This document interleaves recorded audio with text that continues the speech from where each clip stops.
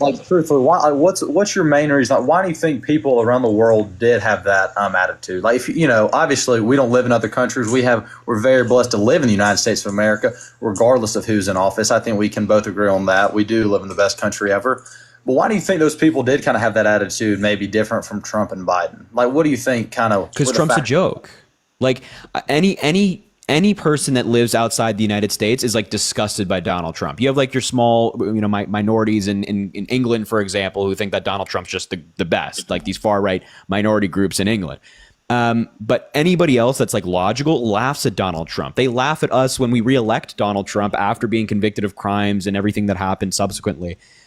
It's just embarrassing. People are embarrassed for us. So turning more to a little bit of a more recent. So, you know, Biden gave the go-ahead and the green light for Ukraine to use U.S. missiles. Yeah, well, U.S. long-range missiles to strike inside Russia, yes. Okay, so, and did you also see where Putin has talked about using nuclear warheads in a reaction to that retaliation? What is your thoughts on that? Regardless of pro or Biden, do you think that was a good move from our presidency? You do? Yeah, 100%. You know, the United States not allowing Russia to use long-range missiles has really, or excuse me, Ukraine to use long-range missiles against Russia or inside Russia has really hindered their ability to fight back. And now that they have long-range missiles, they're able to strike strategic positions inside Russia, like warehouses full of ammunition, for example, that previously they weren't able to. So it really helps Ukraine, really hurts Russia. And Russia, you can tell that it hurts Russia because of their big talk in the media recently. And I also, you know, want to make it clear that Putin has said so many different times, like, oh, we're going to use nuclear warheads now. And then he never does. It's just like a scare tactic that dictators use because he knows, Putin knows very well that is a red line for us, that if they start using tactical nukes in Ukraine, then that's a whole nother beast. And Russia's economy, which is already on its last legs with sky high inflation and sanctions, is not going to want to do that. I also want to point out first, and I'm sure you can agree with this too, I think one of the problems in American politics today is we look for the differences in each other. Because I'm sure if me and you look, we would find a lot more similarities than we are differences. Would you not agree with that? Yeah, I think there's a lot more that unites us than divides us. But the problem is that folks like yourself voted for somebody who doesn't believe that. So Kamala Harris, like, consistently throughout her campaign spoke about how she wanted to have a Republican in her administration. She wanted a specific group of advisors that disagreed with her to advise her on policy. She wanted to keep Republicans in the mix and work together. Whereas Donald Trump has called Democrats the enemy. He has singled out Democrats like Adam Schiff, the new senator from California, calling him an enemy. He's called his political opponents vermin. Even in his first term, he made no effort to work with Democrats on any major policy, aside from it being in the pandemic when there was obviously a need to address things.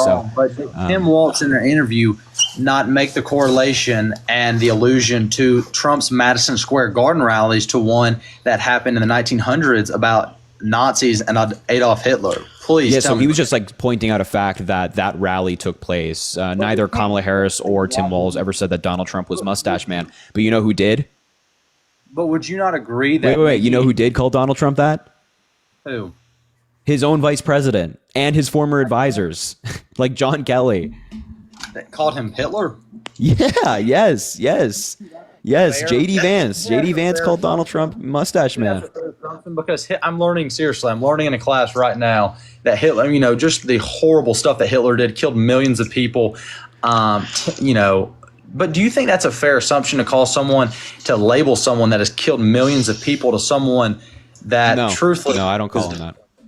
Okay, yeah, I agree. And like we said, you know, we can find a lot more similarities than we can differences. But I have a question also. So Kamala Harris, I think, raised a record, what was it, $1.3 billion in her campaign, right? I don't know if it's 1.3, but it's a lot of money, sure. Yeah, for sure, a lot of money. But now she's $20 million in debt. And so how do you think that, like just a simple fact like that, how do you think that would make her a good leader of the U.S. economy? Like, you raise all that money, and then, you know, that's not enough money. You're continuing to ask for more money in these tight Senate races. Like, what is your thought on that and how she managed money? Like, do you not think? So I never understand this argument against Kamala Harris. It just makes absolutely no sense to me because Kamala Harris is not sitting there running the financials of her campaign. Like, she doesn't authorize spending, or she's not like controlling where spending goes. She's out there campaigning and doing stuff like that. There are people who are hired to do these things, and it's also incredibly common that campaigns go into debt. So Donald Trump's campaign is still in debt from 2016. From 2016, when he first ran his presidential campaign, he still has debt to certain cities around the country for rallies he held there and has never paid them. So, I mean, if the argument is, oh, well, Kamala Harris's campaign and the financials, which weren't run by her, indicate that she would have been a bad president, then my God, what does Donald Trump having debt going all the way back to 2016 say about him? Okay, I have another question. So I was watching MSNBC, CNN, Fox News, everything on Tuesday night. And I was looking, and then Wednesday morning, as the week kind of continued, there was around 60 million votes in 2016 and 2024 for Democrats. But there was over 80 million. And I was just asking, why do you think that is? Why do you think you see such a spike in those votes? In 2020, are you asking? Like, why was there a spike in 2020? Yeah. So right now, Kamala Harris has received like 74 million votes. So far, she's only received 7 million less votes. But a lot of votes are still being counted, mainly in California, which is a very blue state. But the 2020 election was just a very high participation rate election. Like, not every election is going to have the same amount of voters, obviously. And if more people are paying attention to an election, given the circumstances of 2020 with the pandemic and things like that, then more people are going to vote. And I think that the 2024 election was high participation, but just not on the same level as it was in 2020. I felt like, and I could be mistaken on this, but I would have said 2024 had a little bit more high stakes than 2020 because kind of the whole thing with Biden dropping out, we haven't seen a president. Kind of like just the way the whole VP came to be the Democratic nominee, I would just say there's a little bit more hype around that, but I could be mistaken. I mean, hype and stakes are two different things. So I think that it got a lot of media attention, but I think that when it came to like how much people were struggling, I think people were struggling more in 2020 on election day than they were in 2024, meaning that they felt more inclined to go out there and vote. But there's a variety of reasons as to why somebody votes in one election and votes they don't vote in another. Okay, so what are your thoughts? Because I feel like this truly is a fact. I know, at least for me, like going and buying groceries and stuff and gas prices, like they are higher. Why do you think, like, truthfully, because like Biden has been the president for 3.5 years, we have seen these interest rates and stuff go up. What is your thoughts on that, and how is that indicative of what Kamala Harris could do because she has been the sitting VP for 3.5 years? So the prices haven't gone up because of Joe Biden or Kamala Harris. If Donald Trump was still president, the prices would have gone up just the same, right? I don't think inflation. That's a fair thing to take, though. You know what I mean? Like, that's a bold assumption. No, it's not a bold assumption because inflation was baked in. It was almost inevitable. We had economists writing in 2020 before Biden even took office about how inflation was going to go up. And inflation went up at around the same time in the United States as it did in other major economies around the world, indicating that it was a global thing, not a domestic thing. And obviously, when the economy is shut down, when global economies are shut down, when trade's not taking place, when our supply chains are backed up, and it's harder to get goods to shelves in stores, and the demand remains the same for those goods, maybe even higher because of the pandemic, then prices are going to go up. And that's not the fault of Donald Trump or Joe Biden or Kamala Harris or anybody. That just happens to be circumstances outside of the control of the president. I 100% agree that the president does get a lot of blame and flack for stuff that, yes, he has a part in, or she, whoever the president. But like you said, there is a lot of factors that go into these huge things that not only the president has. So like if you voted for Donald Trump based off of prices, that's a really bad reason to vote. That's one of the few reasons. I'm pro-life. I believe in Jesus Christ, and I believe what the Bible. Let's talk about that. Let's talk about that. Yeah, please. Pro-life. Why? Yeah. So you do it because you're religious, right? And that's perfectly fine. You can be pro-life for yourself, and I don't care. That's your choice, right? Exactly. But then why would you want to force that on other people? So here's my thing, and I'll leave it at this.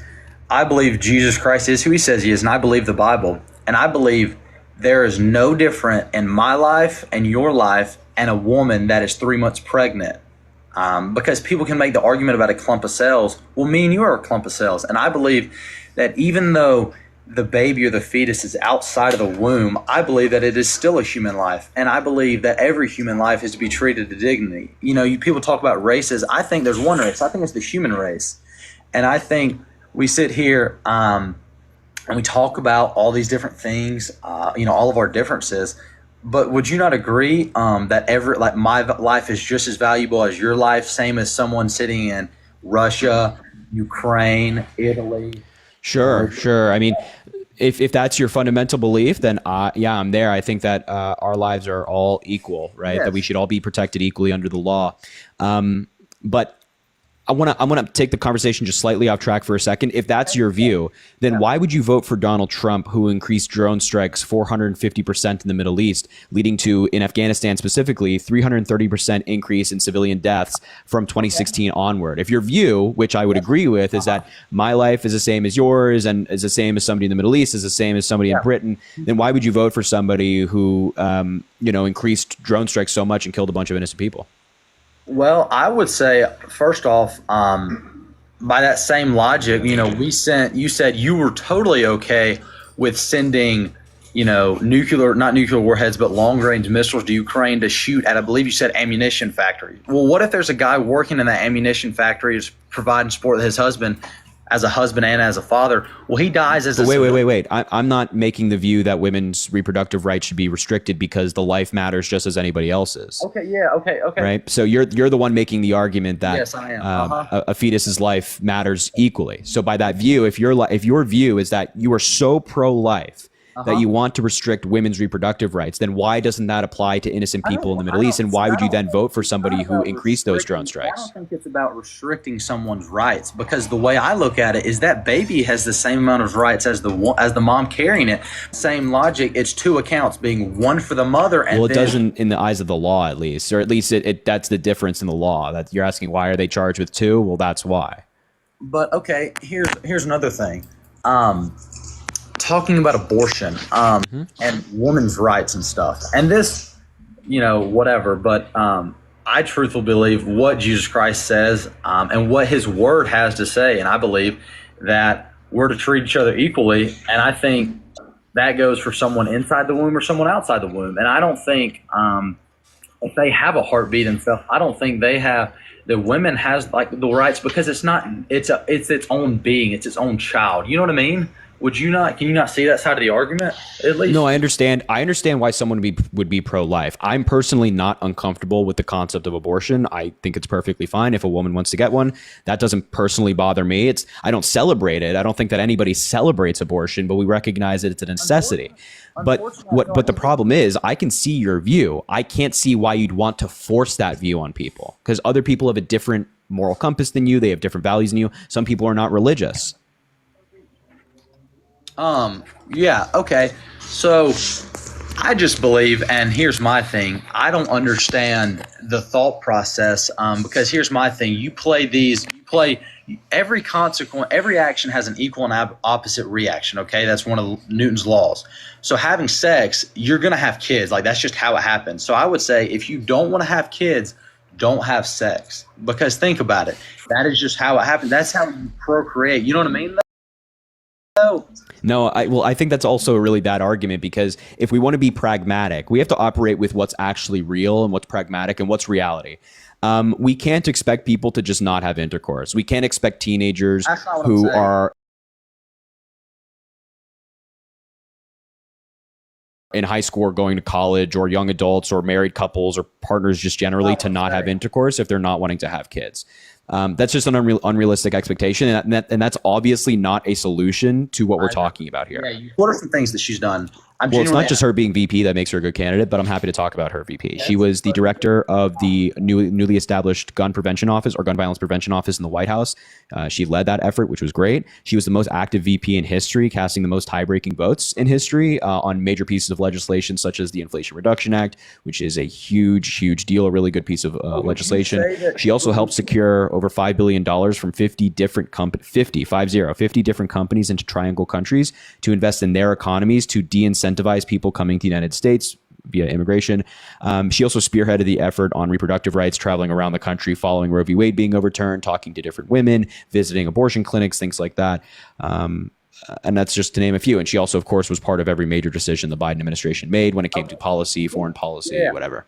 Okay, so she said on The View, if I believe, they were asked, I'm sure you're familiar with the clip. She said she would not change anything that comes to mind.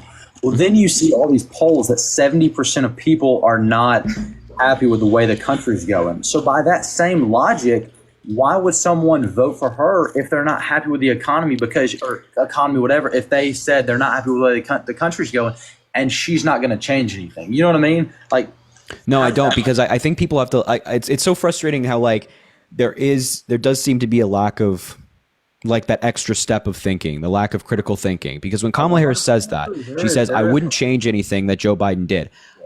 What would you want her to change? In what way did Biden behave that somebody disagreed with that they wish was done differently?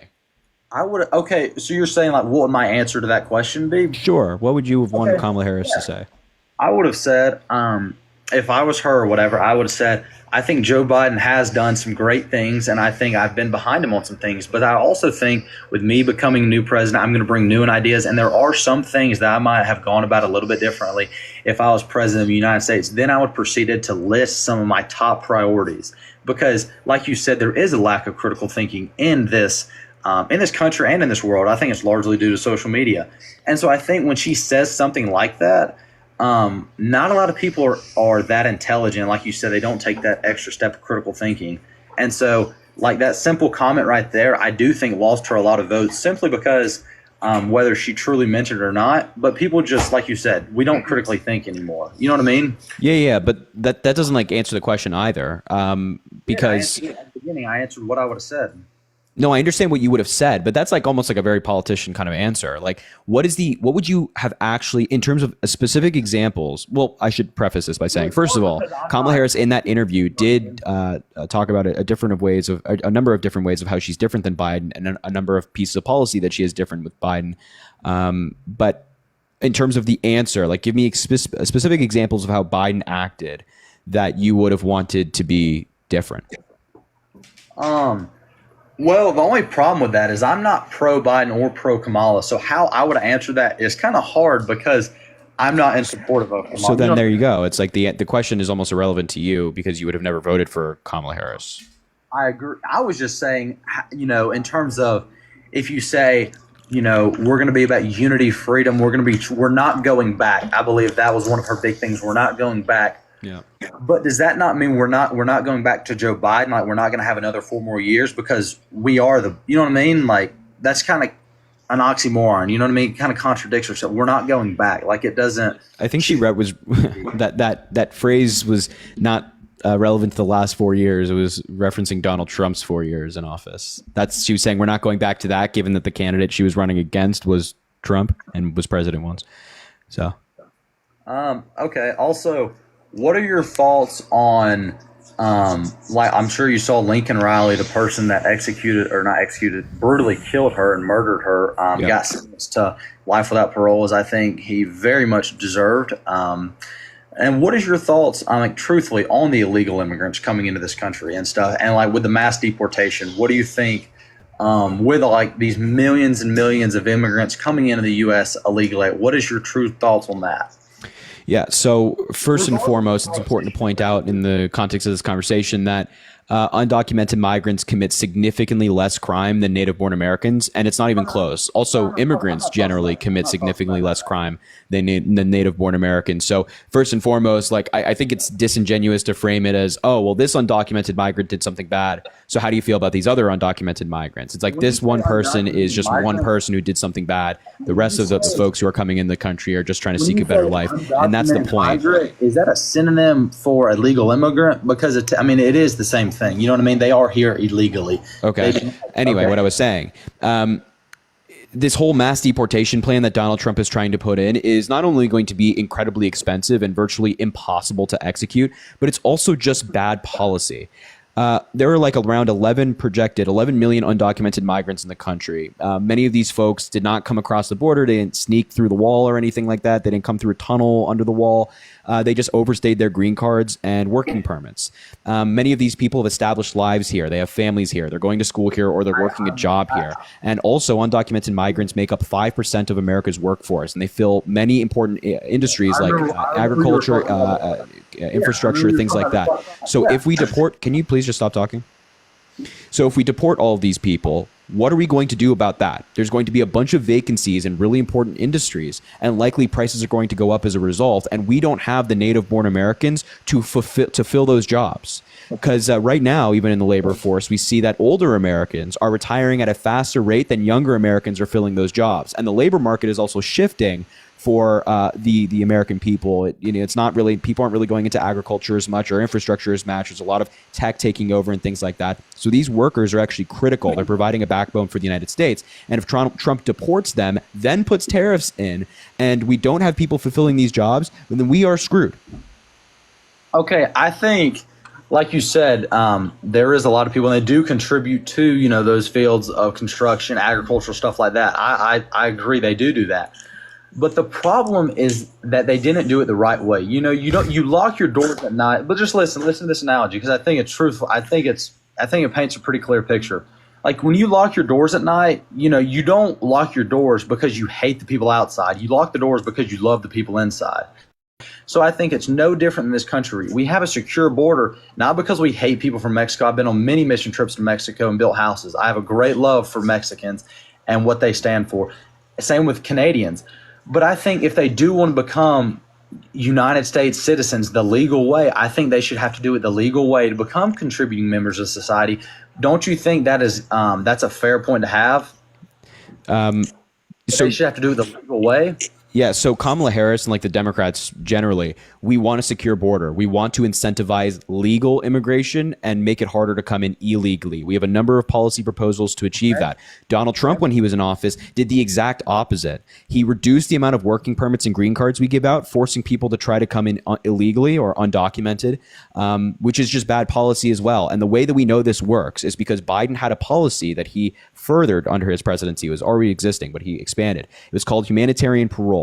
It applied to a number of new countries, and for the countries that it applied to in the time frame that it did, illegal immigration from those countries dropped 60%, meaning that people actually want to do it the legal way. They want to come in the United States the legal way. They don't want to come in illegally, but a lot of people are very desperate. They're on their back feet. They just want to provide for their family, so they'll do anything, and they'll even come in the United States illegally. But the way that we solve this right now, if you're so upset about these undocumented migrants who are working here, is give them a pathway to citizenship. Recognize that, yes, maybe they might be undocumented right now, but giving them a pathway to citizenship if they are contributing members to society, they're not breaking laws or anything like that. If they have families, they're going to school, working, give them a pathway to citizenship so they can become Americans the legal way and also expedite that process.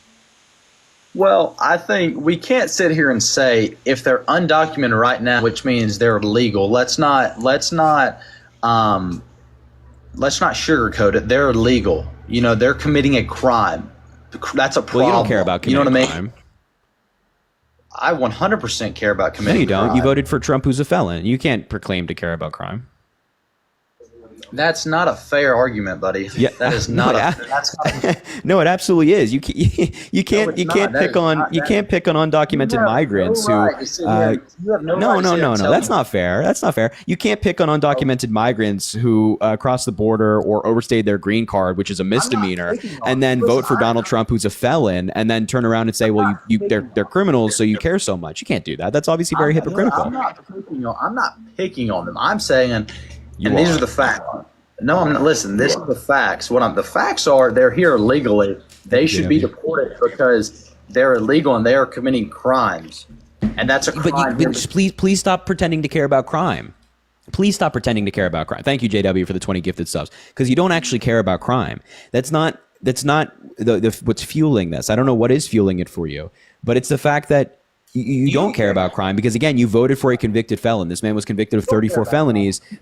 He's a violent offender as proven in a civil court. He's a business fraudster as proved in civil court as well. Okay, and you voted for him anyway.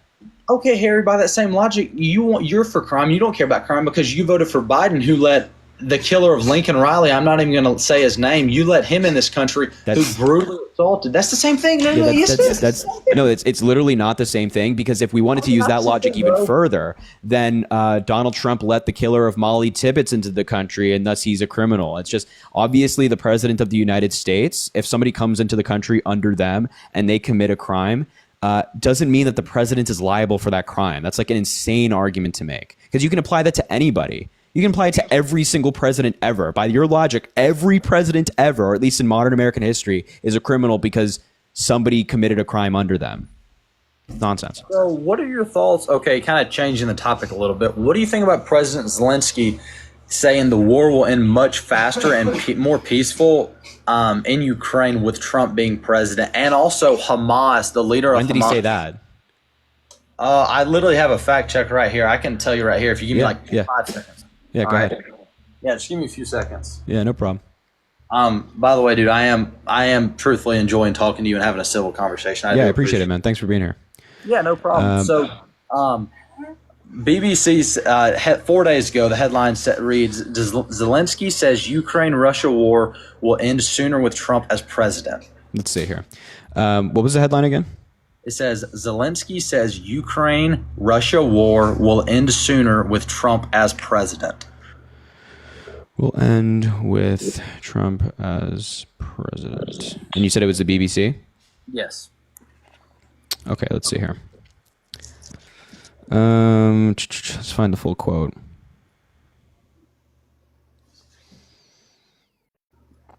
I'm not. Well, hold on. I have a CNN article, so maybe it's not the same one.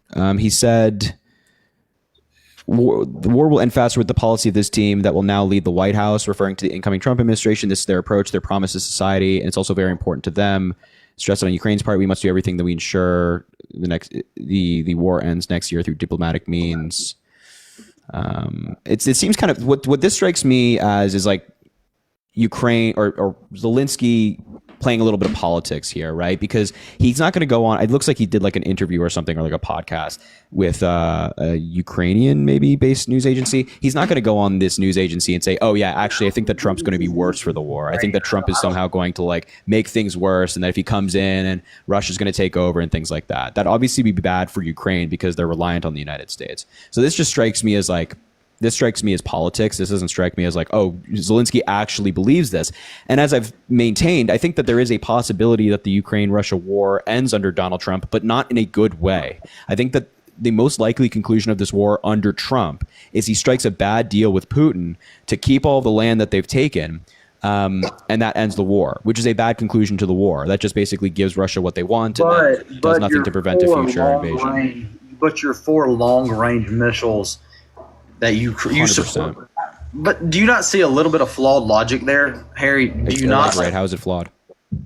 Your 4 long-range missiles and Ukraine blowing certain stuff up in Russia, whatever. Yep. But you think it's going to be less peaceful with Trump in office?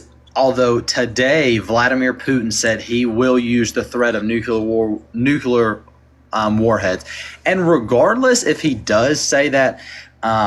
That he will, if he makes if he pulls the nuclear card here and there, I don't think that kind of lessens the threat anymore. And then also with Ukraine sending the long range missiles, I think that only solidifies what he says even more, that he's not playing around this time. Because I don't know about you, but if I got hit with a long range missile, I'd be pretty pissed off. You know what I mean? Like that same logic. No, I think that this is like all what you're arguing for just helps Russia. Understand that the argument I'm making right now helps Ukraine, helps their peace, helps their sovereignty. Yeah, the arguments that you're making are helping Russia and Putin. No, Putin wants, Putin doesn't want Ukraine having long-range missiles. Putin doesn't want Ukraine having the ability to strike inside their land. So he's going to make these very bold and vague threats of, nuclear war and nuclear warheads, as he's done so often. And the alternative of the argument is saying, okay, well, let's not provide Ukraine with long-range missiles. Matter of fact, let's just not help Ukraine at all. That only gives Russia more opportunity to go in and take all of Ukraine. Because this entire war, Russia has been saying, if you do this, we're going to do this. If you do this, we're going to do this. With every step of the way. If the United States keeps providing aid to Ukraine and weapons to Ukraine, then we're going to take it up a notch. Every time it's empty threats. And we can't just back down because Putin is big, bad, and scary. We have to stand with our allies. We have to stand for global peace, because then what's stopping Putin after that? Let's just say Putin wanted to go into Poland and he says, well, if NATO countries try to come after me, then I'm going to use nuclear warheads. Do we just sit there and say, well, okay, well, he threatened nuclear war, which means we can't do anything about it. We just have to let them take Poland and let them take Switzerland and France and Germany. No, obviously. Okay, do you think world peace and long-range missiles go hand in hand? I don't think that. Yeah, I think that actually there is a possibility where giving Ukraine more support actually leads to more peace. Because if we don't, and we take support away from Ukraine, then that, as I mentioned, gives Russia an easier time of taking Ukraine and taking more land. Absolutely. And wouldn't you agree that supplying Great Britain with weapons and getting involved in World War II led to more peace as opposed to staying out of it?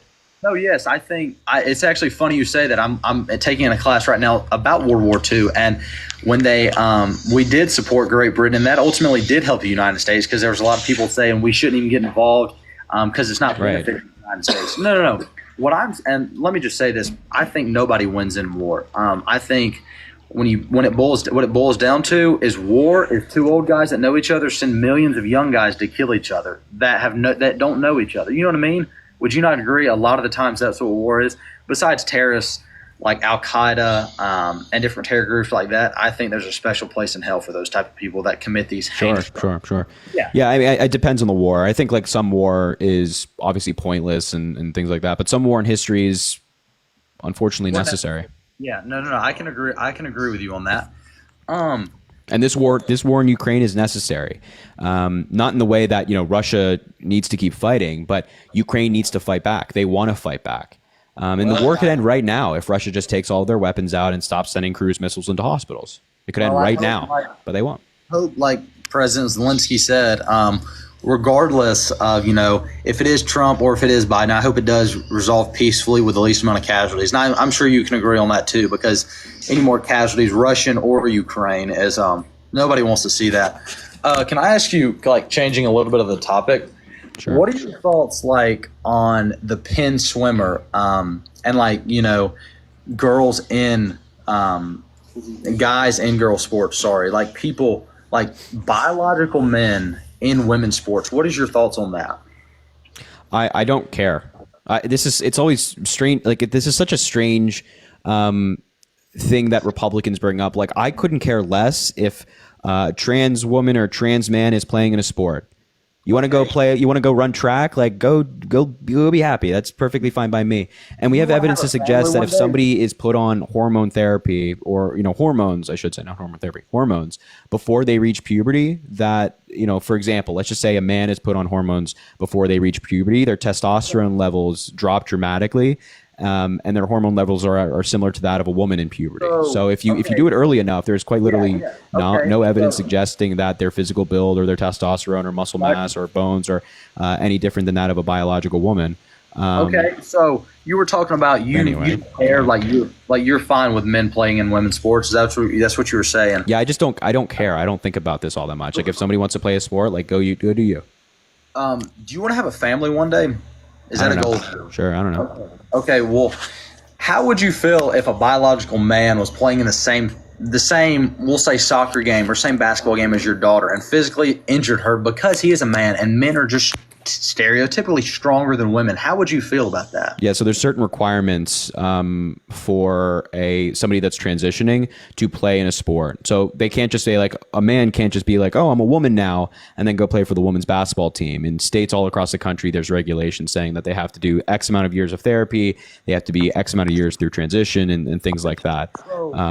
And I'd be, if I were a parent and my daughter who's playing basketball got injured, I'd be equally as pissed if the person was trans as if they were not trans. I'd just be pissed that my daughter was injured. I wouldn't think about the identity of the person who's doing the injuring. What about the locker room situation though? Do you think it's fair? And you talked about women's rights. Do you think it's fair for these women that are on these sports teams and these girls, these little girls, whether it be like teenagers or whatever, they shouldn't have to see a man in their locker room like that? They should not have to do that. Biological man. Just have stalls, like just go into stalls. But that's not a fair argument, dude. You talk about women's rights, like that is not a fair argument that they should just have stalls. You talk about women's reproductive. I also don't understand this whole like the whole bathroom conversation. I don't understand the whole sports conversation. I don't understand. It's like why do you care so much? Like with the bathroom, for example, why are you thinking about the person who's peeing next to you? Who cares? Who cares? There's gender neutral bathrooms all over the United States, and people just go in there, they do their business, and they leave. One stall and lock the door. So what I'm saying is, okay, let's say you have a daughter. Do you want a grown man with grown men parts that your daughter just to look at because he went to therapy, the therapist that says whatever says, okay, yeah, you are a girl, you can play in women's sports, and they check all these BS regulations, and now they do play that. And your daughter's regulations, my man, please don't call them BS regulations. You're not a scientist. You don't know the first thing about this and from a medical perspective. So you're just coming up here and saying, oh, they're BS regulations. I think you could even recognize that that's just like an incredibly ignorant position to take. No? My position is I just believe there are simply two genders. I think there's man and I think there's woman. There's male and there's female. And I think simply it boils down to this. What about intersex, out of curiosity? Huh? What about intersex? You know what that is? I do know what that is. I think there's men and I think there's women. I don't think we have to. You don't know what that is then. You don't know what intersex is. There's people with penises and there's people with vaginas. It's not hard. No, you don't know what intersex is. Intersex is somebody that's born with both genitalia. Yes, and do you know the? So what do you classify them as? Because if you're doing it based off of genitalia, then what do you classify them as? The percentage of Americans. What changing room? Wait. But it exists, right? So what changing room do they change in? Like you said, the gender neutral. Sorry, one of my roommates. The gender neutral bathrooms, or like you said, there's stalls. And so whatever. Okay, so with intersex people, you're like, oh, stalls. But when it comes to somebody who's trans and has gone through like, a transition, then you're like, well, stalls are bad. I mean, what the hell are you talking about here? Even those intersex people, they're still female or male. They still are. So you don't base it off of genitalia then? You can look at their chromosomes, X, Y. You know what I'm saying? Like it's not. There's men and there's women, and I truly believe, and this might go back to my religion, but I truly believe at everybody's inner soul, like their inner being, like deep down, they know if they're a guy or they know if they're a guy or a girl, they know if they're a man or a woman. But the problem is when you're 6 years old, you think, oh, I want to change my name, and your parents won't let you. That's because a 6-year-old, their brain isn't developed, their frontal lobe is nowhere nearly developed. And so it's the same way like these young kids think, oh, I'm a girl when I'm really a guy. And their parents start saying, okay, well, maybe let's explore this. Then we start giving hormonal therapy and all this stuff like that. Like you can't. And it goes back to like there is two genders. And these little kids that like say, oh, I'm a guy or I'm a girl. This is so dumb. How is it dumb, dude? Like you're just making like these arguments are just so misguided and ignorant. I think that's the way to like describe it. Like it's so misguided and ignorant that you're just thinking that like, oh, if a young person who's under the age of 18, in their heart of hearts, in their minds, knows that they are a different gender, right? They feel uncomfortable in their own skin. They know that they're a different gender. You say that, no, that must be wrong. That must be wrong. You have absolutely, hold on, be quiet. You have absolutely no idea how these people feel. You have no clue. You don't know the first thing about these people. You don't know how they feel. You don't know what they've gone through. You don't know what society has done to them. You know nothing about them. So for you to be like, well, I know better than they. I know better than people who live in their body is crazy to me. And this whole like, oh, there's only two genders thing. Who the fuck cares if somebody wants to identify as something else? How does somebody saying I go by they, them pronouns, or I'm non-binary, or I'm trans affect you in your life?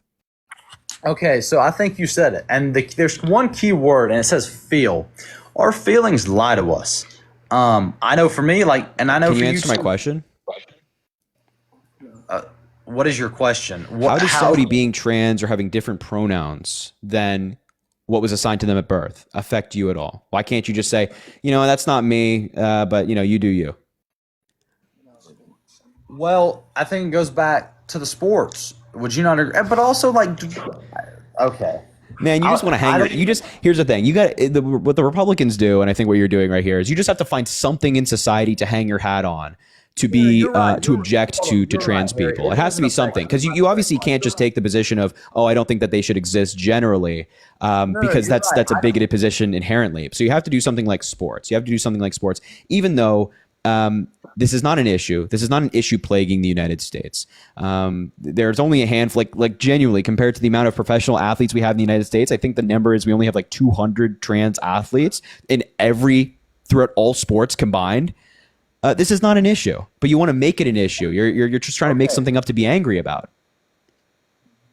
Okay, well, by that, okay, I'll just say this. You're right. The people with different pronouns, whatever, they might not have a direct correlation to my life. They might not, if someone identifies as whatever their pronouns are, you're right. That's not going to affect me. But if people are confused about like what their own gender is, if they don't know if they're a guy or a girl, first of all, no, they know. And that's the whole point of being trans. You know. Then why do you have to trans? What's the point of transitioning if you know? You know what I mean? This is what I mean. This is what I mean when I say you know absolutely nothing about this topic, and I mean that in a sort of a respectful way, but also a disrespectful way, because that's the whole point of transitioning. You know that the body you're in right now, the gender you have right now, and whatnot, the sex you were assigned at birth, is incongruent with you. No, so you transition so that it becomes you feel like you're. Respectfully, dude, I think that I can just label that as confusion. And I think I can just tie that back to biblically. I think God went before us. It went before me and you and laid out our life. And it says in the Bible in Jeremiah 29:11, He gives us plans to prosper us. He wants what's best for us. He truly does. The God in heaven. I mean, He loved us anyways. So you're saying God is all powerful, that He assigned our lives beforehand? Yes, dude. I totally believe. So what about the 5 million kids that die per year with cancer? He assigned their lives beforehand? Man, I think that is horrible. But also I think there's. But he assigned their lives, right? He is all powerful, all knowing, right? So he created these kids just to die. It's pretty terrible, don't you think? Listen, it's in James verse 1-2. It says, "Count it all joy, my brothers, when face trials of various kinds, for that you know that these trials will produce steadfastness in your faith, and that you'll be lacking in nothing." I don't know what it means in the context of the conversation. Okay, what it means in the context of this situation is we can't get so magnified on this earth, because the reality is, man, we're just stopping here for a few days, because every knee will bow before Jesus Christ, and we'll spend eternity in a very real place called heaven, or a very real place. I don't know how this connects to the conversation we're just having. Like, I understand you're religious, but I don't need you like quoting Bible quotes and stuff here, because not everybody shares your religion. Okay, that's fair. In terms of the context of the little kids, I think it is horrible. One of my best friend's little sister had cancer, and it is horrible. It's terrible. It is terrible, and my heart genuinely goes out to anyone. Regardless, we can sit here and talk about politics all day, but people like that, those are the things that truly, truly matter. And I think it is a horrible thing, but I still think we have a loving God, that He loved us so much because we all sinned, and so my belief is that we are all fallen short and we're in needing of a Savior, and He is so gracious to allow us to have a relationship with Him. Okay, cool. Again, I'm not asking what your religion is, by any, that's fine. I'm saying how Christianity would answer this question. And God does. It's a pretty bad answer.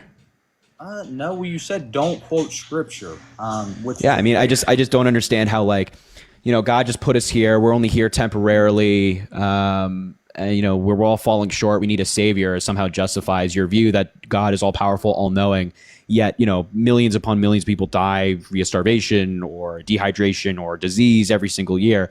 That just seems like and if He's all good, I don't know how somebody who's all good can create somebody just to send them to that conclusion. I also don't know how somebody who's all good creates a wing of a political party right now that oppresses people and tries to legislate against them, i.e. your advocacy against trans people. That doesn't sound like someone who's all loving, all knowing, all good. So, well, I don't think loving is also labeling someone as Hitler. I think I'm just going to. Nobody did that. Nobody did that. Tim Walz did that. He did not. If you can find me a quote where Tim Walz called Donald Trump mustache man, where he just said it, please.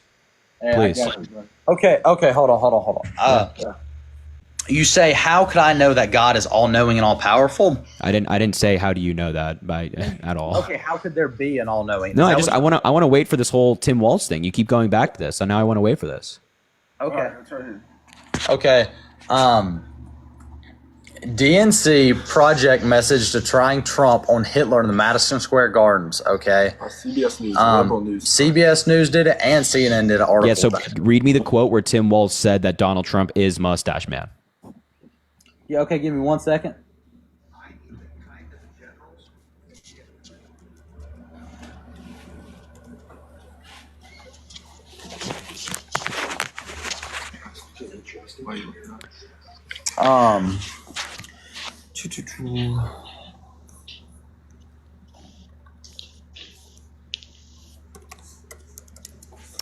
I can save you. It doesn't exist. I can save you the time if you want. You know who actually, as I mentioned, you know who did? Like Trump's former advisors who worked for him and his own vice president. So. Okay, Waltz compares Trump's Madison Square rally to 1939 pro-Nazi event. It says, Donald Trump got his big rally going at the Madison Square Gardens, Waltz said at this evening in Henderson, Nevada. There's a direct parallel to the big rally that happened in the mid-30s at the Madison Square Garden. What is that direct parallel? What is he trying to state right there? What is the big parallel? So just to be clear, the question you're asking is different than the question I ask, or at least you're not answering my question or giving me ample evidence. I said that Tim Walz never called Donald Trump Mustache Man, and I asked for a quote. You said no, the quote exists. So far, what you're finding is the quote doesn't exist. Am I correct in my analysis? There's a direct parallel that happened in the mid-1930s. Yep, you can read it again. That's good. That's great. That doesn't change the argument I'm making to you, which is I said Tim Walz has never said Donald Trump is Mustache Man. Never anything like that. Not even close. And you said that quote does exist, and you're yet to provide that quote. So are you conceding that quote doesn't exist and you misrepresented it, or what are we doing here? Misrepresented, whatever. I would say, my personal is I would say that is what it says. But that's the way. Okay. Well, I think that 2 + 2 is 5 then. I mean, if we're just going to start, making stuff up and putting words in people's mouths, sure, let's do that. Why not? I think that's what it says. Okay. Sure. Why not?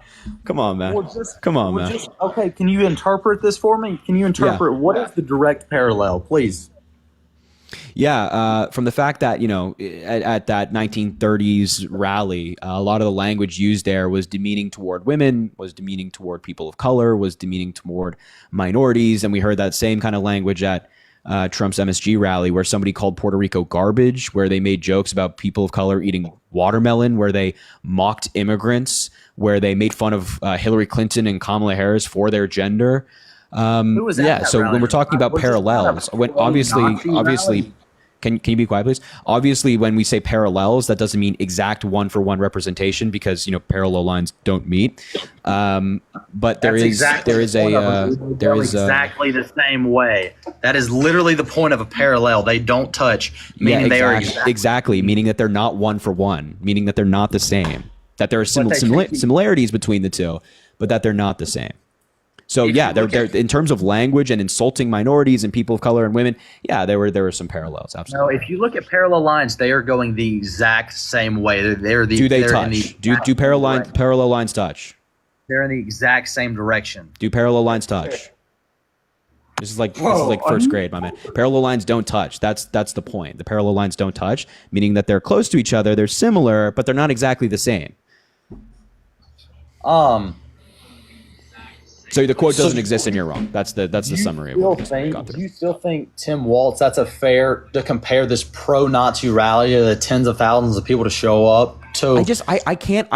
First of all, I already just explained to you what Tim Walz meant by that comment, of which he elaborated further. But I just can't accept such a criticism of Tim Walz, especially when Trump called Democrats enemies. Do you think that Democrats are enemies? No, I don't have any enemies. Do you think that Democrats are fascist, Marxist, socialists? No, I think everyone is made. Okay, so please, why don't you criticize Donald Trump for the rhetoric he has? I mean, you're trying to like put words in Tim Walz's mouth. Let me say this: there's plenty of things that Donald Trump has said that I completely disagree. And you voted for him. Yes, because I thought, in my opinion, he's the better candidate. I thought he's the better candidate. And thus far you've not been able to elaborate other than like saying that you're religious and you voted for Donald Trump because he's religious, which makes no sense because he has violated a number of the 10 commandments, such as, adultery, stealing, things like that. And he's completely he's the antithesis of your religion, and he has cheated on every single one of his wives. With Stormy Daniels, for example, the case he was convicted of, he was cheating with Stormy Daniels, who's an adult actress, while his wife was at home with his newborn baby. Whereas Joe Biden, somebody who's gone to church every single Sunday of his life, he's an incredibly religious man. But so far, you've not been able to provide substance or policy as to why you voted for Donald Trump. It seems like you just voted for Trump based off of vibes, and maybe even just like a little bit dislike for the LGBTQ plus community. No. That you have no grounds to make that statement that I voted. Yes, for. I do.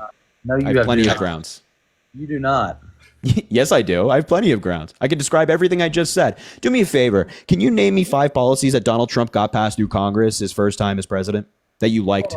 No, I want you to go back. What grounds do you have? Hold on. I'll get there. You'll see in a second. Can you name me policies that Donald Trump got passed through Congress when he was president the first time? You answer why you have the right to tell me. Yeah, you've been asking questions this entire time, buddy. Let's move along here. Can you name me 5 policies that Donald Trump got passed through Congress when he was president the first time that you liked? I will answer that, but previously you stated you've been asking me questions this entire conversation. Okay. I don't think I've asked you like maybe more than 5 questions. So now it's my turn to ask a question, and then right after, I'll happy to answer your question. Happy to do so. Can you name me 5 policies that Donald Trump got through Congress his first time in office that you liked? Okay. I'll start. While in office, Donald Trump, unemployment for women hit the lowest rate in 70 years. It's not a policy, my man. Policy through Congress, please. We can also see if you're Googling or not. So please, just some policy you got passed through Congress. What did you like? Okay.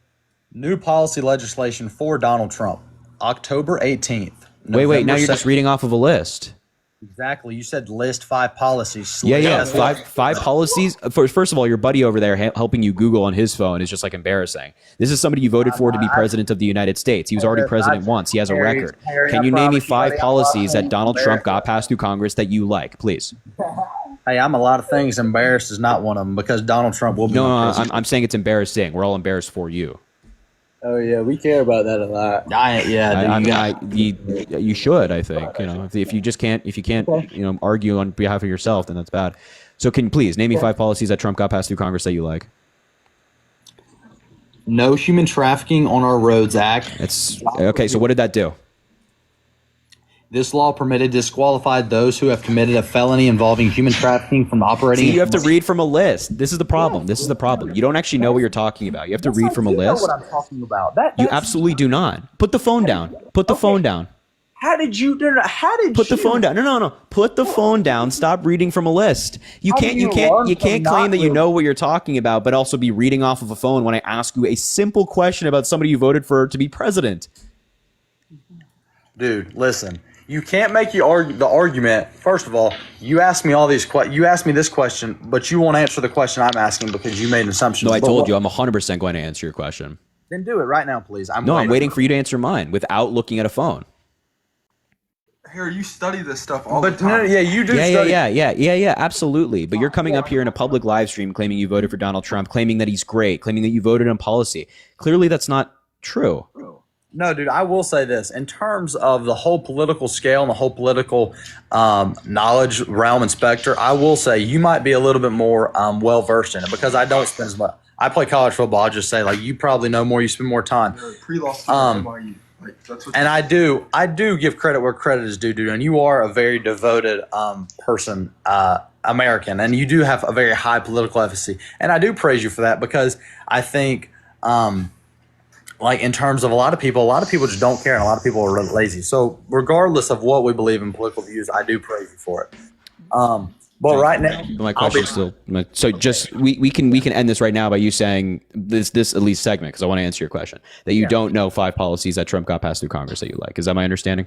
Right now, I cannot name 5 things right off the top of my head. So that's the problem, right? That's the problem where you voted for Donald Trump. You're proudly defending Donald Trump in a very public way. Yes. But you don't know what he actually did as president the first time. I do know what he did as president. You know, but you don't, right? I mean, you can't say that you don't know his policy and then turn around and say you do know what he did as president, right? Please answer the question about the LGBTQ. I did my part. Now, please uphold your part, please. Yeah. So what your question again was, what grounds do I have to make that claim? Yeah. Yeah.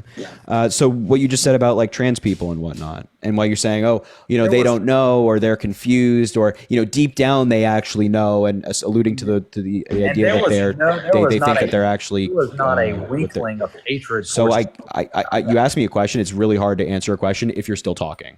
Okay, go ahead. I'm all ears. So what I just said, you know, you saying that they're confused, or that they deep down they actually know the truth and things like that. And things of that nature. That's, you know, I think that's pretty wrong. And also trying to hang your hat on like, oh, trans people in sports, as if you know anything about trans people in sports and the science behind it, right? So I think that you use as like a guise to just be anti-LGBTQ plus, in my view. So I will say this, and I don't say this with any. I say this in full seriousness. I don't have any hatred towards anybody, because I truly believe, and I know, listen, I know you might not believe this, but this is truly, I mean this with every fiber in my body. We all make mistakes. You make mistakes. I make mistakes, whatever. We might see things. We might not see things eye to eye, whether it be gender, whatever. Someone might think they're whatever gender, whatever. That's not important right now. But no, I do not have any hatred towards any group of people.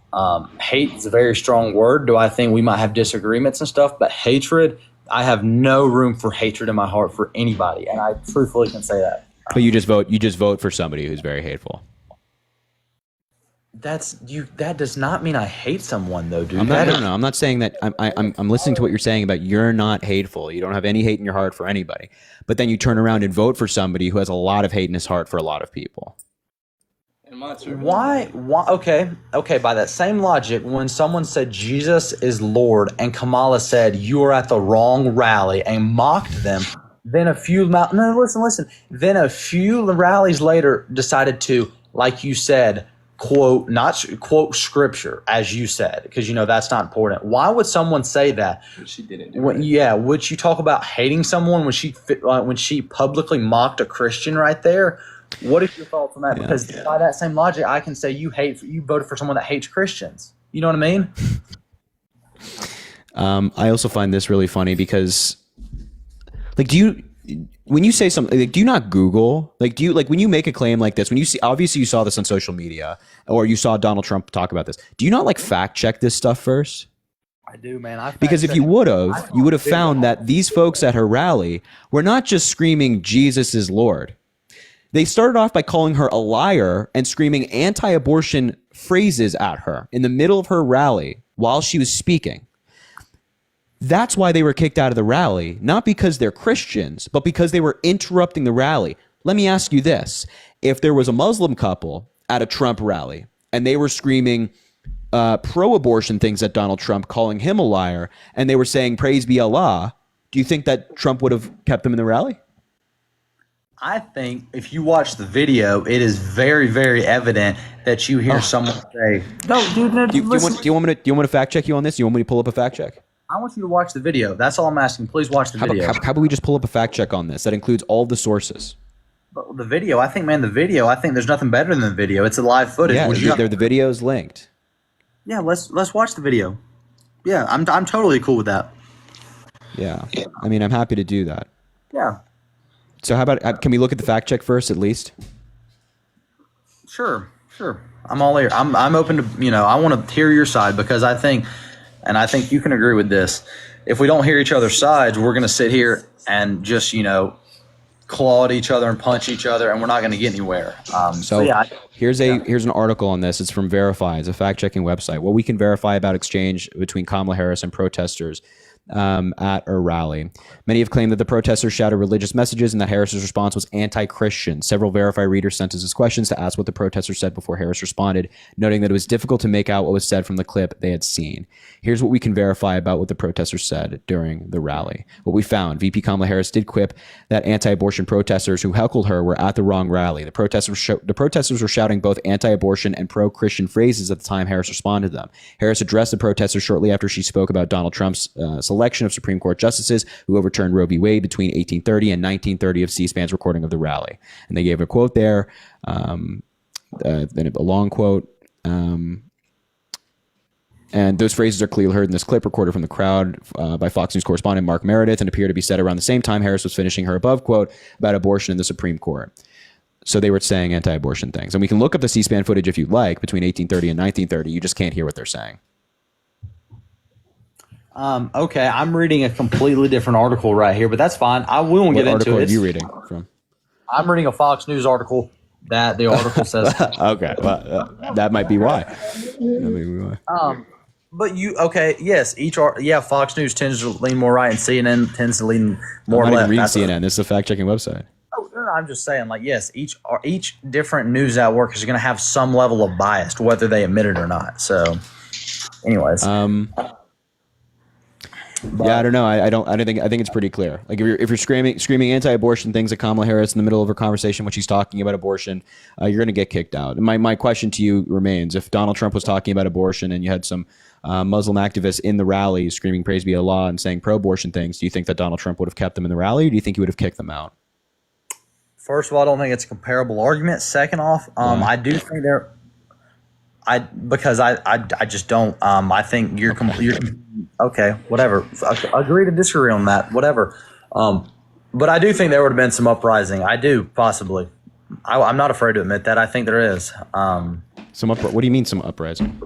In terms of like other Trump supporters would have probably. I don't know. I don't know if there would have been chaos because it hasn't happened. It's just a theoretical event that we're sitting here. Well, it has happened, actually. I mean, not in the same way, but there were protesters at one of Trump's rallies when he was running in 2016. And he said to his supporters that if they punch those people, he'll pay for their legal fees. But that's not a comparable argument. It's too. No, I know. I'm just pointing out that, there have been protesters at Trump's rallies before. And while Kamala Harris had them peacefully removed, because they were screaming at her, Donald Trump, offered to pay the legal fees of anybody that assaulted them. So I think it's kind of a character thing right there, don't you think? Yeah. Can we do something? I'll name one thing that we don't have to use the word like, but maybe respect about Kamala, and you name one thing that you respect and maybe like about Donald Trump, because I think that's a very civil thing to do and mature thing to do. Wouldn't you say? I can tell you a policy he passed that I like. I'll do that. Because he will be the United States president, the 47th. Yeah, go ahead. Yeah, I liked Operation Warp Speed under him, which was the federal funding for the vaccine creation. Like as a man, like just name one thing.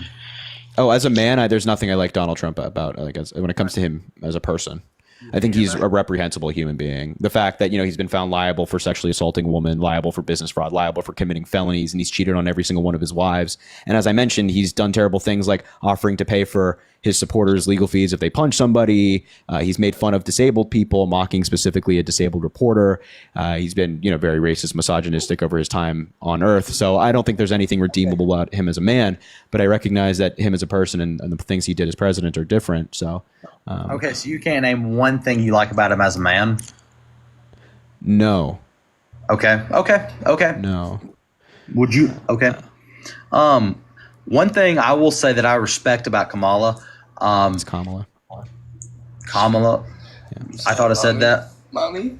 One thing that I do respect about her is, first off, I think she does. She's very passionate. Regardless of if I agree about her policies or whatever, she is passionate about what she does. And honestly, one thing that her campaign did that I thought was maybe Trump could maybe learn a thing or two was more about looking at the similarities that we have, the similarities that you and I share, not necessarily differences. Because, like we said earlier, if we sit here and only look at the differences, we're going to sit here and hate each other and not like each other. But if we do look at the similarities, we're going to find out, Harry and myself, me, we're going to have a lot more in common. And I think, regardless of the political party, I think that's how we advance as a civilization and as a human race in general. Would you not agree? Yeah, I think unity is very important in the country. That's why it's so frustrating or one of the main reasons why it's so frustrating that Trump got elected.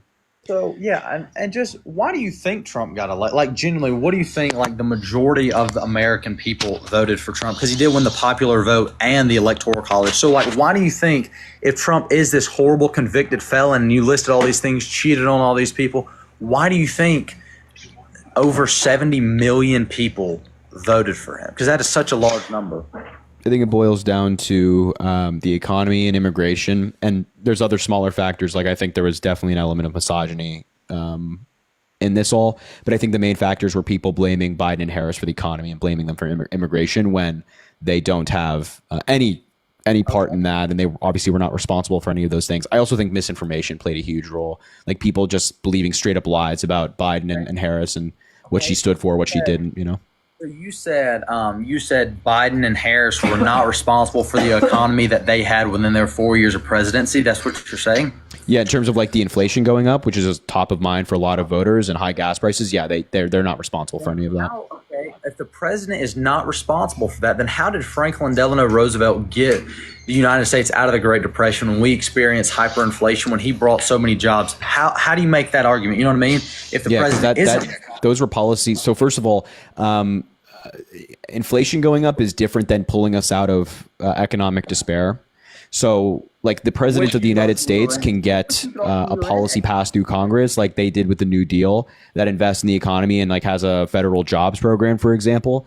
But in terms of inflation, which is different than the president passing economic policy, in terms of the inflation, Joe Biden didn't have anything to do with the inflation. But don't you think it's a fair and respectable kind of perspective for Americans to have? Okay, you're sitting here, let's say you live in Texas or wherever, things are going up, regardless if this has anything to do with the presidency. Gas is more expensive, costs more to buy a house, whatever. And you're sitting here thinking, you're like, okay, well, on one hand, I have the sitting president, the sitting vice president, and they're in charge right now. Or we can try someone who hasn't been in charge for 4 years. And I remember those prices were lower 4 years. I mean, do you think that's a fair argument? And you know what I mean? Do you think that's a... No, I don't think that's a fair argument because it's based, again, off of misinformation. I understand why people who are not super politically involved would think that. I totally understand why a lot of people came to that conclusion. But in terms of if that's a fair perspective to have, is that an accurate perspective to have? No, absolutely not. So would the accurate perspective to be well, dang, the people in office right now, things are more expensive, but I'm going to vote for them because logically they're going to go down even though she's been in office? You know what I mean? Yeah, quite literally, yes, because Kamala Harris and Tim Walz had real economic policy that would actually make the United States better, policy that would make people's lives better, whereas Donald Trump doesn't. His policies are tariffs, which is so bad. Are you informing, though, that Joe Biden didn't have any economic policies? No, he did. He just wasn't running for president this time. Then why are... like you said, though, it's a very, very fair assumption for these millions of Americans to have. And so you think that is why he ultimately won, is because people are politically misinformed and just simply ignorant? Yeah, I think a lot of people blamed Biden for things that were not his fault. I think a lot of people were just angry, and whether it made sense or not, they just wanted to put it on somebody, and thus they voted for Donald Trump. What do you have to say for the people? The people, I'm sure you had you've heard about it in Aurora, Colorado, that had all these that lived in the apartment complexes. They got held up by, I believe it was Venezuelan gangs and stuff. How do you? From their perspective, you're like, Biden's right now and he's not doing anything. And then also... So that didn't happen, by the way. This is another example of key misinformation. That didn't happen. The mayor of Aurora, the police chief of Aurora, Colorado, both confirmed that there was no apartment building that was taken over by migrants. Okay, fair enough. What do you have to say about FEMA and the people with FEMA that literally... they did not lend help to people with Trump signs and Trump supporters. Like, how do you justify that though? You know what I mean? Like, how is that a That's justifiable? also just not true. I don't know. It's so. This is so goddamn crazy. Rub your eyes, dude. But it is true. Really? It is literally the news today. Yes. Really? Yeah. So no, support was given to anybody who needed it, but there was some caution with FEMA people when it came to certain areas in North Carolina, because there were some groups of far right extremists who were more so Trump supporters who like were targeting them in like a little known formed militia. So there had to be some caution with people. But if you just had a Trump flag on your house, FEMA did not say, oh, well, we can't support that person. FEMA is nonpartisan. I would like to believe they're nonpartisan. I truly would. I hope they are, because I think, hold on now. But you voted for Donald Trump, who tried to use FEMA in a partisan way.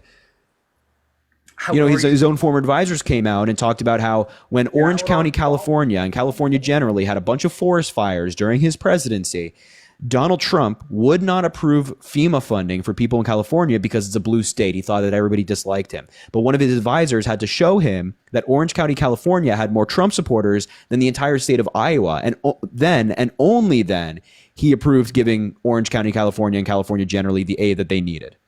Okay. I have one more question, just to get your opinion on this. Yep.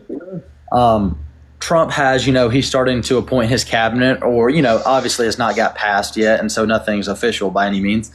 But what is your thought on, first of all, RFK being in charge? No, okay, yeah. Him, and then also Elon Musk. I just want to get your bad. Okay. Why do you think Elon Musk in particular? Why do you think that's a horrible candidate for? Because I don't know why we would put him in government when I don't think that being good in business automatically translates to being good in government. They're just two different things. And also, during this entire campaign, Elon Musk was a huge Trump supporter. Thank you, JW, for the 20 gifted subs. A huge Trump supporter who spread relentless misinformation. So I don't want a known liar and somebody who did kind of borderline illegal things in this campaign to be in a government agency. Okay, well, okay. And what about Tulsi Gabbard? What do you think about that? Crazy, insane, absolutely nuts.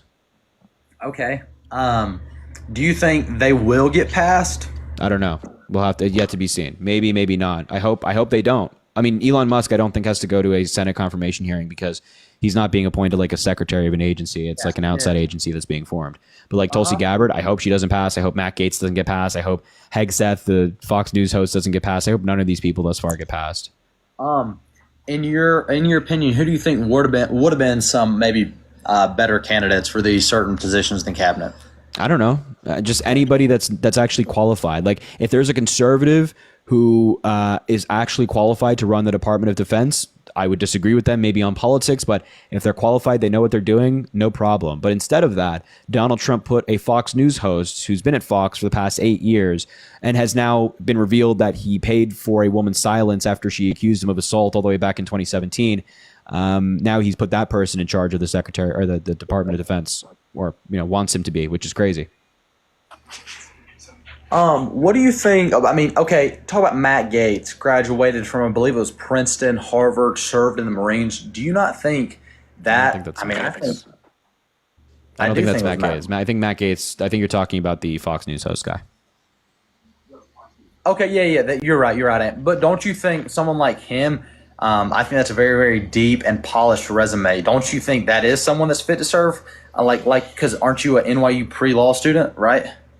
I'm not suggesting I run the Department of Defense. No, I know. I'm saying like someone with higher education who honestly tends to vote more Democrat than also served in the military and has experience like that. Don't you think that would be? I would say that's a good person to appoint to the cabinet. Would you not agree? No, I don't think that those qualifications in and of itself make him qualified to run the Department of Defense. So I think morally, no, and qualifications, no. Morally, obviously, because he has, these allegations against him that he tried to cover up and didn't even tell Donald Trump about, which I just think exhibits bad judgment. So morally, he's also said that he doesn't think that women should serve.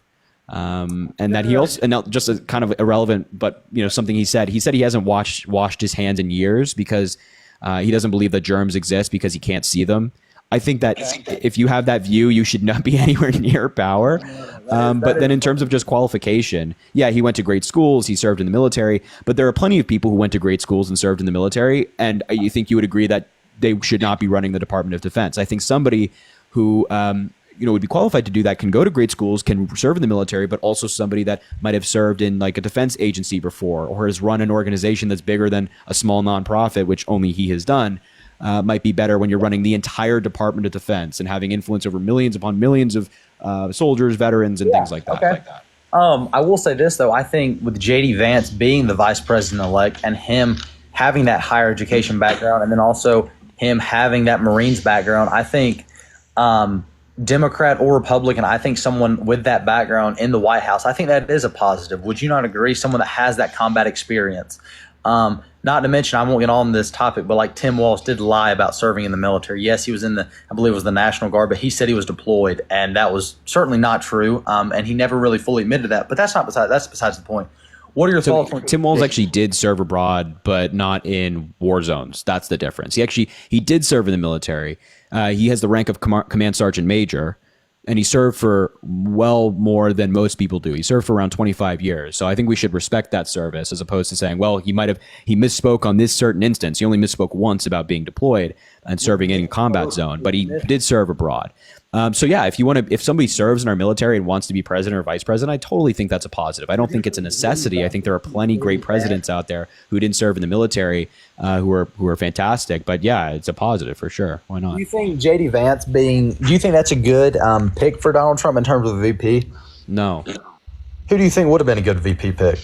If I were Trump, I would have picked somebody like Doug Burgum for just political reasons. I don't like Doug Burgum, but just for political reasons, yes. No, that's fair. But I don't know. Yeah, no, that's fair, dude. Well, hey, I'll just end on this. First of all, I really have enjoyed getting to talk to you. And yes, we disagree on a few things, whatever. Humans do disagree, but I appreciate being able to have a civil conversation. Absolutely. About you, or not about you, sorry, but just about politics in general. And honestly, it is kind of crazy that you do have such a humongous platform and stuff like that, but I don't want to be disrespectful by any means. You know what I mean? I think everyone is entitled to an opinion. And yeah, but I will say this though, I am a proud Republican and I can't wait for Donald Trump to be the next president. With that being said, dude, it was great talking to you. I would like to do it sometime again. Sure. And yeah, dude, I really do have an appreciation for just how you do know your stuff in terms of different legislations and stuff and different people and their backgrounds. I do have respect for you, man. So I appreciate that. Well, hey, man, thanks for coming up. You're welcome to come back. We can continue the conversation in the future. And yeah, I appreciate you having the conversation with me. Hey, God bless you, man, and may God bless America. See you, man. Have a good one. I appreciate it.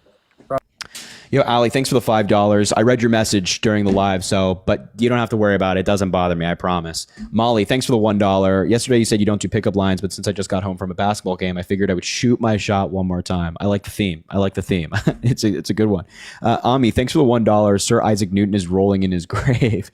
I appreciate that. Lindsay, thanks for the $5. I appreciate all that you do and try and educate half of the nation. Your patience is immaculate. DV survivor and DNC saved my life. Sometimes it's hard to get up in the morning, but hearing you fight for us and fight for our country gives me hope. Thank you for everything. Well, Lindsay, you give me hope as well. I hope you know that, truly. So thank you for being here. Thank you for supporting. It means a lot. Sierra, thanks for the $1. There are several fake Venmo accounts of your name and picture. I tried reporting them, but they're still up. Yeah, so if you are on Venmo, a lot of people like create fake accounts of me, Dean, Parker, Chris. So you send money to them as opposed to us. So if you're going to like Venmo me or anybody on TikTok, just make sure to go through the link in the bio. It just takes you directly there. That's the only way that we've been able to like go around it. So I appreciate that. Sierra, another $1. I want to start having a voice like you, Dean and Parker. How did you start? When and how did you gain confidence to start posting?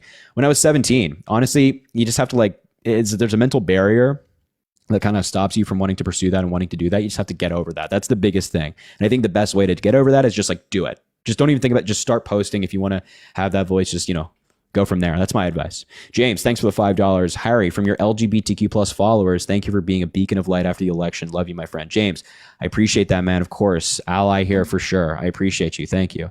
Lovey, thanks for the $5. Hi, you're pretty.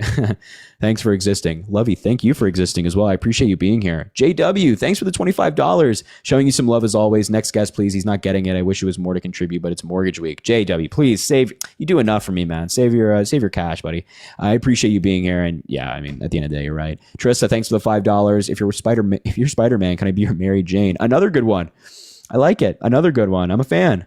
Verna, thanks for the $5. I first began watching Dean, then Parker, which led me to you and Chris. Love those dudes, but Harry, you are my fave. Love your etiquette and demeanor. Well, Verna, those are some great folks out there. Dean, Parker, and Chris. It's a high group to be considered upon. So I appreciate you saying that. It's very kind. Emily, thanks for the $5. Question: Are you ever going to run for office? I think it'd be great. Maybe.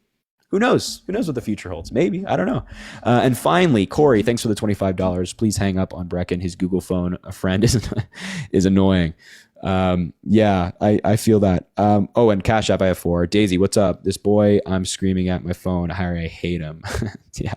Nasa, thanks for the $1, Daisy. Nasa, thanks for the $1. Can you DM me on Blue Sky? My name is, yeah, absolutely. Shoot me a DM. I'll try to get back to you. Nicola, thanks for the $20. Harry, why was I muted? MAGA got me riled up. I don't know, actually. Nat, thanks for the Galaxy. I don't know. I think the mods might have accidentally done it. You know, the mods do so much amazing work. They're just like all over the place trying to, it's like whack-a-mole, trying to get all the lunatics out, or, the spammers, I should say. So I think that might have probably just been an accident, but I appreciate you being here. We'll try to maybe make that right. Rachel, thanks for the $10. Did you ever read the Facebook message I sent you? Rachel, I did check my Facebook messages and I didn't see anything from you.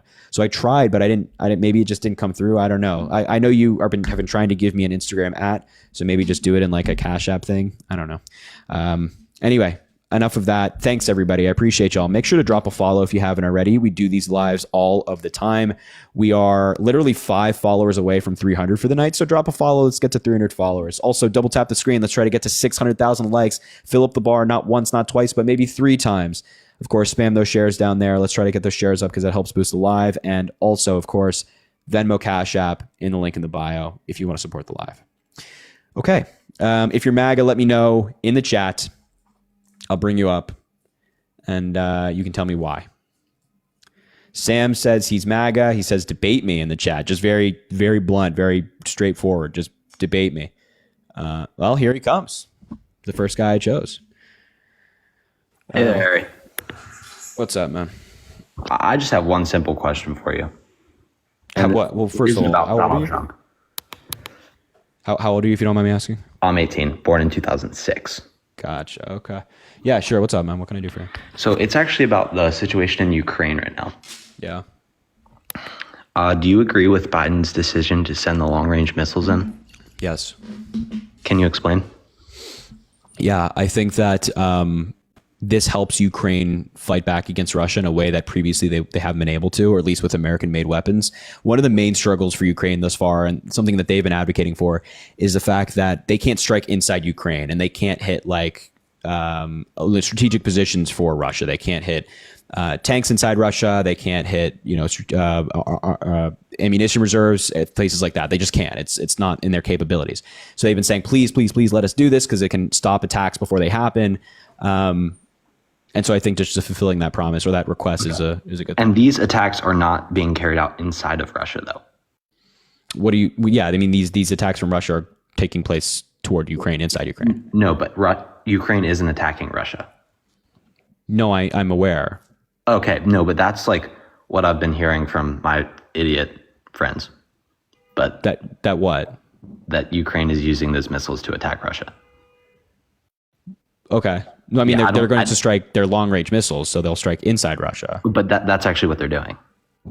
Yes. Okay. And so you don't think that's going to escalate it?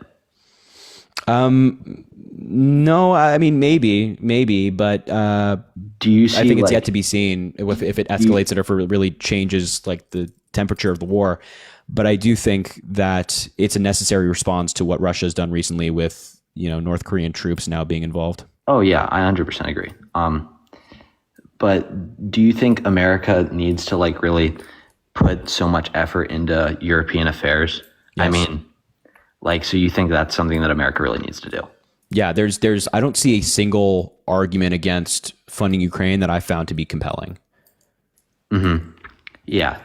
I mean, I don't know if I 100% agree with you there, just because I think there's some things in our country, especially right now, that need to be taken care of. Yeah, but the thing is, this is like a common misunderstanding. The majority of what we're sending to Ukraine is not bags of cash. We're not sending them like money. We're sending them It's more like from weapons and reserves, ammunition. right? So it's like, I totally agree that there are plenty of things that we can do here, but we can walk and chew gum at the same time. And even if your view is we shouldn't be doing that, then I don't understand how like an 800,000 taxpayer funded missile that's sitting in some warehouse someplace that's just gathering dust is going to change anything here. I think that's better put to use in Ukraine. Okay, that makes a lot of sense. You know, so that's just my view. I think this is important. It's important that Ukraine wins. Yeah. And then, I don't know, just my other question was, do you think that Trump will try and pull out of NATO? Yes. You do? Yeah. Is that... I think it's yet to be seen if he actually does. I think he'll definitely try. This is something that a lot of his advisors said that if he were reelected, he would have done. There's also been is that Project 2025, or is that directly out of Trump's new advisors? Well, no, I don't know if his new advisors have talked about this, but at least in his past advisors that he had in his first administration, when he left office, a lot of them went on the record, some off the record, saying that he wanted to pull out of NATO if he were reelected. There was also a Politico article that was released, I want to say over the summer sometime, that talked about Trump's possible plans for NATO in the future if he were to win. And it would be something like a tier list system, essentially, where like the European countries would be like tier 1 and the United States would be like tier 2 or tier 3, where we would provide like less funding, less weapons and stuff like that, and have less involvement in NATO. And you know, our requirement to defend a NATO country if attacked under Article 5 would not be so solid, which I think is just insane. That kind of like defeats the entire purpose of NATO. Yeah. Another thing is, I took AP US history. It's a great class. I mean, I think it helped me learn a ton. I actually got a 4 on my exam. I was really happy. Congratulations, man. Congratulations. But I remember George Washington in his farewell address, he specifically talked about staying out of foreign affairs. Is that just not possible anymore in terms of how the world works? Yeah, I mean, yeah, I don't think it's possible or right that the United States just stays out of all foreign affairs. I think there are foreign affairs that we should stay out of, right? Like not everything requires. Can you give America. me like, I'm not like trying to like question you, but like what do you think would be an example of something we should stay out of? Yeah, I think that like, I don't know, like a civil war in an African country. Okay. Right? Or is that something we have tried to intervene in before? I mean, well, this is in Africa, but we've, you know, there's civil wars that have taken place in the Middle East, in like Syria, for example, where we were only involved in some capacity, not like fighting on the ground, but kind of involved by like taking a side, only because other countries were like Russia had kind of was on the other side of that. Yeah. So that's the only reason why. But like, you know, if a war just takes place somewhere in the world, whatever country, whatever continent it might be, I don't think the United States, just because there's a war there, means we have to be there too. Yeah. It's circumstantial, you know? Yeah. And then, I don't know, one thing I strongly like value, especially in my political beliefs, is peace in the world, because I think that's so important. Yeah. So another thing I wanted to ask you about is the Israel-Hamas war. Do you think that America should, you know, do anything different in that, in terms of like what they're, well, actually, you probably agree with what they're doing right now, but like, do you think Trump is going to take a far right stance in terms of that war? Well, I don't fully agree with what's taking, well, I don't even like agree with what's taking place. So I think that there should be a 2-state solution where, you know, Gaza has the right to prosperity, sovereignty, and so does Israel. I think that the people of Israel deserve safety. I think the people of Gaza deserve safety. I think we should be moving toward that and be really advocating for a 2-state solution, which is something that like Joe Biden has done during his presidency, which I really appreciate. But when it comes to Donald Trump getting to office, I think there's a very real possibility that Netanyahu just like tries to wipe Gaza off the map. I think Netanyahu will be more emboldened than ever. And even like Mike Huckabee, who Trump has appointed to be part of his foreign policy team, just doesn't believe in the West Bank. Like he doesn't believe it exists, meaning that he just thinks like Israel can just take it all. So I think that I obviously don't agree with that. I would obviously say I'm a more right-leaning person, but I think peace of most things is the most important thing that like there is. So I agree with you on that. Yeah, you can keep going. So. Yeah, no, I mean, that's just where I lie. But if you have anything else you want to talk about, I'm happy to do it. But if not, we can leave it there. Well, no, thank you for your time. I mean, I respect all the things that you do. You come in here and like, there are some people, I don't know. I listen to your live sometimes because I don't agree with you, but I think it's really important to get on everything. Sure. But but I think it's important to get a second point of view. And I always hear you. Talking to people, some of who I just like shake my head in disgust listening to. And it's always nice. Like you're like a normal person, you know what I mean? So it's always nice to like recalibrate a little bit and have like a normal conversation with someone. But don't worry, down the line there'll be somebody who says that, I don't know, Kamala Harris is like the reincarnation of Satan or something. I don't know. No, yeah, that's just not. That's not what you do. I think that's one problem with politics. Is that there's so much name calling and fear mongering, and that kind of messes a lot of people up and spins their heads. But yeah, totally agree. I think it goes both ways. You might not, but that's okay. We can have peaceful disagreements. Totally. I think it does go both ways. I think that not everybody's perfect on the left by any stretch of the imagination. So, but I agree. Well, anyway, man. Hey, I appreciate you coming up. You're welcome back anytime. Thank you so much for your time. Future conversation. Yeah. Have a good night. Thanks. Yeah.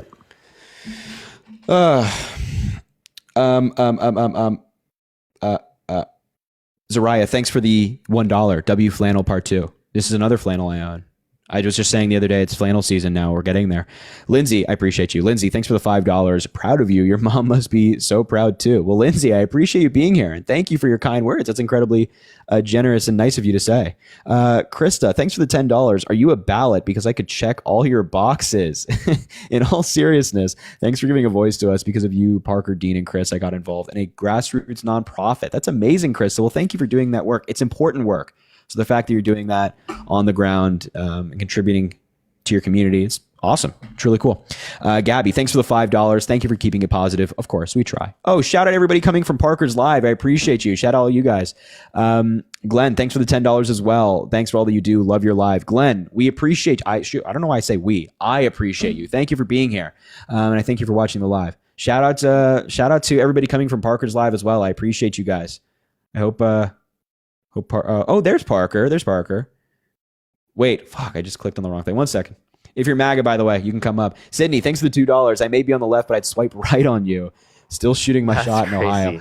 It's persistence is admirable. I can't even lie. Carrie, Carrie, thanks for the $50. Yo, fill the chat with W's for Carrie. I appreciate you so much. Yo, shout out Carrie. I appreciate that. Harry, this isn't a pickup line. Thanks for your continued work that you do to educate people who don't know better, and for the support that you give to the ones that do. Yo, Carrie, I appreciate you so much. W for Carrie in the chat. $50 is incredibly kind.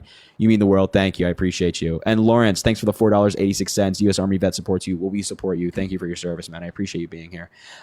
Elise, thanks for the 2 cents. Have you heard of Mariska? She's the main I can't pronounce her last name. Main character on Law and Order SVU. Yes, I do. She's awesome. Allison, thanks for the $1. Myself and the rest of the Harry Mods have conceded that you should go out with me.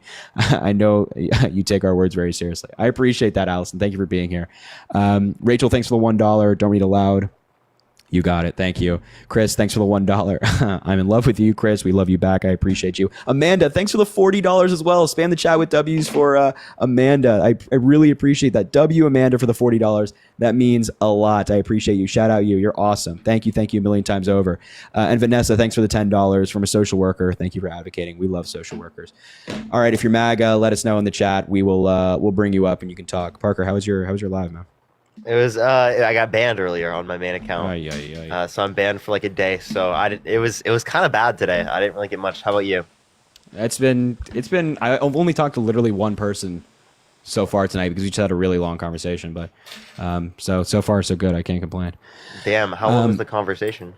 So I've been live for like an hour and 38, so probably like an hour and 20 minutes. I was talking to this one guy. Jesus, that's such a long conversation. I know. To have like this random person. But listen, everybody, make sure to drop a follow if you haven't already. Follow Parker as well. If you know this by now, but he does lives every single day on different topics. It's fantastic. Also, double tap the screen. Let's try to get to 800,000 likes. And our Venmos and Cash Apps are in the link in the bio if you want to support. Ben, buddy, you got to come back to TikTok Live. We can't hear you, man. What's up, bud? Okay, leave. That's nice. All right. Okay. We'll bring up the next everyone guest. Tap that screen. Let's get to 1 million likes. Fill the bar up a few times, everyone. It helps it send out to more people, yo. What's up? Are you MAGA? Oh, sorry. Just realized that I was on. Hi. Yes, I am MAGA. Could you mute the TV in the background by any chance? Yeah. Thank you. I appreciate that. Hang on. Are you, Parker, and Dean related? Yes, we're actually triplets. Yes. Belligerent. No, we're not related. He's lying to you now. Yeah. We are all born in the same DNC lab. All DNC clones. Yeah. So, JK, Same are you there? laboratory. Okay. Yeah, I'll put that away. Glenn, thank you so much for the $10. I am so thank sorry. you so much. I really You're appreciate good, no that. problem. For thanks for what you've been doing. I've been listening for a couple of months. You, Harry, and Dean are so amazing. Thank you. I really appreciate that. Thank you. Okay, so why did you vote Trump? So I have 2 kids and I can barely afford things. And then I see everything going on with the world and the wars that are going to start. I'm very worried for my kids. And then, now we're talking about these missiles that we're going to fund to shoot into Russia. And Trump has said that he wants to get together with Zelenskyy and Putin. And I don't understand why we are not allowing that to happen. We're not allowing like a meeting to happen? Yes. No, a meeting could theoretically happen. There's nothing blocking him. But like, I'm curious, like, why you think, like, are you insisting that you think like Trump's going to be able to solve this war? I don't know that he would solve it, but I think that he's being more proactive about getting to a point to where we don't have to use nuclear weapons. Really? So, like, wouldn't that come through containing Russia, or would that come from allowing Russia to have more power within Europe? That would be everybody getting together and stopping both sides, which is Trump did say that he wanted to get together with Zelenskyy and Putin. Trump also said that Mexico was going to build the wall, and then it didn't happen, right? So Trump just saying something doesn't really mean anything. And he said he was going to get the bipartisan border bill, drain the swamp. Yeah, Trump says a lot of things, right, that just don't happen. And the thing is that, like, if we don't provide Ukraine with what they need, for example, like the long-range missiles being able to shoot inside Russia to target strategic positions, that only helps Russia. That doesn't help peace. If Russia was interested in peace, they could end this war right now. Right now, this war could end if Russia just takes just pull out of Ukraine. Just pull out of Ukraine. But they're obviously not interested in peace. But they have not launched any nuclear weapons. So Yeah. why would we do that first? We're not doing. Going to escalate. We haven't launched nuclear weapons. These long-range missiles are not nuclear. Okay, but it will contribute to a nuclear. Wait, you thought we war. were sending we were sending nuclear weapons into Russia? No, I know that Russia has nuclear weapons, and we don't want to start that snowball effect. Yeah, what makes you think that Trump is going to be less likely to lead to nuclear war? Like, I would say that a violent offender is probably more likely to use nuclear weapons in a bad way, or maybe a guy that said he wants to nuke hurricanes. That guy. I don't know if I trust him with nuclear weapons. You know what I mean? Okay, but he wants to come to an agreement with both of the leaders. Yeah, so what? You don't think that the Biden-Harris administration would want to? Yeah, I was just going to say, like Biden and Harris also want an agreement. The agreement should be, Russia pulls out of Ukraine. So then why would they not ask for a meeting with both of them instead of just giving them our funded weapons to shoot missiles into Russia where there are nuclear weapons, and that will escalate? Because a lot of these conversations don't take place between like Biden, Putin, and Zelenskyy. A lot of them are through diplomats and things like that, and ambassadors to these countries. So it's not like Biden and Putin and Zelenskyy like call each other every single day. There's lower level people who talk on a daily basis, or like at least regularly, about this stuff, right? But also our position stands that we're happy to have like peace negotiations. This is the position of the United States, not just Biden, but of the United States. We're happy to pursue peace. It just has to be in a good faith way. Thus far, Russia has not shown that they're interested in engaging in peace in a good faith way. We've said to Russia time and time again that there will be no more carnage, no more killing, no more nothing if you just pull out of Ukraine. Just pull out. We will no more funding for Ukraine, right? They're not going to join NATO, nothing like that. They refuse to do so. So Putin says a lot of things like, yeah, you know what? We're interested in peace. We want to do this. But on the same day that Putin says that, there's a huge offensive taking place in Kursk, and missiles are still flying through apartment buildings. So you should never take Putin's word for everything. You shouldn't take Trump's word for anything either. I don't take anyone's word for anything. I do think that any leader in any country should want to speak with the leader of the other country and not just the so-called educated officials, because it's not always just about education. Wait, so, but like, you understand that like the whole motto of the United States is that we don't negotiate with terrorists, right? And like, you know, foreign dictators that want to like control the way, right? But now you're saying we should? And that inevitably is going to lead to like Trump bending the knee to Putin. You understand that him allowing for Putin to take more land within Ukraine literally gives more power to Putin. And then them not joining NATO, right, gives them the ability to reload and reinvade, which is exactly what almost every military professional is indicating is likely to happen if we don't have some sort of conditional like that. No, I believe that any respectable leader of a country will want to talk to another respectable leader of a country. That's a problem. Putin's not respectable. Right? That's a problem. Not to us, but to his own country, he is. Well, it doesn't matter if you're then. a Like, leader even if of a like country, you're going to want to speak with someone that is on your level. But hold on. Obviously, like, just because if somebody's respected in their own country doesn't mean that we, the United States, should respect them or engage in conversation. Like Mustache Man in World War II, at the beginning of it, was respected in his own nation. Right? I don't but obviously, respect Putin. we wouldn't have been like, oh, I don't respect Putin. His disciples respect him. And you could say, again, like what Harry said, you could say the same thing about Hitler and his people. Okay. But if we're talking about our country and preventing a war, he wants to speak with another person that is in charge. He doesn't want to speak with a bunch of little people that are, they went to school. Yeah, diplomats. He wants to speak with another leader. He wants the respect. He wants to talk to people who are dumb and are going to do his bidding. Yeah, that's what murderous dictators do. That's why he wanted Trump elected. There were leaked Kremlin documents that indicated that they think that Trump is easily manipulated. Except we had no problems with either Korea or Putin. It's not true. Okay. Like Korea was still, like North Korea was accelerating their missile program under Trump. They were still threatening us with missiles. They were still doing tests and things like that. And Russia's still always doing tests. In the Middle East. Yeah, but you're saying we had no problems with them, which is just not true. Like if we had no problems with them, no the military wars. program We withdrew from Afghanistan under Biden. No, that was under Trump.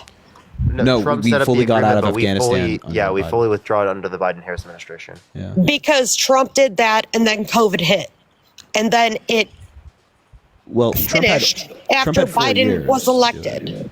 Yeah, so Trump had 4 years to do it, and then he decided to strike a deal with the Taliban in February of 2020 that had us getting out of Afghanistan, but also release 5,000 Taliban prisoners. And this deal has been blamed. Oh my God, MAGA Michelle's in the comment section saying Matt Gaetz will be the best attorney general in history. We might have to get her up here. I got to hear about that. That's crazy, That's bro. insane. I mean, that's another entirely conversation. I mean, the fuck that Trump is doing with his goddamn... Anyway, yeah, so it was initiated by Donald Trump, but it was executed by Biden. It was executed by Biden because he started it. He had to finish it. Yeah, Trump initiated the deal. Absolutely. That's Wait, so are you saying that Trump is the fault of the quote unquote botched withdrawal? It wasn't botched. We actually had people go back into Afghanistan. I've never heard this argument before from a Trump supporter. I've never heard this from a Trump supporter either. That So you think Afghanistan wasn't botched? Sure. Cool. Okay. Yeah. All right. You know what? We'll take that. We'll take it. that. Well, then I have a question, J Cam. Would you let someone held civilly liable of sexually abusing a woman get access to a gun? Absolutely not. But you let them run for president, gain access to the nuclear codes? You don't trust them with a gun, but you trust them with nuclear fucking weapons? He had relations with women that were consensual. They were Sexual abuse is not consensual, ma'am. Okay, please remind me of the situation where he was convicted of assaulting a woman sexually. Yeah, 9 jurors unanimously indicated that he's forcibly penetrated E. Jean Carroll's vagina against her will. Okay. In a civil court. Okay. They like held him liable of that, and he had to pay tens of millions of dollars in damages for forcefully penetrating E. Jean Carroll's vagina against her will. And he was convicted of that. Held civilly liable unanimously by a jury of 9 people when the decision did not have to be unanimous. They could have had a split verdict, and it still could have indicated that he sexually abused her, but it was so convincing that the entire jury indicated that. Okay. Can you elaborate further? Because I'm not up to date on this. Yeah, like what other information would you like to hear? Just Morgan, think of the $5. Thank you. the specifics of the case. Yeah, like so again, like if you want to know specifics, he specifically in Bergdorf Goodman in 1996, right, forcibly penetrated E. Jean Carroll's vagina against her will, that's a department store, by the way. Right, and there were multiple things that attested to this. There was a psychiatrist that specifically verified the trauma to be real. There were multiple friends at that time that specifically indicated that that she told them that story, so it corroborated it over multiple decades. There was a dress that had DNA on it where Trump didn't give up his DNA within the time slot allotted. There was also the fact that Donald Trump said that he wouldn't have sexually abused her because she's quote-unquote not his type, quote-unquote not the chosen one, right? But then in a deposition, he mistook her with his ex-wife, indicating that they're either both his type or both not his type, saying that he would have sexually abused her either way. Okay. I really appreciate that information. So are you comfortable with that person being president of the United States? I think at this point in time, I'm more comfortable with him being the president because of the cabinet that he has selected. RFK, if he would have run. What? So you're okay with someone who's been held civilly liable of forcibly penetrating a woman's vagina against her will, as long as they put RFK at the head of the HHS? Oh, man. That was in 1996. Okay, so Yeah. do you think that sexual abuse isn't bad because it happened in 1996? Yeah, it's not like it No, expires. I think it is bad, but I also think that people do change. From sexual abuse? Yeah, he's also There could have never. been other factors. And yes, I do believe people change. Really? Yeah, he changed when he said that, to Howard Stern calling his daughter a piece of ass, when he called his daughter voluptuous, which means curvy and sexually attractive, when he said Yeah, he'd date a 10-year-old girl in 10 years, when he bragged about grabbing women by the vagina without asking, when he bragged about walking into changing rooms of naked teenage girls because he quote-unquote owns the place. Yeah, he definitely, in that circumstance, really has owned up to what he's done in the past and has changed and taken accountability. Really. And that's the key thing. He's never taken accountability. You can't even make the argument that, oh, he apologized, he's moved on. He's never even apologized. He still, claims all these women are lying. Okay, so we could say the same thing about Kamala and her history. What history? What are you referencing? history? Yeah, no, we. I have cannot. seen She her in never sexually interviews abused a say woman. that she is for prostitution.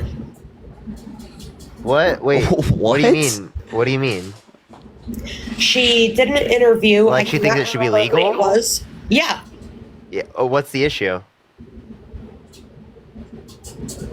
Thinking prostitution should be legal is nowhere near as bad as saying that, or acknowledging that someone has sexually abused another person. That's crazy. Also, what is your argument for why it should be illegal?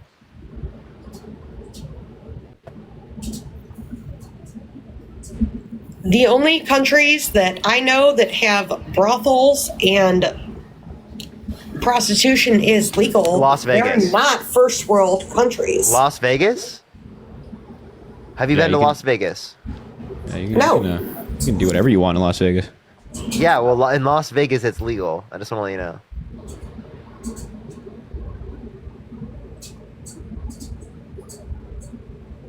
Is that in a third world country?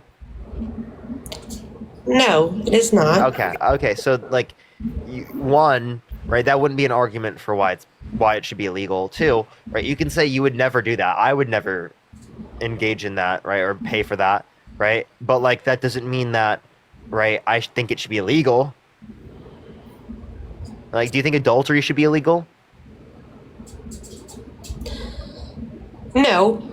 Okay, but like, you think that's wrong, right? Yes. Okay. So, do you understand my point there?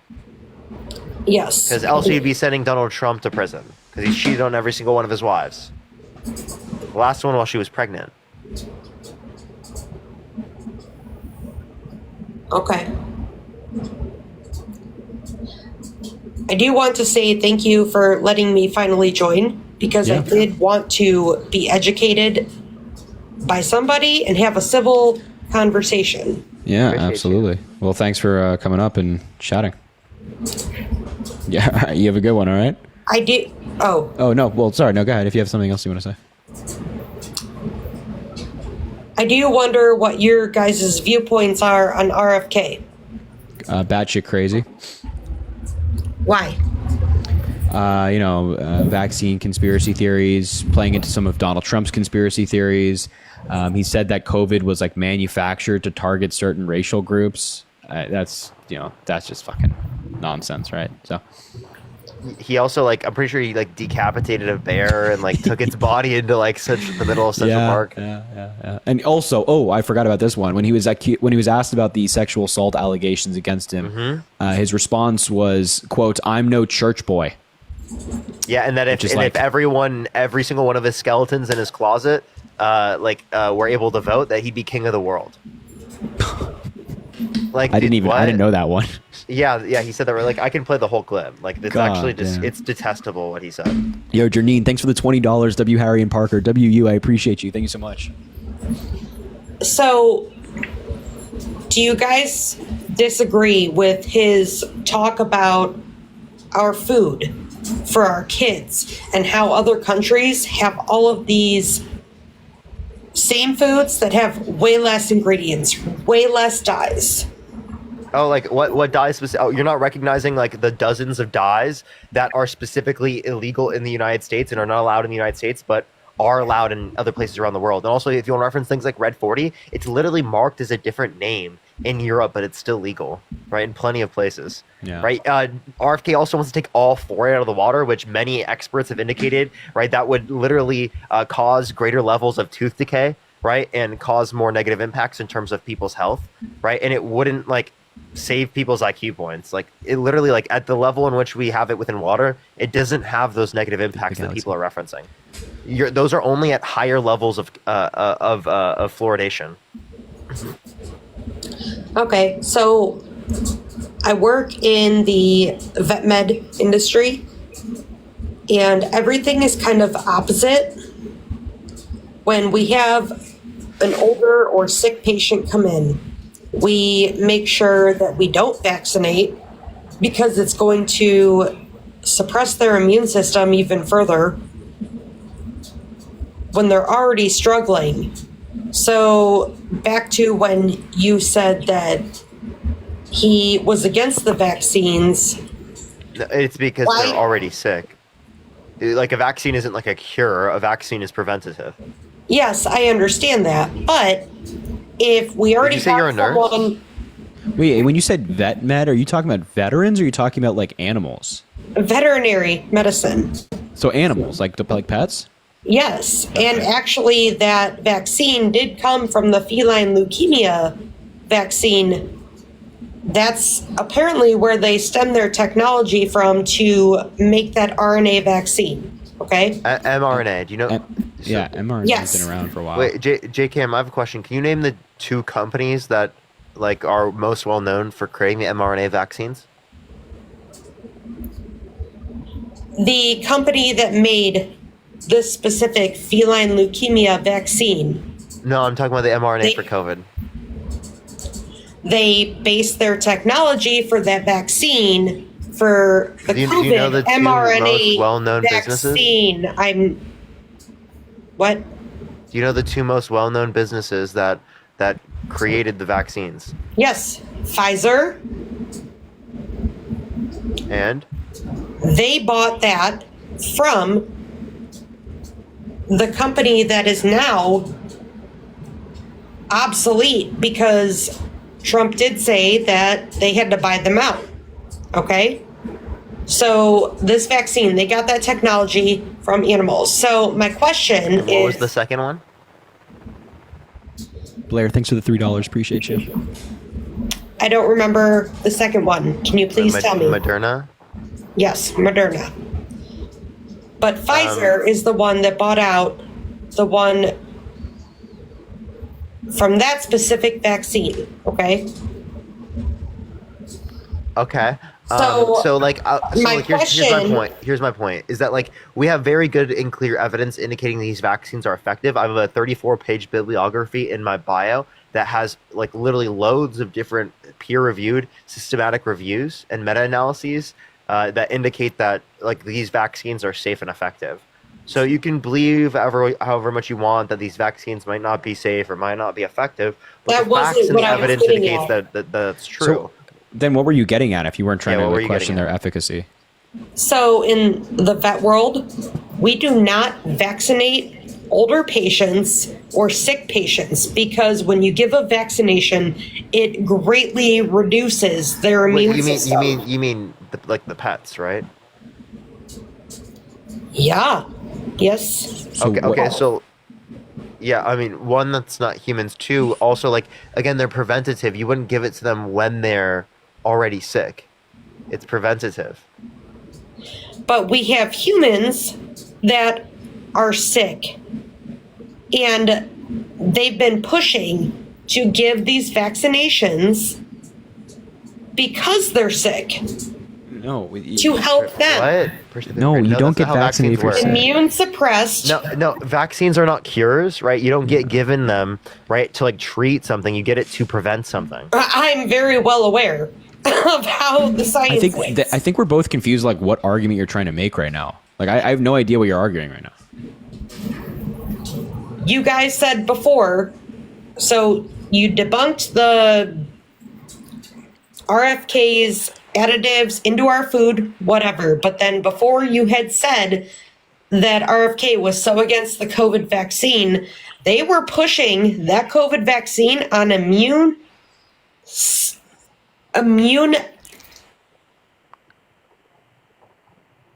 Okay. Sorry. Appreciate the. People that appreciate the- had a the depressed briefing. immune system. Why would you give a vaccine to someone that had an already depressed immune system? Are you saying someone who's immunocompromised? Yes. Standard. Oh. I mean, I think that so there could be some individuals who can get it. They might rely on vaccines for any level of immunity if they're immunocompromised, right? Or they would rely on other people getting vaccinated to reduce their likelihood of getting it. Okay. Like so you know, a lot of but immunocompromised they people were- rely on vaccines for any level of immunity, right? Yeah. That's terrible. That's why a lot What are of you those folks talking still wear masks. Wait, the But it's no, terrible no. to give them Wait, a what do you mean it's- vaccine when they're already immunocompromised. I just want to let you know, like immunocompromised individuals, their lives are saved by vaccines. They likely might die at a significantly higher rate if they didn't have vaccines and they didn't have as much herd immunity. So actually the policy that you're advocating for, what you're referencing, would lead to more immunocompromised people dying. Now, I don't think people who can't medically take vaccines should be forced to take that. I think maybe that's what you're trying to reference. But people who are immunocompromised, they do require vaccines and it literally saves their life. No, the vaccines harms their immune system even further. I'm sorry, but that's just not true for a lot of immunocompromised individuals. It is. Are you in the medical field? Blair, thank you so much for the $3. Thank you so much. I don't need to be in the medical field to know that. My family has been in the actually medical do. field my entire life. Yo, Mary, thanks for the $1.03. I appreciate you. You Thanks so much. actually do need to be in the medical field to know that. Okay, well I'm then, also well a then, phlebotomist. And you know, my mom's a nurse and my dad's a doctor, so I can like reference them. But like, I don't. I've been around the medical field for like my entire life, right? I've talked to a lot of people within the field that know what they're talking about, and they indicate people who are immunocompromised require these types of things. Actually, my mom literally has leukemia, right? And she's partially immunocompromised. Okay, so like, I don't know what you're talking about. we should not be vaccinating those elderly and those immunocompromised. And my whole point about getting that vaccine from the vet world is that there was a conference made from medical doctors and veterinarians because they were trying to figure everything out. And there has been a great deal of The CDC recommends that people who are immunocompromised can now get COVID vaccines. I'm sure the CDC does. Yeah. This is based off Yep. like extensive studies. Okay. The American, the Cleveland Clinic Health Essentials says this. CDC says this. Chicago Medicine says this. The National I'm Institute sure of Health all says of the this. pharmaceutical companies say this because These they aren't benefit pharmaceutical They're from not. companies. the Chicago Medicine is insurance. not a pharmaceutical company. And What? you know, these are, you know, by the way, I'm just letting you know, even in countries in which they have universal healthcare systems, right, they still indicate the same thing, and they don't even have that type of for-profit model that you're referencing right now, or big pharma. Cameron, think of the $2 for, as someone whose parents are immunocompromised, the COVID vaccine saved their lives. And Blair, think of the $3. Yeah, so Chicago Medicine, this is like an important distinction. People who are very immunocompromised can't have certain vaccines, such as the vaccine against measles, mumps, rubella, because the vaccine contains weakened live viruses that are too dangerous for damaged immune systems. But because the Pfizer, BioNTech, and Moderna vaccines contain only the genetic instructions for a single protein specific to COVID, the COVID virus, it's safe for this group to receive either vaccine. So mRNA vaccines are different than that of like a rubella vaccine, which has a live virus, meaning that immunocompromised people can get it. So we use all of those mRNA vaccines at my clinic, and we still do not vaccinate elderly patients that Okay, are you talking about human issues? patients? no, like our I'm talking about pets, but what I was saying Okay, from the that's- beginning is that we developed this same COVID vaccine from our feline leukemia vaccine, and there was a meeting between doctors and veterinarians. It was a huge thing, and they were calling on the veterinarians. I'm sorry, I also want to say this because this is coming from zoonotic someone who is diseases. immunocompromised. Susan said, as someone who is immunocompromised, guess is wrong. The vaccines may not work as well on me, but they do provide me with an extra layer of protection in case I get sick. Yeah, I also just got somebody from Blake saying, as a registered vet tech, she is wrong. We do vaccinate older pets, just saying. Oh, that's crazy. Trisha, thank you so much for the $1 for as someone who has an autoimmune disease, vaccines are life-saving. Yo, Tanner, thanks for the Jenny, 50 thank you for cents. $10. They said the same thing for longtime vet tech. Senior dogs and dogs with autoimmune conditions get vaccines every day. Not every sense autoimmune conditions, but most of them. I cannot vouch for every single clinic, but I've worked in several and I've been doing this for a long time. We do not vaccinate older, sickly patients.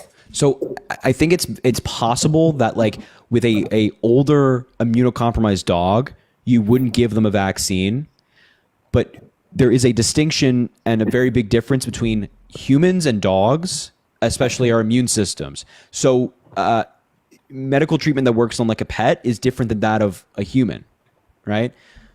So maybe you don't give the mRNA vaccine to an older dog, COVID vaccine, maybe.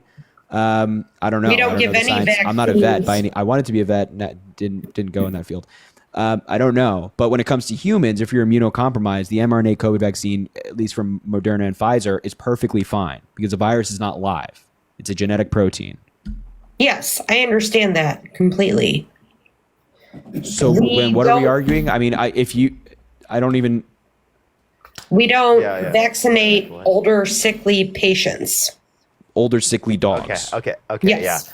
Yeah. We're just kind of like restating the same point over and over again. Okay, but we're still all mammals. Do you It's agree still with us? stems Vaccines do not from- cause autism. Well, yeah. Obviously. Okay. Well, RFK Stupid. Jr. has alluded to vaccines causing autism. Yeah, he does think that. Yeah. and you voted for it, and now he's going to run our health agencies. Woo! Yep, can't wait. Oh my God, bro. Hope, thank you for the $1. Megan, thank you so much for the $5. Mads, thank you for the $2. Claire, thank you for the $1. Jack, thank you for the $10. Josie, thank you so much for the $1. I really appreciate that. Enrique, thanks for the Taylor, $20, man. Sending you good vibes, brother. I appreciate you, Enrique, so much. Thanks, buddy. So, but yeah, he's somebody that totally disagrees with you on health, you know.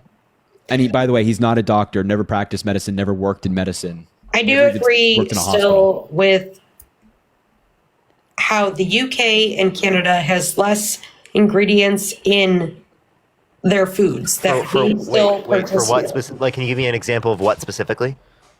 Cereals. I'll be right back, man. I mean, like what cereals? Like, you mean food dyes? Yes, food dye. Okay, so what food dyes? Red 40. Again, that's actually in those countries. It's marked as, I'm pretty sure it's E129, and it's legal. And then there are, like, I think it's 12 or 16 different food dyes that are specifically illegal, right, in the United States, that are not illegal around the world because of it having links to, like, different types of conditions.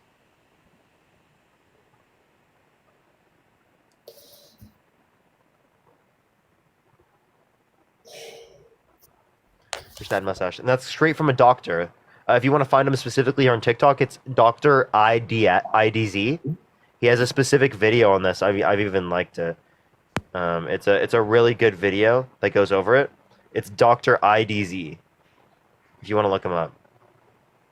And if you think, oh, he's paid for by Big Pharma, he's literally from the UK, and they have universal healthcare. Okay. Well, I will let you guys go. all right. Thanks All for right. the conversation. I appreciate you. Have a good one, all right? You too. Thanks. All right, if you're MAGA, come up. We'll talk to you. JW, I see your message. Thanks for the $10, my man. Brittany, thank you for the $1. Harry, thank you for all you do. Your intelligence and willingness to inform people is very admirable. If 2,000 people send me $1 to help me pay for my remaining expenses for school, since FAFSA want it to be cheap. And if Trump gets rid of the Department of Education, FAFSA will be gone. Just as a heads up for somebody that might be on FAFSA. I think I am going to get off right now. It was All good right, talking to you here. I'm definitely going to have to do this again. It seems like you've got algorithm, bro, for some reason. Like, I literally, mine's so fucking cooked. It's unbelievable. What were you doing this topic, or what were you doing today? I did that today, and I'll still get up to like 6-7K. And actually, I got up to like 7.5, but then it caps off. Like, I'll literally, like, for the first, it was like 18 minutes I was sending out, and I was like 7.5, like near 8,000, and then it just cut off, and then it won't move. It's really so weird. Strange. I don't understand. It's really weird, and I get like over 70% following. But yeah, have a good night, man. All right, man. I will definitely have to do this again, man. I'll see you pretty soon. Appreciate you coming on, man. Peace out, Appreciate it. everyone. Shout out Parker, everybody. Say bye, Parker, everybody. Yeah, Brittany, I appreciate the $1. Colleen, thanks for the $1. Listening to you embarrass these silly men at 11:30 is becoming my favorite part of my day. That being said, I think we can still make this work. I see your message. I appreciate it. Maybe I'll be so kind. Corey, thanks for the $10 for Maga Michelle to join the panel. I need some good crazy. Oh, man. If Maga Michelle's in the comments, she wants to come up, we can make that happen. Reese, I see her. Penny, I appreciate you. Blair, thanks for the $5. Love all the work you guys do and love listening. And Reese, I didn't read your message as you requested. I appreciate you, Blair, again with the other $5. V, thanks for the $1. While I love all of y'all who debate, but you and handle Parker, I'm totally butchering your message. While I love all of y'all who debate, but you and Parker handle it all so well. I love watching your debate so much, really preparing me for Thanksgiving this year. God, it's going to be a mess, isn't it? I appreciate you. Bex, thanks for the $5. Thank God you're live. I had shitty magas on my FYP all day. Also, don't read this out loud. I appreciate that, Bex. Thank you. That's very kind. Audrey, thanks for the $1. Love that you vote blue, but I'd love it even more to make sure you're... Oh my God, I cannot read that out on TikTok Live. Yo, Jake, I appreciate the $1. Megan, I appreciate the $5. I work in healthcare with patients with a variety of long-term conditions. Some are immunocompromised and can get vaccines without issues. Some can't, and that's why others getting vaccinated is so important. Exactly, man. Exactly. Blake, thanks for the $1. Obviously, a sick patient isn't getting vaccine, but we do vaccinate old and immunocompromised animals. Yeah. All right, what's up, Tommy? Hillary, thanks for the subscription. Tommy, you there? Hello? I can't say it. I don't know if that's you, Audrey, in the chat. I can't read that out on live. Do you want me to read it? If you guys want me to read it out on live, I will. I just can't. I just should not. I should not, man. I should not. Oh my God. People are saying read it, man. All right, I'll read it. But listen, this is the only reason I'm reading this is because of democracy, okay? I'm a big respecter of democracy. But first, before I do that, Clara, thanks for the $20. There's a point to be made about our overprocessed food, but it's an issue when that goes back to when we wrecked our food system with monocultures, CAFOs, etc. It is at its core an environmental issue, but no one wants to acknowledge that. It's a really good point. I'll read it. Audrey said, oh man, this is tough to read out loud. I can't even lie. I can't. No, I can't. I'm sorry. I don't respect democracy anymore. I can't. Molly, thanks for the $10. They're eating the dogs. They're eating the cats. They're not vaccinating the dogs and cats. Apparently. Angelina, thanks for the $1. I feel like I'm losing brain cells. I know. Mads, thanks for the $2. Liam is live with you and Parker as his backdrop again. Of course he is. Blair, thanks for the other 10 cents. I also asked Parker this question about 2 days ago. My brother died from cancer a few years back. I'm so sorry to hear that. And was wondering how to respond when people say it was God's plan. I honestly, I think that when it comes to stuff like that, I'm not sure if there is a good response, because it just, to me, sounds so absurd to be like, oh yeah, like God, took the life of your brother. You know what I mean? I don't really have a great response to that. To me, it's just like it's so intuitively and like crazy that for anybody that's logical, I think that people, my God, you guys are so like insistent on me reading this. If you're MAGA, read it or we will unfollow you. Wow. Sierra, thanks for the $1. They all want to shoot their shot, but I'm the OG. Harmony, thanks for the $5.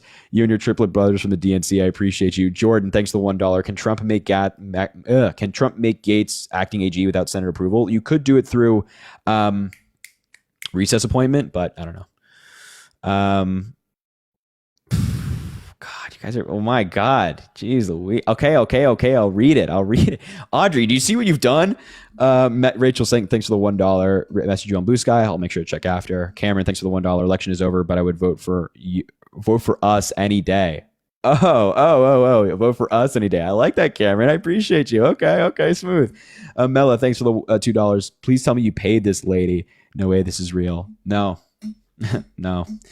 It's all real, unfortunately. Cindy, thanks for the $1 for someone who's worked in both fields. Huh? Yeah, exactly. And finally, Michelle, thanks for the $10. Thanks for all that you do. Michelle, thanks you for everything you do. All right, if you're MAGA, let me know. I think, oh wait, my bad, Carly Fries. You said we're waiting. You meant, oh my God, man. I can't even bring up MAGA right now because the entire chat is just read it, man. Okay, all right. All right. And I have Lucia giving me $2. Do it. Read the message.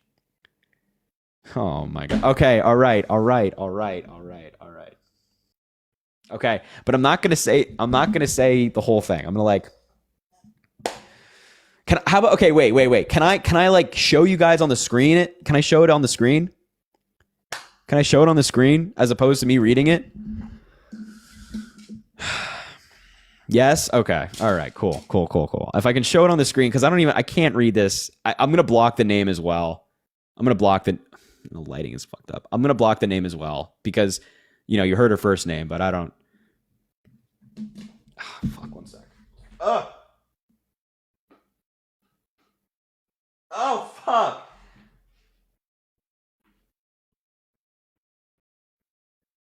Oh my God. Hold on.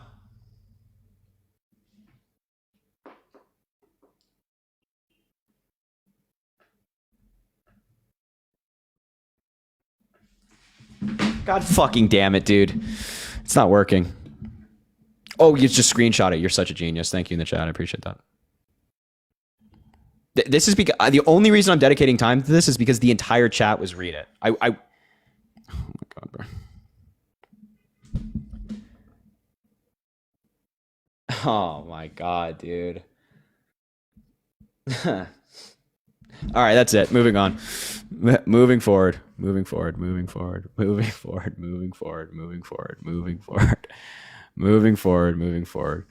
right, if you're MAGA, let me know in the chat. I'll bring you. Oh man. Moving forward. I didn't read it. Oh, what a shame. What a shame. I wonder if Oh, yeah. Well, hello, James. Are you MAGA? I am. I mean, I voted for Trump. I wouldn't say I'm MAGA, but yes, I voted for Have Trump. I talked to you before out of curiosity or no? No, I've talked to Dean, but I've never had the pleasure of talking with you. Oh, the pleasure. How kind. All right, man. So why'd you vote for Trump? My top concern is immigration, so I voted based on my concerns. So Donald Trump, in my opinion, was the obvious choice based on my concerns on immigration. And why do you think that Trump is the obvious choice for that? Well, I think unmitigated illegal and legal immigrations, I think I disagree with some of his legal stances, is a big issue. I think it's altering our society and the fabric of our country in ways that we perhaps don't fully comprehend just yet. And I think well, I think take the example of Springfield, Ohio, with their eating the dogs. They never ate dogs, obviously, but they brought 20,000 Haitians into a town of 40,000 people. That is fundamentally going to alter the society. I don't know if you've seen, they have a lot of car accidents because the DMV is just giving them driving permits. It's a big issue. You can't do that. And at a much smaller scale, it is happening in our country. We are bringing in millions of people, literally millions a year. That is more than the population of some of our states. It is unsustainable. And I think that under a Donald Trump presidency, we're still going to have illegal immigration. We're still going to have a lot of legal, but the number will be, I think, lower. And that is why I voted for him. So the people, but you recognize that the people in Springfield, Ohio are legal Haitian migrants, correct? Yeah, I understand that they were given TPS, but and to be you fair, also know that the governor of Ohio and the mayor of Springfield have talked about how these Haitian migrants have revitalized their economy, that prior to them coming in, their town was failing and moving in a bad direction. But now that they have all these workers, working in automobile factories and Amazon warehouses and things like that, that the economy of the town and the state of Ohio and generally is much better. Well, of course, I'm not going to argue that adding a lot of people to a population is not going to help the economy. My point is that we have to look at things besides the economics of it. Haiti and Venezuelan refugees and people seeking asylum from those two countries, like Haitians, I think they should be allowed in the United States. To be clear, what's happening in Haiti right now is a disaster, and a lot of it's to blame the U.S. So obviously we need to help them. It's a proportional thing. Venezuela is also a temporary thing because of their election and their government. But the idea that we can bring in millions upon millions of people into the country, nonstop immigration, because we need the cheap labor, we need the cheap products. There's something else that's going to happen to the country rather than just having a lot of more labor. I mean, there are social consequences to bringing all these people in. And what are those social consequences? Well, you'll see that are negative. Because I think there are a lot of beneficial social consequences. I think that like having different cultures and folks is a good thing. Of course, it's just the ability that people have to assimilate. When it's done in a scale like it is being done now, I think becoming assimilated is almost impossible. If I'm not mistaken, you immigrated to the United States when you were 18. Is that right? I know you're American. No, I mean, I'm a native-born American, but I understand that. But lived in the United States for the first time when I was 14. Were you in Ireland? Is that right? Yeah, I primarily grew up in Ireland, but I was born in Singapore. I love Ireland. So I'll take Ireland as an example. They are taking right now a lot of immigrants. And I don't know if you've seen what's going on in Ireland, but people are quite against it. They're saying, hey, it's uncontrolled. Some very certain groups of people are against it. The broad Irish population is not like, oh, we don't like immigrants. There are some very far right groups that have protested in like Center City, Dublin. Hey, and my name's James. I'm half Irish, if you can't tell by the name. I love Ireland. I love immigrants. I'm half one thing, half another. I can't be against immigration because my parents, if it weren't for immigration, wouldn't have met. I just mean that there is an assimilation issue that we're having. In Ireland right now, there is it's a widespread issue that they're having. Not everyone's like, get them all out, obviously, but many people recognize that issue. And across Europe, it's happening. That's why the far right, Vox in Spain, AfD in Germany, Le Pen in France, they're all rising in popularity because of these things.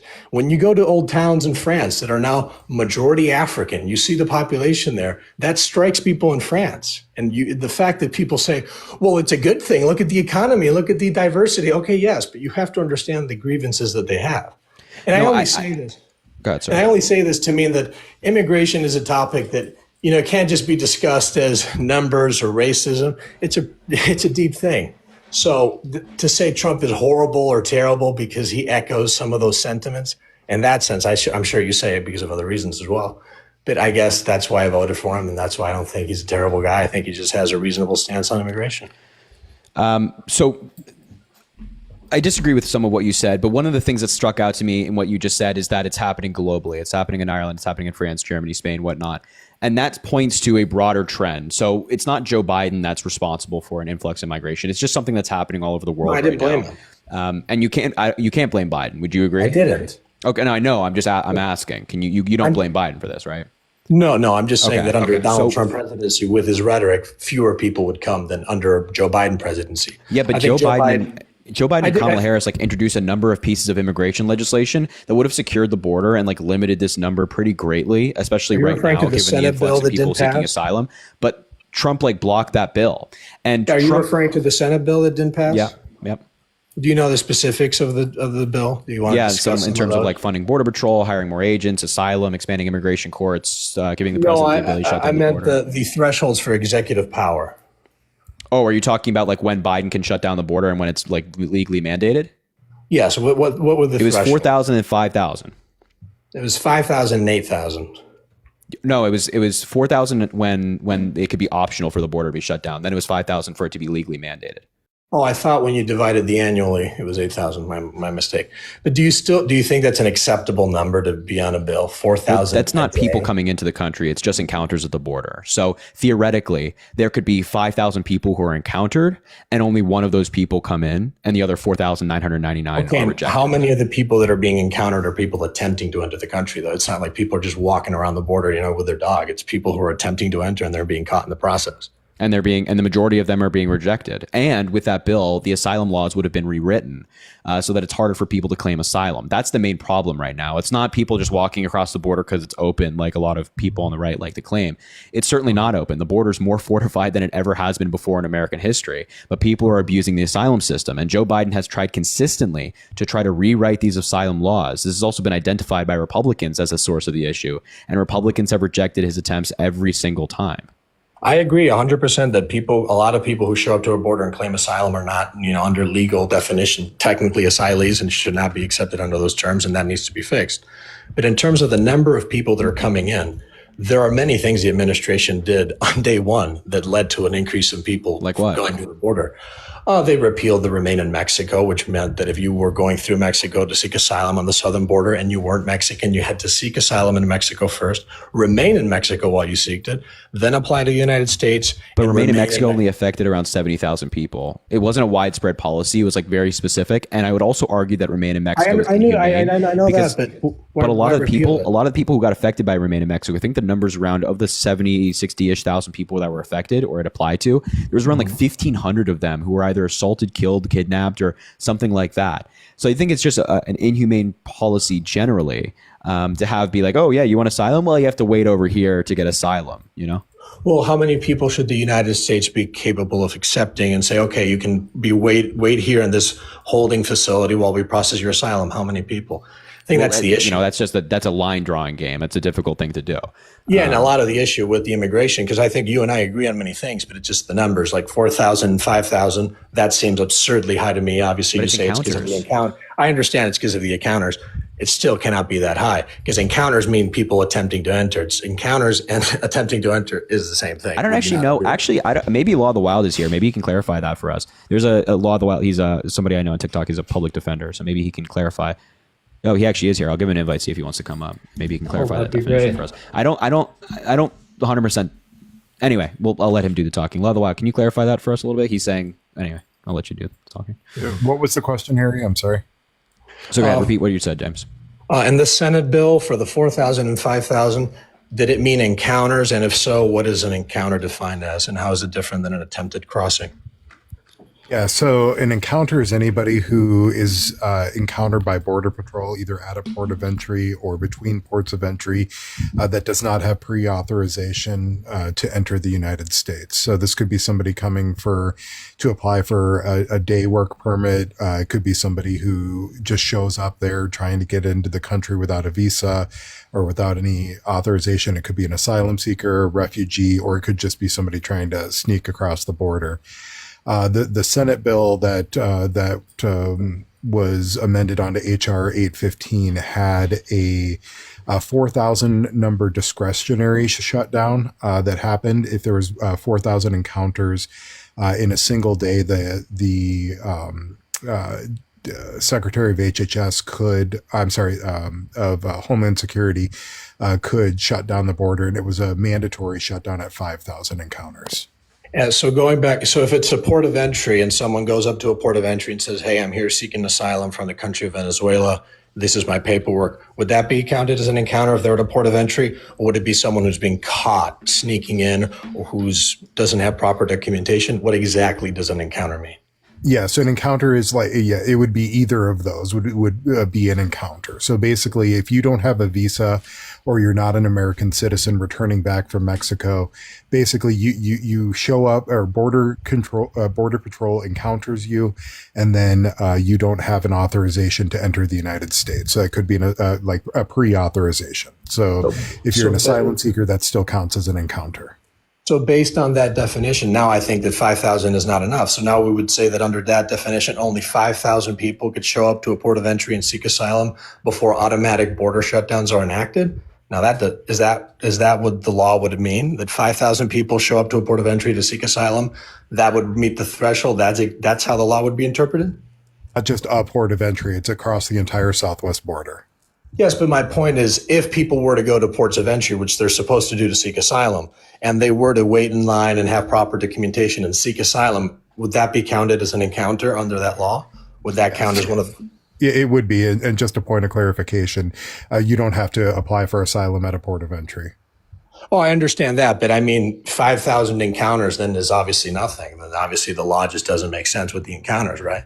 I guess that's more of an opinion. It's not a legal term, but right now it wouldn't be that heavy of a factor. Our daily encounters are below 2,000 right now, but at the time we were sitting around 7,000 or 8,000 encounters a day when the bill was introduced. So, I'm not sure how effective it is, because if you just tell somebody, you shut down all entries and then you say, come back tomorrow, you're just going to have as many people coming back tomorrow to try and apply. But there's other things that the Biden administration did, like the CBP-1 app, which relieved a lot of pressure off of the border, because instead of just showing up for your credible fear interview, you could actually schedule it in advance and have a more streamlined process than just kind of as I have it understood in that app. You don't have to meet with anyone, correct? You can do it all online, as far as I understand. They brought that up in the vice presidential debate when they covered the eating the dogs. So you don't get granted asylum or a credible fear interview. TPS. It's an appointment setting app. So you fill out your it's a I-589 form that you have to do in order to try to apply for asylum. And instead of just showing up every day, you would actually be able to schedule an appointment with your Customs and it's not Customs and Border Patrol, USCIS officer to have your credible fear interview. By pre-scheduling it just relieved a lot of pressure off of the border. And in terms of staffing, how can they process the amount of asylums that are being claimed currently? I mean, the amount of people we have claiming asylum is insane. Do they have time to allocate resources for every single one of them? Because as my understanding, and I thought this was the case, that you can go on the app, submit your information, and get TPS without meeting with anyone from Homeland Security or anything, automatically get TPS through an application. That was my understanding of the law. Well, for TPS to apply, it has to have been extended to your region. So that would be true for somebody from like Haiti or Venezuela, because there's already been executive protected status extended to those countries. But somebody coming from El Salvador wouldn't be able to apply for TPS through the CBP-1 app. Perfect. Well, Harrison, I'm very glad you have a lawyer on call. It's really helpful for the contact. I'm telling you, he's great. He's one of the best in the business. And he's a public defender. You can get this guy for no money. That's hard to believe. That's why I keep telling him, I'm like, man, you got to go into private practice at some point and make some money. But he's substitute teacher. He worked in law enforcement. So this guy is a public servant through and through. I'm just wired for community service. At some point, I may go into private practice, but right now, I love getting paid by the government to fight the government. So it's an awesome job, and I love it every day. Yeah. That's a good way to say it. I like that. He's maybe run for that governor's seat's going to be open at some time soon. Law. Just saying. Unfortunately, my policy views are that which everybody can find some reason to be pissed off at me. So it's true. We'll see. I just try to do the best I can. By the way, before you hop on, I want to ask the lawyer a question. Would you be concerned with posting content that might be somewhat political, and then you have a client and the court doesn't go your way, and then he says, "Oh, I had ineffective counsel because they're like a TikToker all day and they're not taking it seriously." Have you ever thought that might be a concern?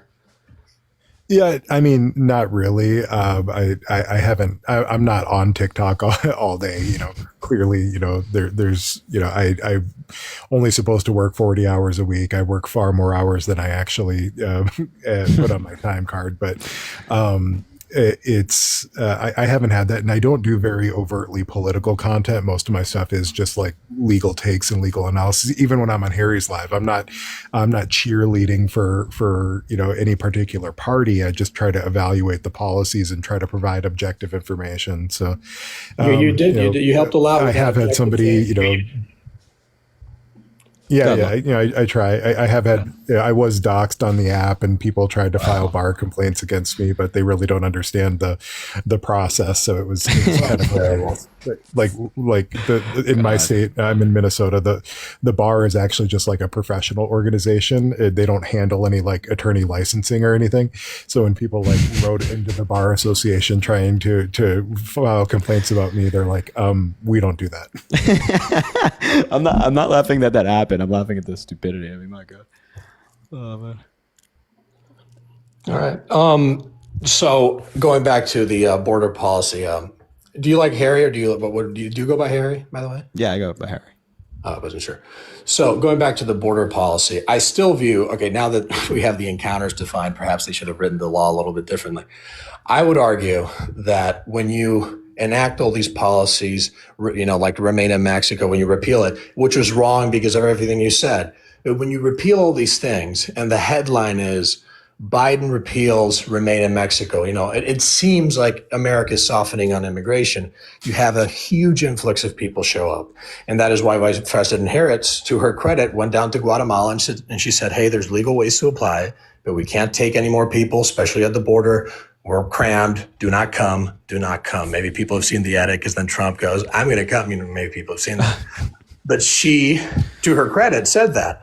So my point is, Donald Trump has always been known as a tough on immigration kind of guy. The Democrats have not, despite their efforts. So I thought, hey, if we get someone who is known for their rhetoric, for their stricter policies, we will slow the flow of caravans coming in. We will slow the flow of people trying to, claim fake asylum, even though they're economic migrants, and see if they can get in.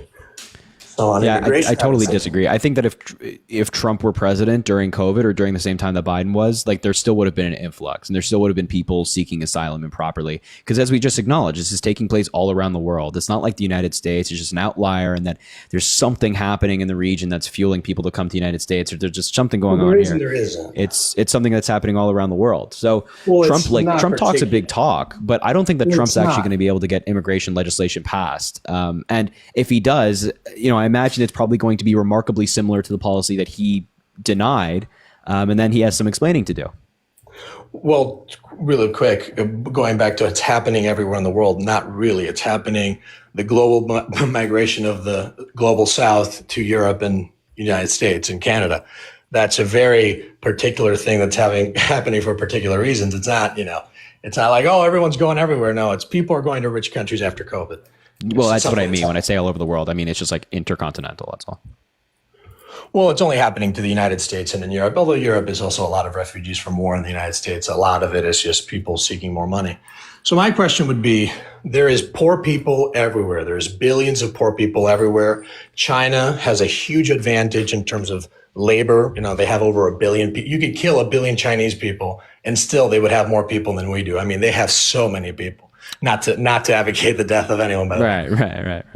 But if there are many, many poor people all over the world, and our greatest or one of our greatest geopolitical adversaries outnumbers us so much, is the solution to just import the third world, bring as many Indians as we come, just staple them with paperwork? Yep, you're good, you're good.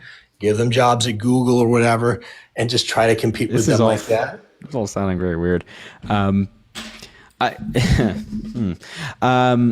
Well, you get the antics. I'm not being obvious. I'm being a little facetious. No, I understand. Like, yeah, I mean, I think the solution is like, first of all, I mean, you know, China having a bunch of people, way more people than we do, that has brought their own problems because there's massive economic disparity between, you know, people who live in Shanghai and whatnot versus folks who live on the Outer Banks. You know, but I mean, the poverty rates in China are collapsing. They're industrializing quicker than anyone. They're outpacing us. Yeah, I mean, I think that some of the numbers they're putting out regarding the poverty rates are just not true.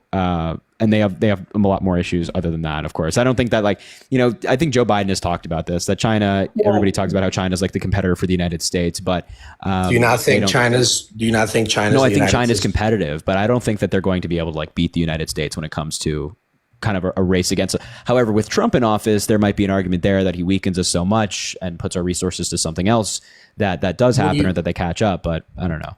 But I've seen concerns from many people saying that the war in Russia is making Russia and China become closer and giving China a lot of access to cheaper energy and, you know, kind of making the two largest opponents we have become a little bit closer.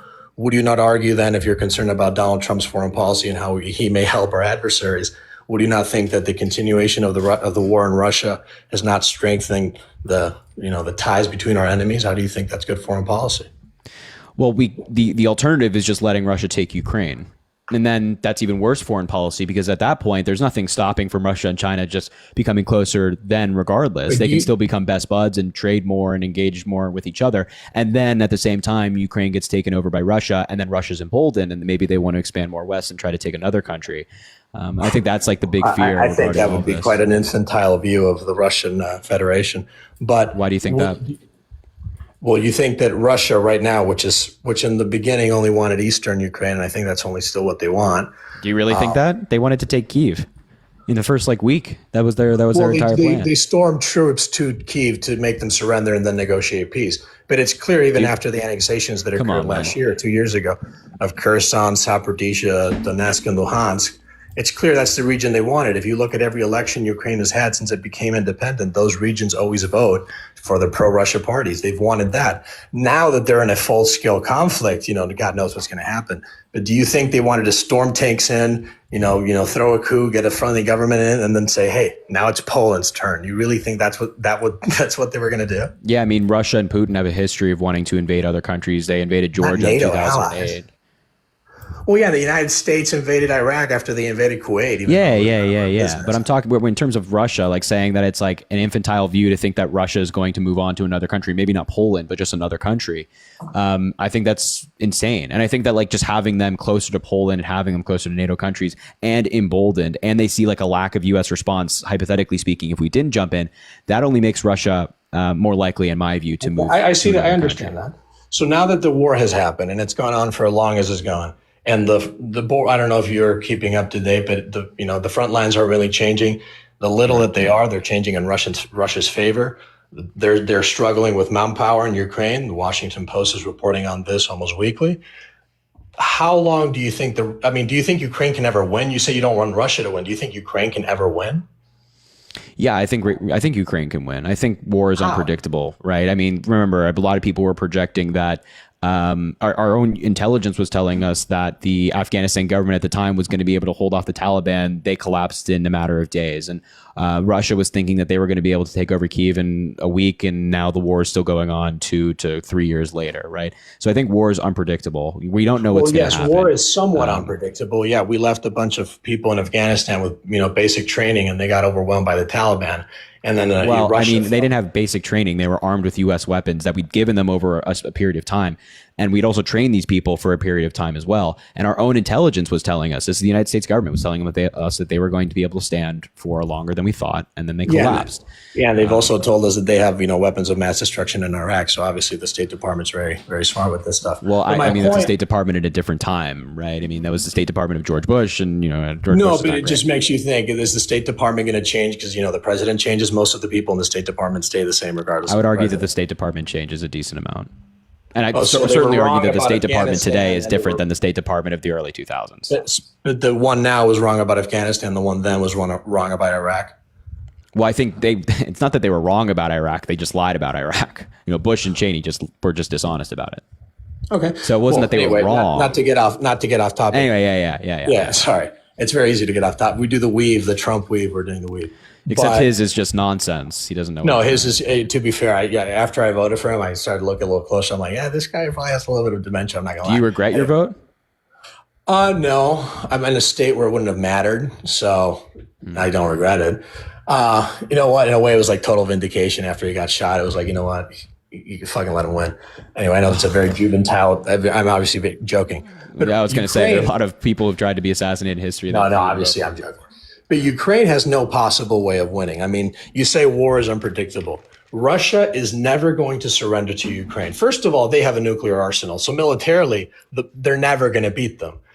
Russia will always be able to have the nuclear card, which, by the way, after the ATACMS attacks, kind of a weird phrase, the ATACMS use of missiles in Russia the other day, Russia changed their military doctrine to include attacks from a non-nuclear state with support of a nuclear state as a direct attack from the nuclear state. Like we're edging towards, not edging. I know people here, maybe, Gen Z, they can't even listen to that word anymore. But we're edging towards World War III. And we're here talking about Trump is terrible. Like, why you have the place to talk about foreign policy? Why don't you just have World War III should not happen? Let's talk about it. And you give like the Democratic point of view of why it shouldn't happen. Like you have this Trump is terrible thing. And now we're having a good conversation about foreign policy. We're talking about, immigration. You have a lawyer here. Why do you have prove me wrong? Trump is terrible. Is that like an engagement? Because he is terrible. I mean, he's not just terrible in foreign policy. He's terrible in a variety of different things. But just to be clear, like Putin has threatened nuclear war so many times, right? This is somebody who consistently says, oh, we're going to do it. We're going to do it. Even the book from Bob Woodward that was recently released called War talked about how the United States, they privately, this wasn't a public thing, but privately the Russians were saying, oh, we're going to do it. We're going to do it. And then the United States made like one phone call to them and they're like, all right, we're not going to do it. Right. So, Putin is similar to that of like Kim Jong-un in that they make all these empty threats. They declare war. They say we're going to do this and they never do. The State Department just ordered an just for one sec, but them renewing this doctrine that they have saying to include, whatever circumstance fits them right now.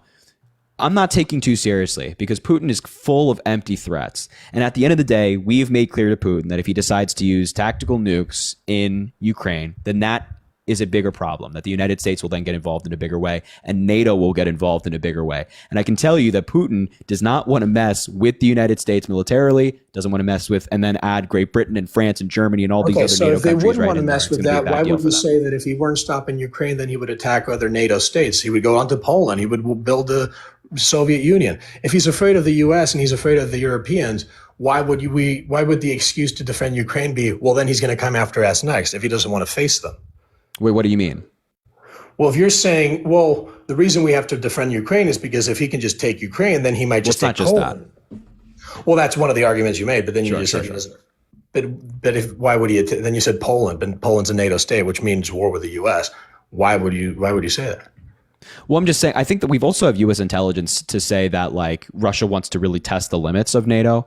So, we have intelligence saying that, like, if Russia were to take all of Ukraine, or even if they don't take all of Ukraine, they are going to like attack or drone strike or bomb like a really abandoned village in some random village in a NATO country just to see if the United States would get involved. And that would like divide NATO and make us, worse off and test the security and see if like kind of them just pushing the needle. But then again, it's not even if they just go after a NATO country. We just don't want to set the precedent that bigger countries can invade smaller countries and the United States doesn't do anything about it. I would argue that the lack of U.S. response to Russia in 2014 was one of the reasons why they feel emboldened now. If we had a stronger response to Crimea and the Donbass being taken, then maybe things would be different right now. But I don't know.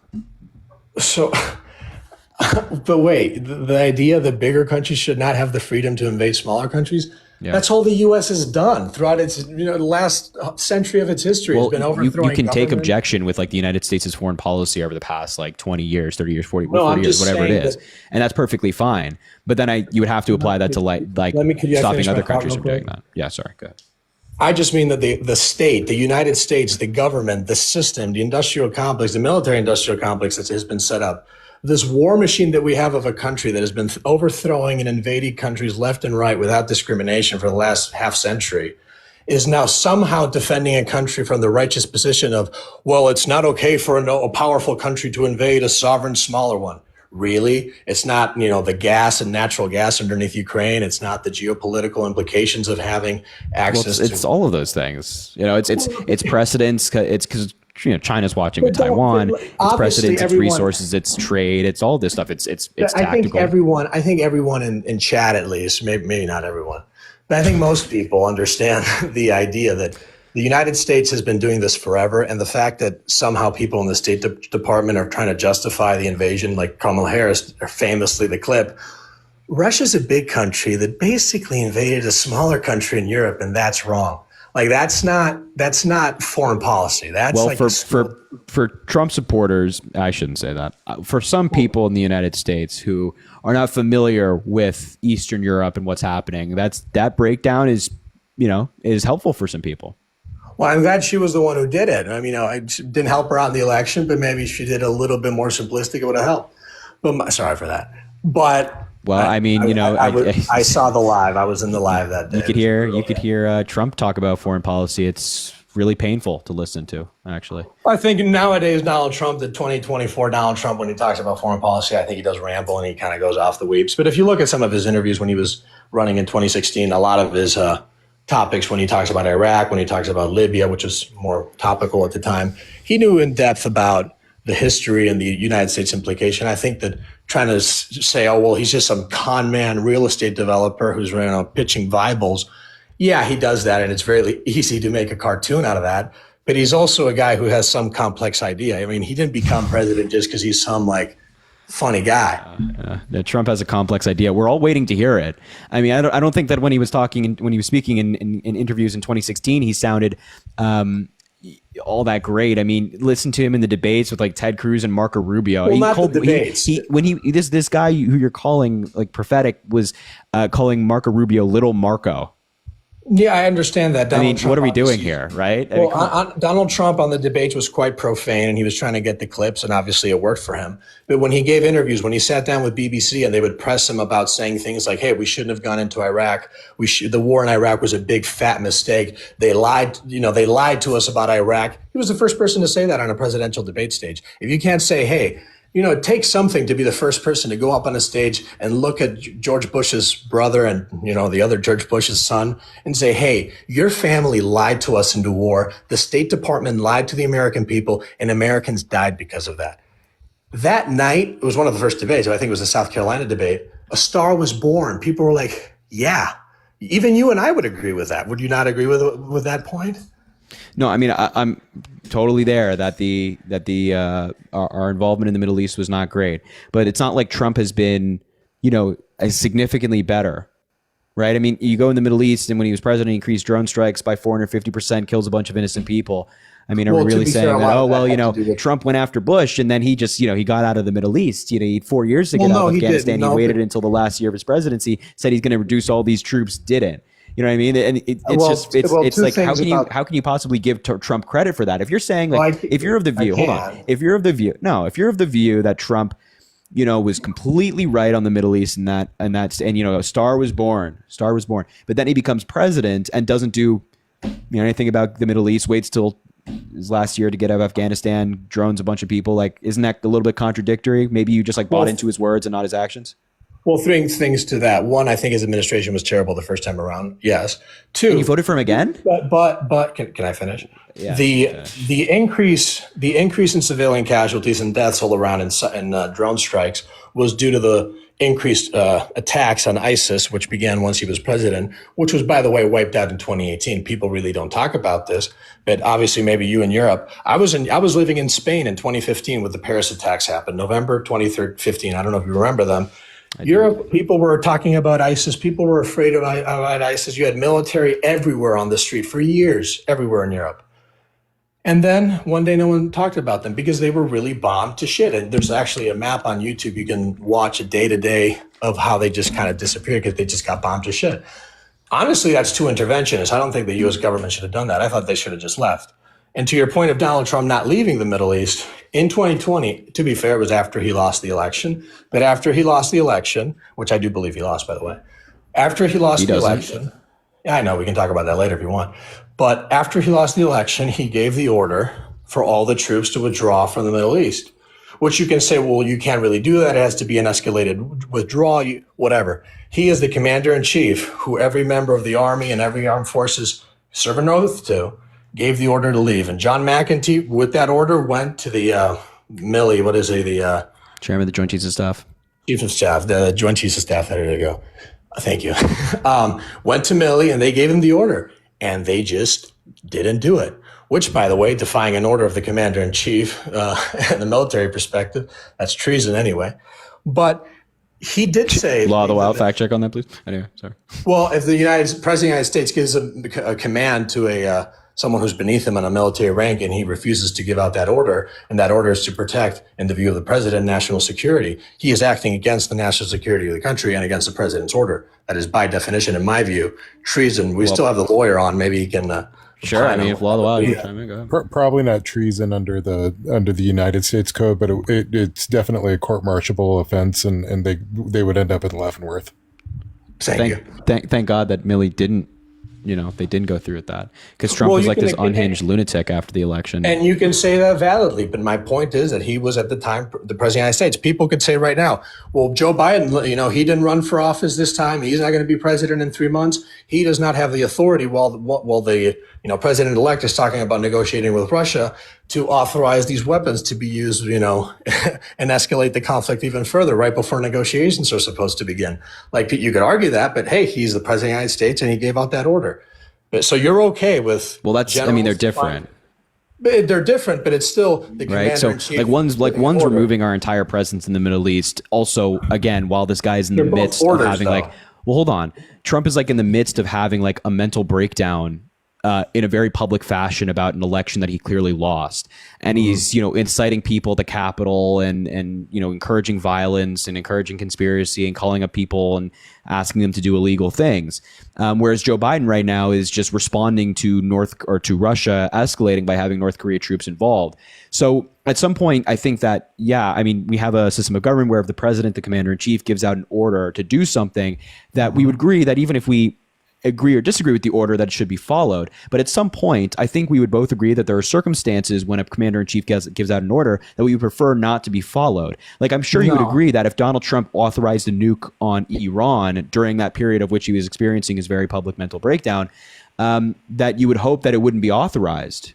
Well, the way nukes are authorized, people don't get a call. He would just put it into a computer and the order is sent, and people get numbers and they plug them in. Yeah, but there's a whole process that you have to go down. You have the football, there's keys you have to authorize with the Pentagon and whatnot. But I'm sure in some step of that, I'm sure you would want somebody to be like, I'm not doing this, or not authorize it. Yes. Harry, please. We're now really talking about, is it okay for military generals to defy the orders of the president of the United States? I'm saying that I think you would agree in certain circumstances, you would hope that they would. Would that be a circumstance where you'd say, yeah, he had the right to do that? I think no. The president gave an order to leave the Middle East as reckless and with a month to go. That's the order he gave. And as president of the United States. Yeah, but I think that with the circumstances that were taking place, with Trump being completely unhinged to the point that there was the conversation of the 25th Amendment being invoked. Harry, it's not absurd. Are you kidding me? It's not absurd. This man was so deluded. That's my concern. The concern is who's making the determinations. Right now, could someone say, could Milley say, I saw Joe Biden on that debate stage. He really looks like he's out of it. Maybe he shouldn't be making decisions about long-range weapons. Would that be okay? Oh no, because No, but I think no, not at all, not at all, because Joe Biden's perfectly fit to serve. Anybody that actually works with my Joe whole Biden, point is no, but anybody that actually hold on. Anybody that actually other. works with Joe Biden knows that he's fit to serve. But when you're talking about somebody hold on, when you're talking about somebody who is in complete utter delusion, somebody who thinks that there's this massive conspiracy going on, that under his presidency, the FBI, the DOJ, all these different agencies were able to rig an election against him, then yeah, I think it's perfect. And it's also, this is like the last days of his presidency. Yeah, I don't have a problem. It was in December, so it was prior to January 6th, by the way.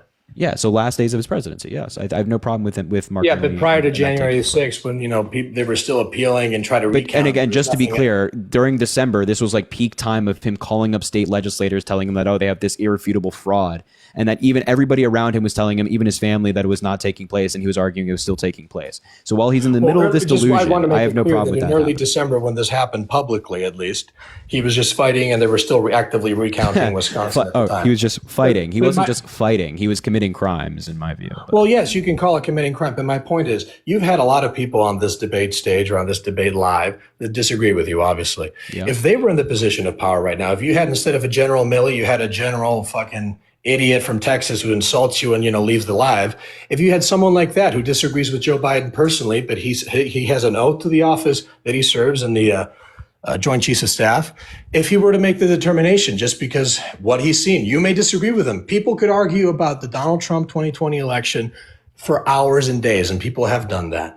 The point is, it's not for the general to make the determination of, is the president sound of mind right now? Yeah, so I totally agree that for the most part, in most circumstances, that we would not want that to take place. However, no, but you would agree that there's circumstances, like it's circumstantial, right? That there are times when you might be like, well, yeah, that maybe it's okay for the general to step in and not do that. And I'm not arguing that. Even if Donald Trump gets into office tomorrow on January 20th and he authorizes a drone strike, should a general defy him because he thinks he's crazy? No. But when Trump is doing what he's doing, his term is coming to an end, and there's already escalation with Iran and all these countries in the Middle East. Do I have a problem with Milley doing that? No. Would I have a problem with somebody doing that on day one to Donald Trump? Yes. Would I have a problem with somebody doing that to Joe Biden right now? No. But I think that it's circumstantial, and there are circumstances that even you would agree with, and I think you've conceded I'm sure that if a president who's in the middle of a very public mental breakdown is ordering something massive to take place in the end of his 10 days of his presidency, you'd be like, well, I'm okay with the general defying that order. Well, hopefully Milley's taken to court, and we can determine what the proper procedures are. Hopefully Milley's not taken to court. Would we need to determine the proper procedures for if something like this has happened? I think that'd be insane. Milley's a dedicated. Okay, then how should the determination be made? So it can just depends on who the joint. Do you think that, or so you're arguing that Milley should go to court? Well, if you're saying that what he did was okay because he had a reasonable reason to not do it, we should have a court system that indicates and clearly defines when orders cannot be obeyed. Because as I understand it, in the military, if you're given an order, it is an order. You don't have to say, well, I disagree with the order of my commander in chief because I think he's currently in a manic state. We started this conversation talking about foreign policy, and you said, well, Donald Trump didn't leave the Middle East, and he increased drone strikes. He increased drone strikes because he was fighting ISIS, and successfully so, by the way, unless you want to argue that he didn't. Depends on how successful, but anyway. Well, so you think the attacks against ISIS in 2017 and 2018 weren't effective? Well, do you think that the increase in civilian casualties were worth it? Well, I don't know what the numbers are, and I don't know what. Oh, he just left. Oh, wonder if his phone died. Maybe his phone died. Any thoughts on that, Lawwell? Yeah, I mean, there are some cases. One that I'm thinking of, I think the name of it is called Cali, U.S. versus Cali. It came out of the Vietnam War where, a platoon leader ordered the unaliving of a bunch of civilians. And his defense was that he was ordered to, clear the village of all people, and he was convicted. And basically, what they said is that if a order is manifestly illegal, like unaliving civilians, or if an order is in violation of international law, for example, that the individual officers have a duty to not follow that order. And so there is a bit of a judgment call on their part. And of course, the consequence of that at the end of the day, they may end up court-martialed, or they may end up imprisoned for that judgment call. But if they believe that an order is unconstitutional, if it's manifestly immoral or illegal according to international law or United States law, that they are obligated not to follow it. Do you think that would apply to Millie? In this circumstance, I haven't heard Millie articulate his reasoning, so it'd be hard for me to speculate. But I don't think that I think that if he could articulate that he felt that it was unconstitutional or illegal, that he has the obligation to do that. Interesting. Well, I wish that debate would have continued. I think people in the chat are saying it's good. It was a good one, but I agree. Yeah, he was not your average MAGA. Not your average MAGA for sure. I wanted to talk about more, but that's fine. Anyway, I'm going to wrap up the live there. So it's Peloton time. So Loth, as always, thanks for coming up. Everybody follow Law if you haven't yet. He's fantastic, as you can see. So I appreciate you coming up, man. It's always a pleasure to hear from you. Yeah, anytime, Harry. Thanks for having me. Thank you, good sir. Everybody go follow Law. I'm telling you, it's fantastic. You can't go wrong. I have a bunch of people to read right now. I apologize. So I'll get through all of these, but we'll get through every single one of them because we appreciate all these folks dearly. Molly, thanks for the, oh wait. I read this already.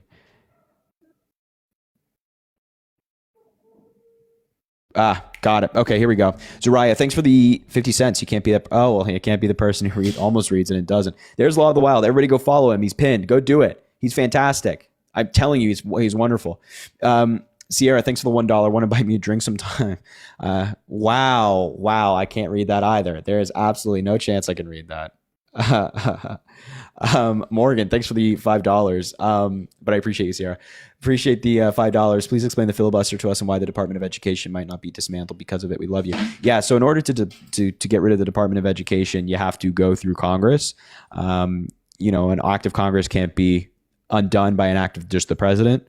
So if they try to get rid of the Department of Education, you have to do that through Congress. But the filibuster, I believe, would apply in that situation. Audrey, thanks for the $1. And because, Republicans don't have enough, like a filibuster-proof majority. Audrey, again, thanks for the $1. My pickup line took over the chat. I think I earned a date. I'm in New York City a lot for work. It did take over the chat.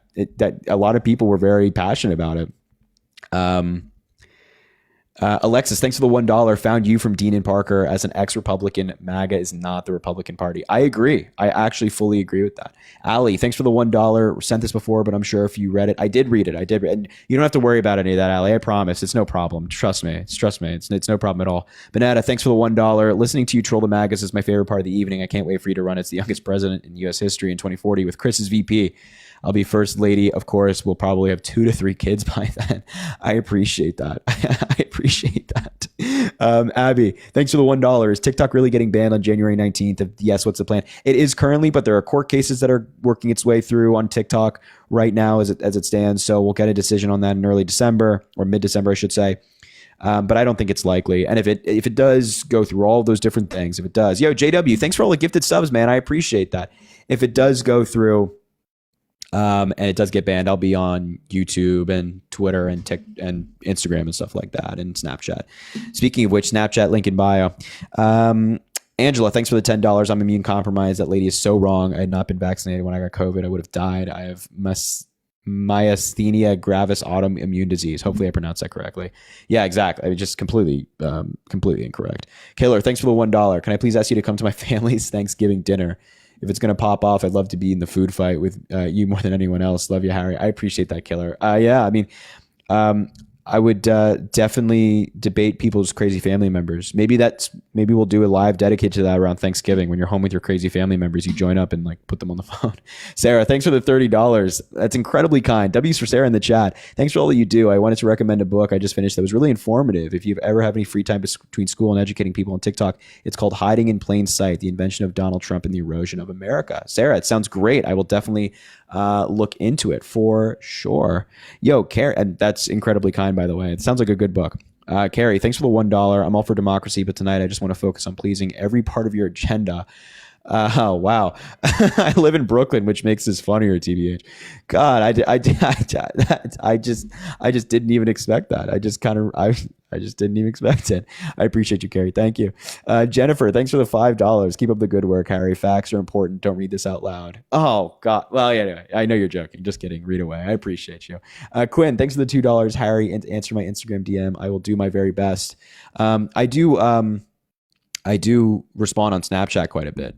You know, Riri, thanks for the $3 saying need a Discord. I'll try my best. Kim, thanks for the $20. Thanks for your knowledge. You give me hope. Kim, again, you give me hope. All these people watching give me hope. I really appreciate it. Chloe with the $1. Can't read that out, Chloe. Can't read that out. Madison, thanks for the $4. You're awesome. No, Madison, you're awesome. I appreciate you being here. Thanks for the support as always. And finally, Tiffany, thanks for the $5 for all that you do. Tiffany, appreciate you a lot. It means the world. And Colleen just came in, $1. I have competition, I fear, but I will prevail. Well, you know, you did provide your snap. So, all right, everybody, I appreciate you being here. I appreciate you being here. We're going to wrap up the live. We'll be hopefully back soon. Thank you guys for being here. Make sure to drop a follow here on TikTok. I appreciate it, of course. Thank you, Abby. Follow on every single social media platform: Instagram, Twitter, YouTube, TikTok, Snapchat, Facebook, Blue Sky, link in bio, Blue Sky. All of those platforms. I appreciate it. And trying to think. Oh, yeah, and tomorrow, have a great Thursday, everybody. It's almost the weekend. So power through. You'll get through it, I promise. Have a good rest of your evening or morning, depending on where you are. And I appreciate you. You're killing it, all right? Remember that. And shout out to everybody that came in and had a conversation tonight. We appreciate you. So yeah. All right, everybody. We will talk soon. All right. See you around. Enjoy the rest of your night. All right.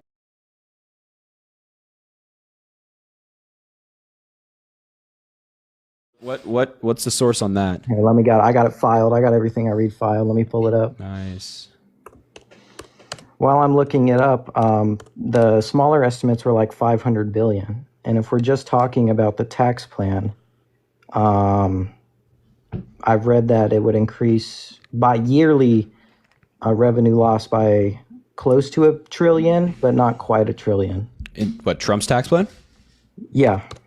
Yeah. So we'll just like be adding like trillions upon trillions of dollars to debt, which is funny because, you know, the Republicans always claim to, oh, you know, Biden's spending too much. The Democrats spend too much. And then they turn around and vote for Donald Trump, who's promising to cut taxes and not raise federal revenue, which is just. But if are you saying it's completely unlikely that he will implement that over time? Yes. What I mean, like, even though he has control of everything, really? Well, the filibuster exists. So I imagine that in that policy where Donald Trump's trying to cut overtime spending, there will probably be some cuts for wealthy people as well. And the Democrats are not going to just sit there and let wealthy people have their taxes reduced again. So in terms of, and you know, this is an argument in favor of the filibuster here. In terms of that happening, I think it's very unlikely. I think that anybody that voted for Donald Trump based off of the premise that they think he's going to cut their taxes on like overtime or tips or something like that just got totally bamboozled. And I think that anybody that voted for Donald Trump based off the premise that he's going to end the wars just got totally bamboozled as well. And then, you know, you elected somebody who's promising to be a dictator on day one, which is nice. So I hope that's what you wanted.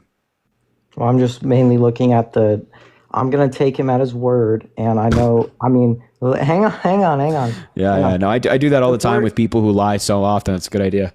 Yeah, but if we're talking, so let's talk about the tariffs then, right? Sure. Because in 2016, he said the exact same thing he's saying right now. But when he got into office, he used them more as a negotiation tactic. I think he implemented a tariff on 25% of Chinese imports on selective things, on a broader thing. So wouldn't he do the same thing that he did his first time? He's saying the exact same thing he did in 2016, right? No, my man. So he didn't just put tariffs on some things. He just got into like a full-blown trade war with China.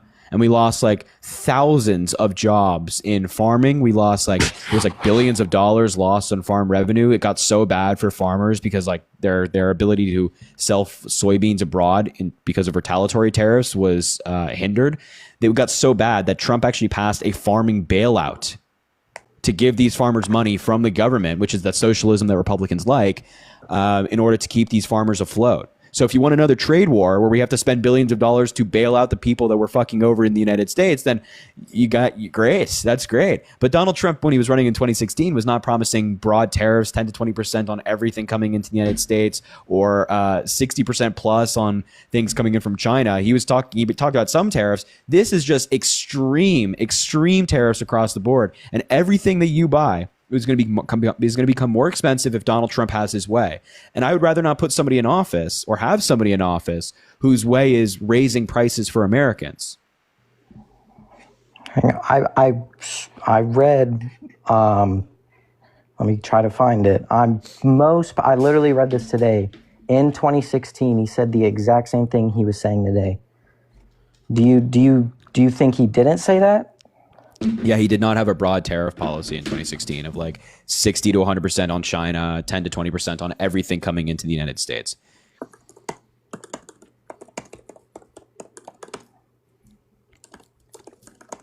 I'm trying to find the sources because I don't want to say something and then you ask like a source and I look like a dumbass over here. Sure, I like covering your bases. While we wait for him, ladies and gents, make sure to double tap the screen. Let's try to get to 100,000 likes. When that bar comes up, make sure to fill it maybe once, twice, 3 times. Also drop a follow if you haven't already. And of course, Venmo, Cash App, and link in the bio if you want to support the live. And we're only like 60,000 likes away from 100,000, so run it up. Okay, I did find it.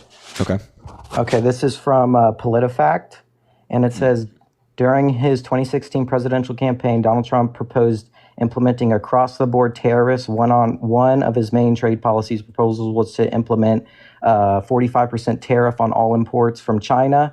He argued these tariffs would help bring back the U.S., making the foreign goods more expensive, blah, blah, blah, blah, blah, whatever, he says, he says the same thing.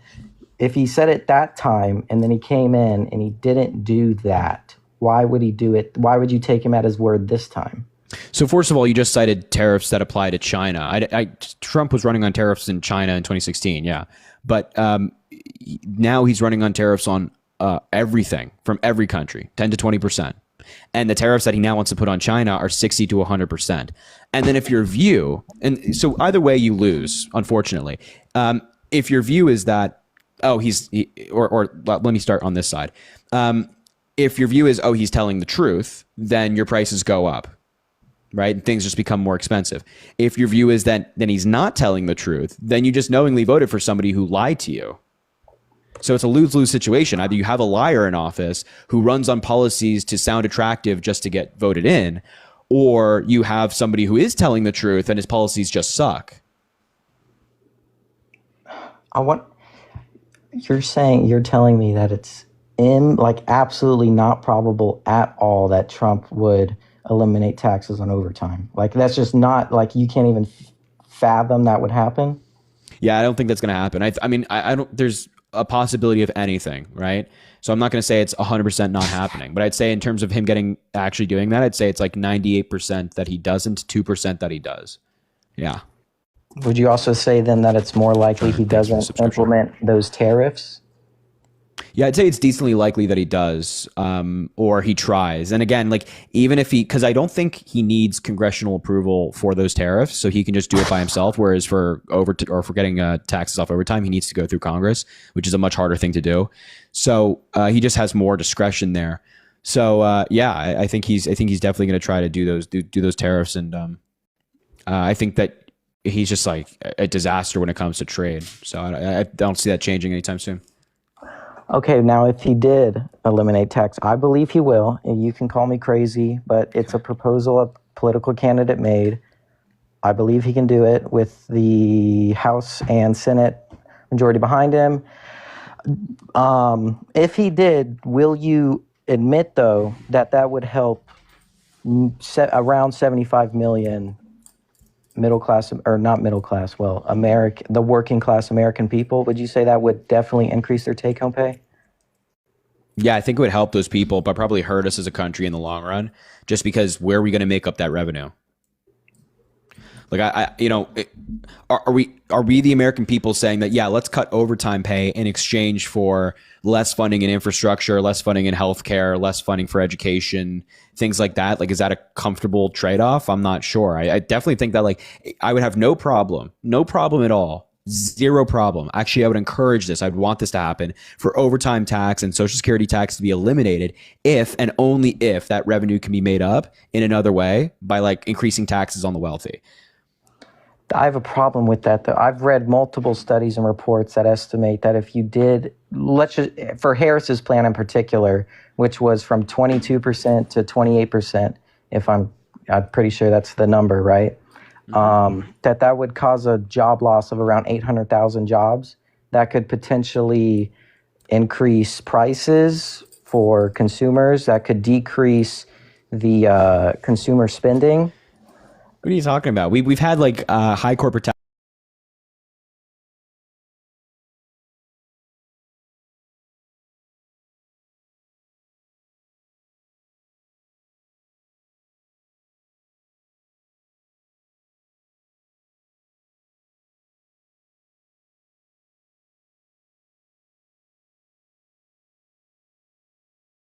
Also don't know how they can make that claim when, as I just mentioned, we have had higher corporate tax rates in the past before. And there wasn't this, when Trump passed his tax cuts, there wasn't this major realignment of businesses where they started paying their workers more because of that tax cut. So I don't know how they could possibly make this claim. And it seems like the study is lacking, again, the other policies that Kamala Harris would want to pass that would boost productivity, boost employment, and things like that. Okay, and let me get to Trump's, what part of it? I agree that Trump inherited a good economy, but do you agree that Trump grew the economy? No. Do you disagree with the studies that say Trump's GDP growth and job creation was a direct result of his tax plan? Yeah, do you have studies that say that? It's from the Tax Foundation, too. Well, of course. So the Tax Foundation is typically more conservative. So, of course, the Tax Foundation, which is led by more conservative people, think that, tax cuts for primarily wealthy people benefited the working class. But if we look at, like, nonpartisan studies, like the study that came out of the London School of Economics that looked at tax cuts or trickle down economics over 50 years in countries that did, and wage growth was virtually the same in countries that cut taxes versus countries that didn't. But the only thing that was different between these countries is that the wealth gap exploded in the countries that cut taxes versus the countries that didn't. In the countries that cut taxes, you had, like, wealth disparity kind of like going, like, parallel to each other, the bottom 50% being slightly lower than the top 1%. Then it just exploded. And you can see that in the United States with Reaganomics. So, and that continued under Donald Trump. So no, there's no connection between Trump's tax cuts and a job growth in GDP. I mean, GDP was virtually the same under, like, Obama as well, if not a little bit higher. So there's over the 4 years, the economy just grew without any economic policy at all. There's, like, nothing. There's no studies. The economy is mostly controlled by the Federal Reserve. Trump didn't do anything to help the economy, and his tax cuts only helped the wealthy. I mean, we have there's a study out there. It's on Brookings, which is it's an educational institute, not an economic institute, educational institute, that showed that, or was done by a Republican economist and a Democratic economist, and they found that the only amount that it's going to add to the GDP over 10 years is 0.02%, and it's going to add trillions every single year to the deficit, which appears to be working out the way that it is. And in this article as well, it also included the fact that for the lowest quintile of earners, their after-tax income as a result of the tax cut was lower than it is for the highest earners who after-tax income went up as a result of the tax cuts, which is pretty insane. Do you agree with his expansion of the child tax credit? Yeah, I think we should expand the child tax credit. That's fine. But that's mainly a policy that, like, Democrats have championed, and Republicans recently are the most recent party to have actually blocked expanding the child tax credit. So. Do you think Harris could have got the no tax on tips passed?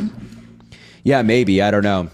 I think it was always an uphill fight for whoever it is. Do you think Trump can get that passed? No. If he got his Tax Cuts and Jobs Act passed with a divided Congress, why couldn't he do it this time with a non-divided Congress. Well, he actually did do it with a unified Congress. He had the House and the Senate when he passed the tax. Yeah, you're right. I'm thinking. Yeah, you're right. I was thinking of the other 2 years. You're right. But I was told, would Harris have to eliminate the filibuster to do some of her ideas? I've heard that from multiple. Well, there was talk about eliminating the filibuster for things like reproductive rights. But the filibuster, if you eliminate it for certain things, it's not just gone for everything. So you don't think Trump can eliminate the filibuster to get some of his tax? No, I think if he wanted to, he could. But the Senate Majority Leader, who was recently elected, Senator Thune, said that that's not happening. Now, maybe he's lying. I don't know, but I don't think that they're going to get rid of it as of now. Okay. Well, would you agree that this is a speculation debate then for right now? No. For me and you? No. I mean, I don't see. I think that when you have somebody who has continuously lied their entire political career, telling over 30,000 lies during his presidency, which averages down to 20 a day, which I think is like the most insane statistic ever. I don't think there's any reason to believe them when they say that, oh, I'm going to get this done or that done or anything like that. Well, I have the opposite, because on 2016, his main campaigning was the Tax Cuts and Jobs Act. That's what and the border.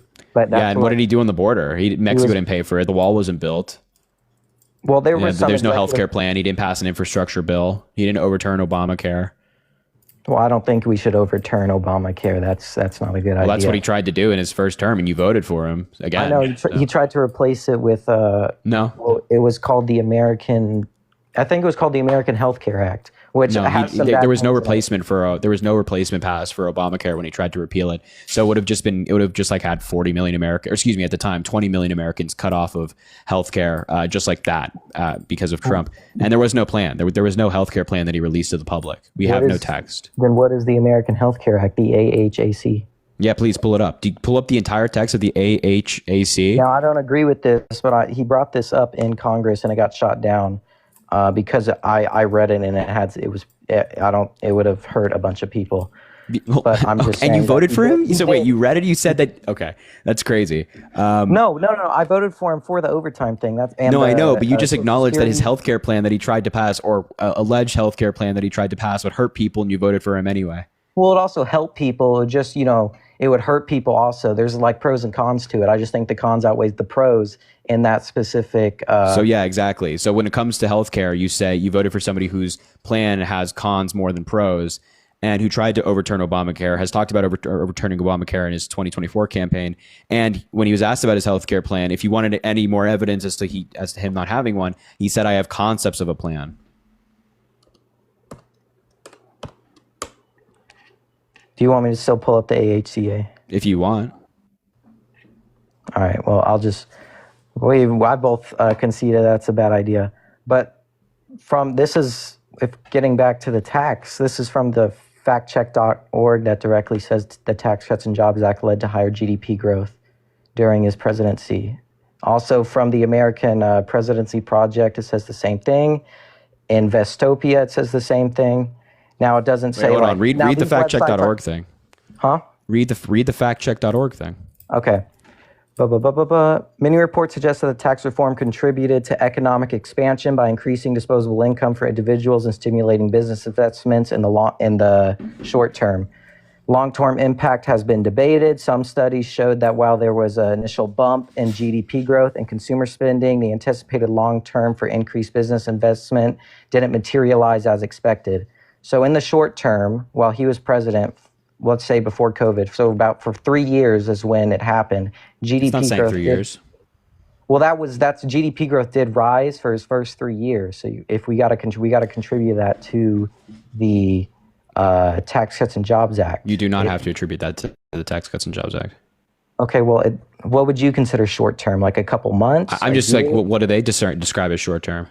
Well, it doesn't say like the exact. I read exactly quote for what it said. So they don't have a description. So you can't just be like, oh, I think short term means under Donald Trump. You can't just, you have to, like, if they're assigning something to short term, then you have to define like what's short term.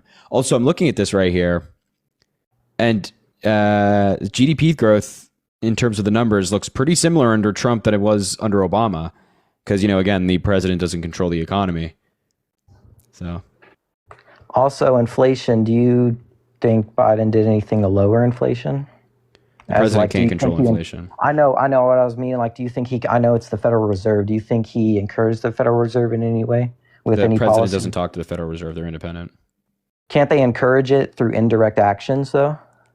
I don't know how they'd go about that, but I don't even know if I'd support that. I think it's a good thing that the Federal Reserve is separate from the executive. Oh, okay. Well, yeah, I'm looking at GDP growth right now. It's like virtually the same under Obama as it was Trump. Predictions, more jobs are killing. Why? I'm genuinely yet to see any data that suggests that the Tax Cuts and Jobs Act is a good thing. And I think the factcheck.org article you're reading was a fact check on like Trump's claims that it was good.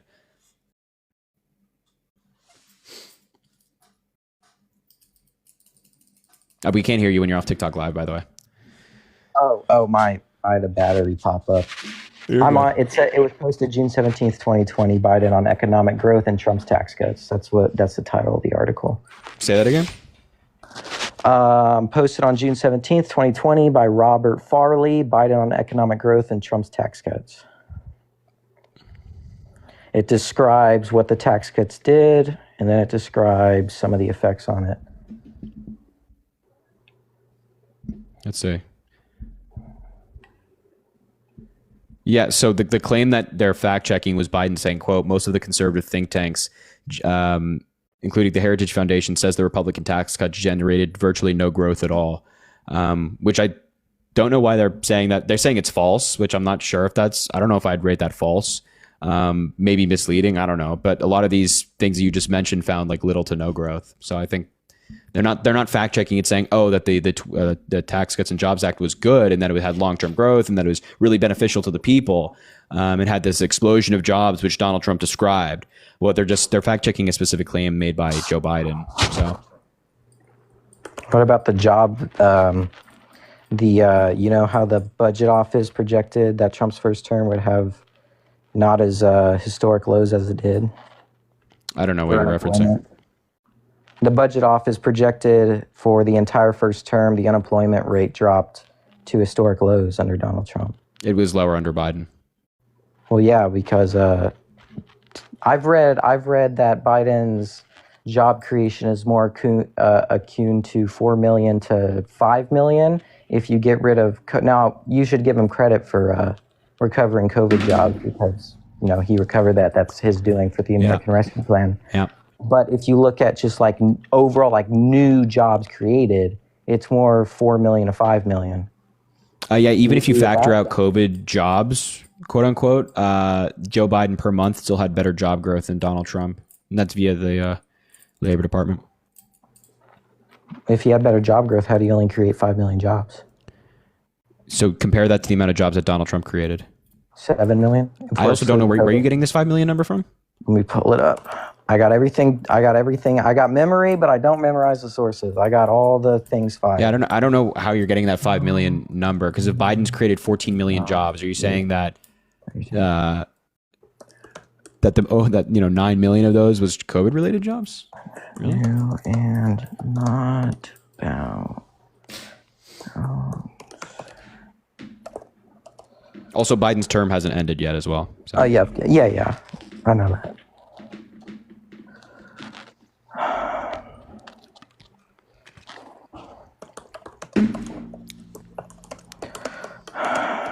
I'm sorry if I'm slow. I just want to be accurate. No, it's no problem. I like accuracy. I got kicked from a live for Googling. Whose live was that? Parker's. You got kicked for Googling? Well, Parker's kind of a fast talker. He doesn't like, I don't think Parker has a lot of patience with people. Well, I think he does. It's just like, conversations need to move a little bit quicker on live.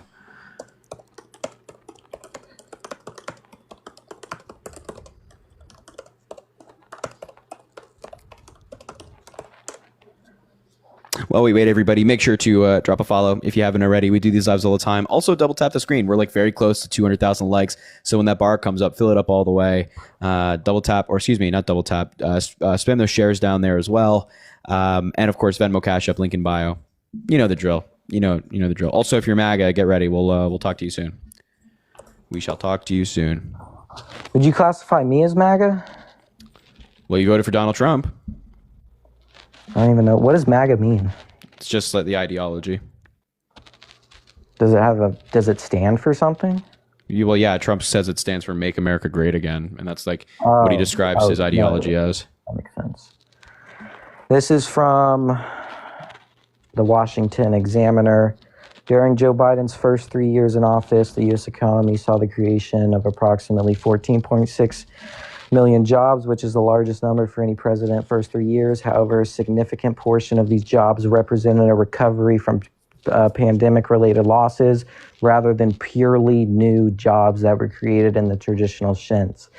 Many of the positions filled were those that had been lost during the COVID-19 pandemic. While these job gains are notable, it's important to distinguish between the recovery of lost jobs and brand new jobs being created in the economy. Now, I'm trying to find the 5 million aspect.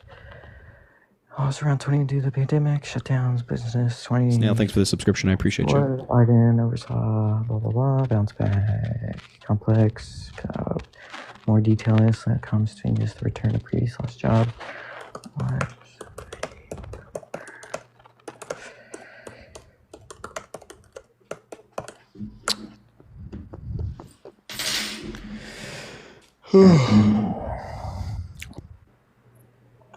Oh, come on.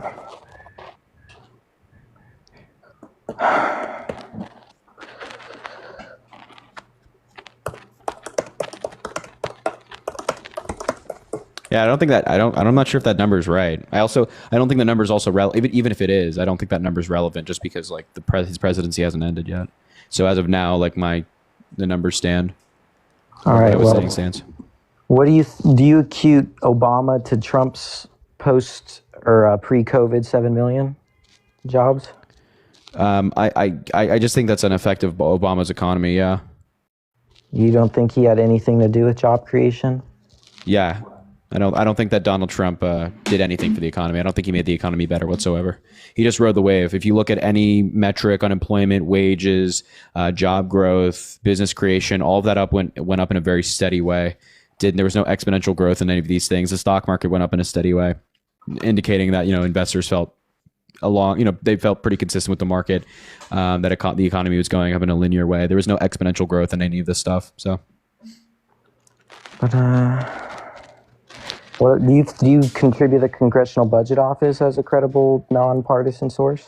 yeah, What they projected that TCJA grew the GDP about around 2%. Over the next decade, which could lead to the creation of 1.1 million jobs. That was before Trump became president. okay. So it was before. So this analysis they did was not on the actual bill. It was like a hypothetical of what Trump was proposing. Wasn't everything a hypothetical before the person becomes president? I mean, No, not necessarily. I mean, if they did this analysis on an actual piece of legislation that was written, that's a different thing. And also, it did. It said it said the CBO projected that TCJA. But you're saying this happened before he was president? Yeah. Well, he announced that would be thanks for the subscription. In 2016. He was really hard campaigning on that bill. Yeah, no, I'm saying that like an analysis on a bill that might not yet be written, and like you have vague proposals I'm not sure if that's like the best way to analyze something. I think it's like helpful before a bill is written, but once it's passed and signed into law, I think that's a different story. And again, like I would love to see where they're getting this growth from, and what their conclusion is on like how we got to more growth.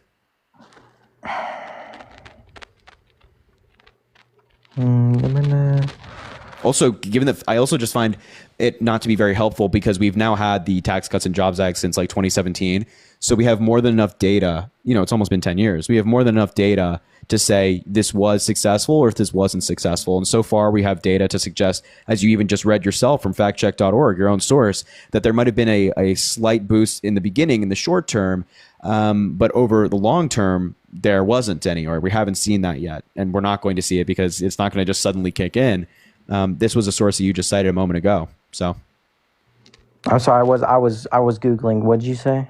I'm sorry. It's fine. What I was saying is, we have this has been in law for like around 10 years or close to 10 years, coming up on 10 years.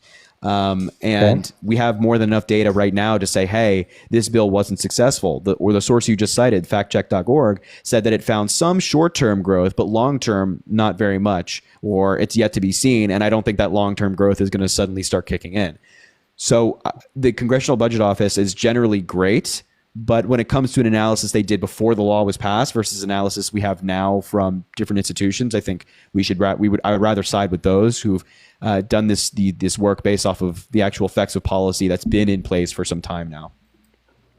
Okay, I found a source directly saying something about TCJA from Economic Policy Institute, an EPIA report from 2019, and I quote.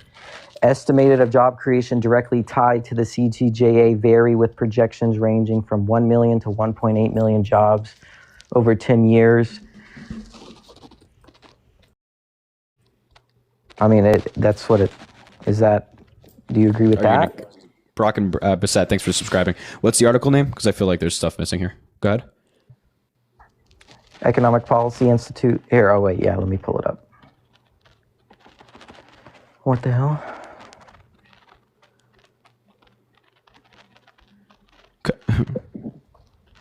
It's an AI overview.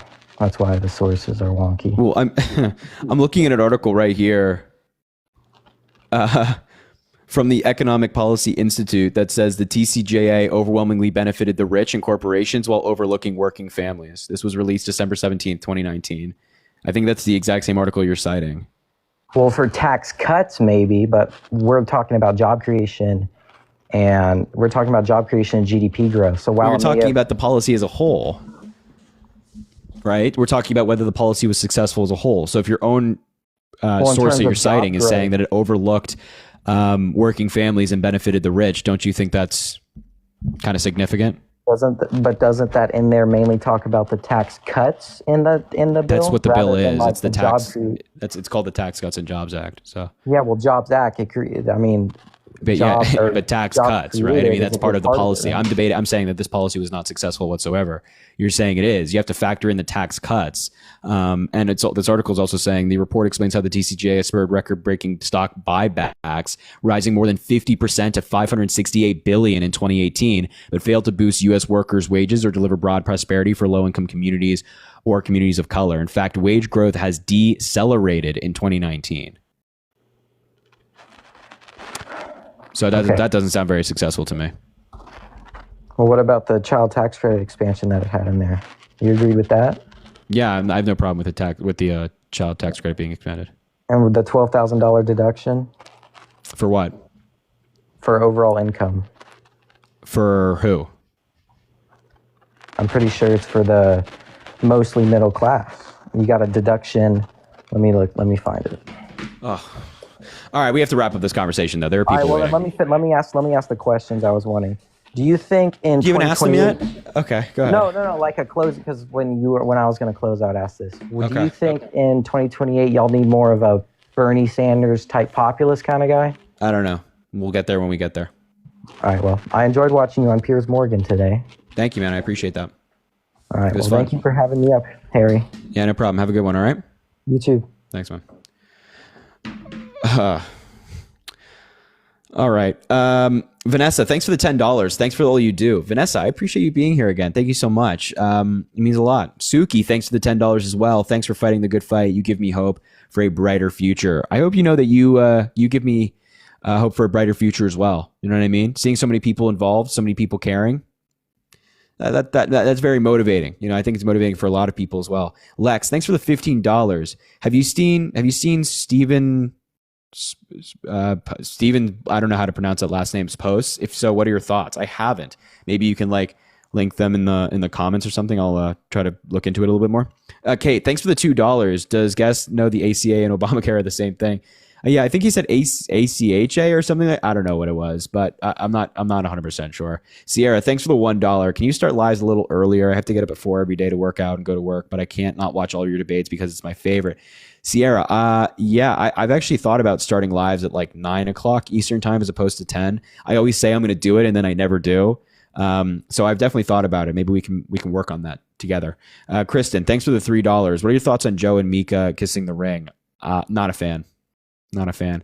Katie, thanks for the $5. As a fellow Giants fan, how do you feel about the Daniel Jones news coming from this morning? I actually did not see the Daniel Jones news.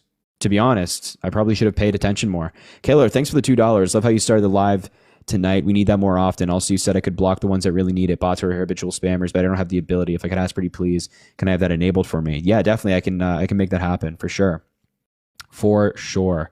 Will, thanks for the $1. Why does MAGA politicize Lake and Riley's death and never mention anything about Molly Tibbetts?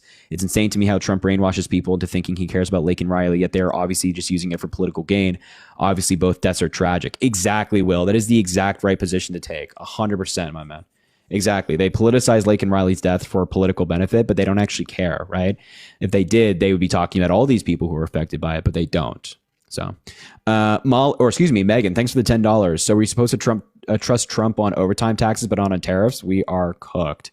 I know. Isn't that? Oh God, we're in such a bad spot. Yo, Trisha, thanks for the $5 saying you need a haircut. Second, thanks for everything. Trisha, I actually just got a haircut like a week or so ago, like 2 weeks ago, maybe 2 weeks ago. Yeah, I'd say like 2 weeks ago. Right? Yeah, like 2 weeks ago, I got a haircut. I don't know. I'm kind of rocking with this longer hair right now temporarily, but I think I got a haircut 2 weeks ago. I get one like every 5 to 6 weeks, but I appreciate it. I appreciate it. I used to have like really short hair. I think a lot of you have seen me with really short hair. Not good. All right. If you're MAGA, let me know in the chat. I'll bring you up. Look, so many amazing people in the chat saying I like my hair. If you're MAGA in the chat, let me know. I'll bring you up and we can talk. And you can tell me why you're MAGA and all that good stuff. And make sure to drop a follow. We're literally 5 followers away from 100 for the night. So make sure to drop a follow if you haven't already. And of course, Venmo, Cash App. Excuse me. What's this lighting? I hate when it does this. Hello. Golly. Venmo, Cash App, link in bio if you want to support the live and if you'd be so kind. So yeah, Jameson. Let's bring up this guy. He has a knight in armor as his profile picture. It's curious. What's up, man? What's up? You vote for Trump? Yes, sir. Golly, what a terrible thing. Why? Because I value Second Amendment rights. You value Second Amendment rights? Yes, sir. Kamala okay. And why would that lead you to vote for Donald assault Trump? Weapon ban. Because he cares about protecting them. Really? Yes, sir. So what do you think Trump's going to do to protect like the Second Amendment? And when you say you care about Second Amendment rights, like what would Trump protect, and what did you think that Harris was going to take away? Well, she was going to ban assault weapons. I know a lot of the stuff is up to the states and whatnot, but she promoted a federal assault weapon ban, which I did not like at all. So I was against that. Why aren't you up for assault weapons ban? Because shall not be infringed is pretty clear. Why should people not be able to own them? Are you against it? Well, there's a public health argument in the sense that, AR-15s, for example, have been used in some of the worst mass shootings in American history. If you look at like the top 10 worst, they're used in the majority of them. And also, like, even the most conservative Supreme Court justices in the past, like Antonin Scalia, have said that the Second Amendment is not absolute. So, you can say shall not be infringed, but there's also the words well regulated in the Second Amendment, right? So well regulated is right there. So it's a balancing act of like protecting the right, and like obviously I support somebody's right to bear arms, but I don't think that nuclear weapons should be broadly used by the public, right? Well, that's completely different. Why? That can wipe out like an insane amount of people. Okay, so you'd acknowledge that it can't be used to defend yourself. It can't be used to defend yourself. It's not. It's not even a firearm, and it has so many long-lasting effects on where it was dropped. I'd say that AR-15s can be very dangerous and have long-lasting effects on when it's used. But not like the area. The area is safe after it's been used. You can't go to but I don't think that for years. I don't think that the effect of weapons should just be looked at like the effect on its environment. It should be looked at like the effect of the people around them or like the victims and whatnot, right? So, but you would acknowledge in this line of questioning, or let's talk conversation we're having, that there is a limit to what people can have, right? Yeah. Okay. But And that limit is like nuclear weapons or like tanks or what? Where do you put that limit? Just like in your mind, tanks are fine. tanks are fine. Yeah, You agree with people like driving around tanks? I think that's pretty cool.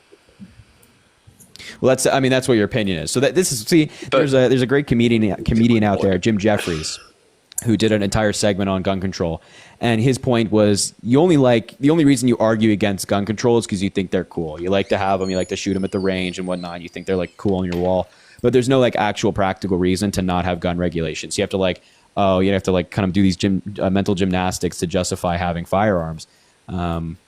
Which is like this, like, like nukes are obviously very bad because they can kill a lot of people. I agree. But tanks are just cool, so you would have them. And even though like the Constitution permits for regulation on gun control, you'd say, oh, well, can't infringe on it. That just doesn't make any sense. Do you think that banning having automatic rifles be very difficult to obtain is an infringement of the Second Amendment? Yes, I do. So you think people should have automatic rifles? Absolutely. What the fuck is wrong with you? Wait. Well, you have so just out of curiosity, do you prioritize your right to own an AR-15 over the well-being of society? No, I do not. In fact, Okay. I'd say they go hand in hand. If everybody carries guns, there would be like no mass shootings. In So fact, we have over like 90% of them happen we have like in 900 million guns in the gun-free United zones. States. Okay. We have like 900 million guns in the United States with like 330 million people. So there's more, and it's probably way higher than that. There's a lot of guns that are owned that are just like not reported or not licensed or anything like ghost that. guns. So it's in some places it's like a 1 to 27 ratio in terms of like people to firearms. So then when is that going to start kicking in? Because if your argument is, oh, if people just had firearms, we'd be fine. So when is that going to start kicking in? Because there's like well over 900 million guns in the United States. Yeah, but like what I said is over 90% of mass shootings happen in gun-free zones. So the absence of It's not true. Yes, it is.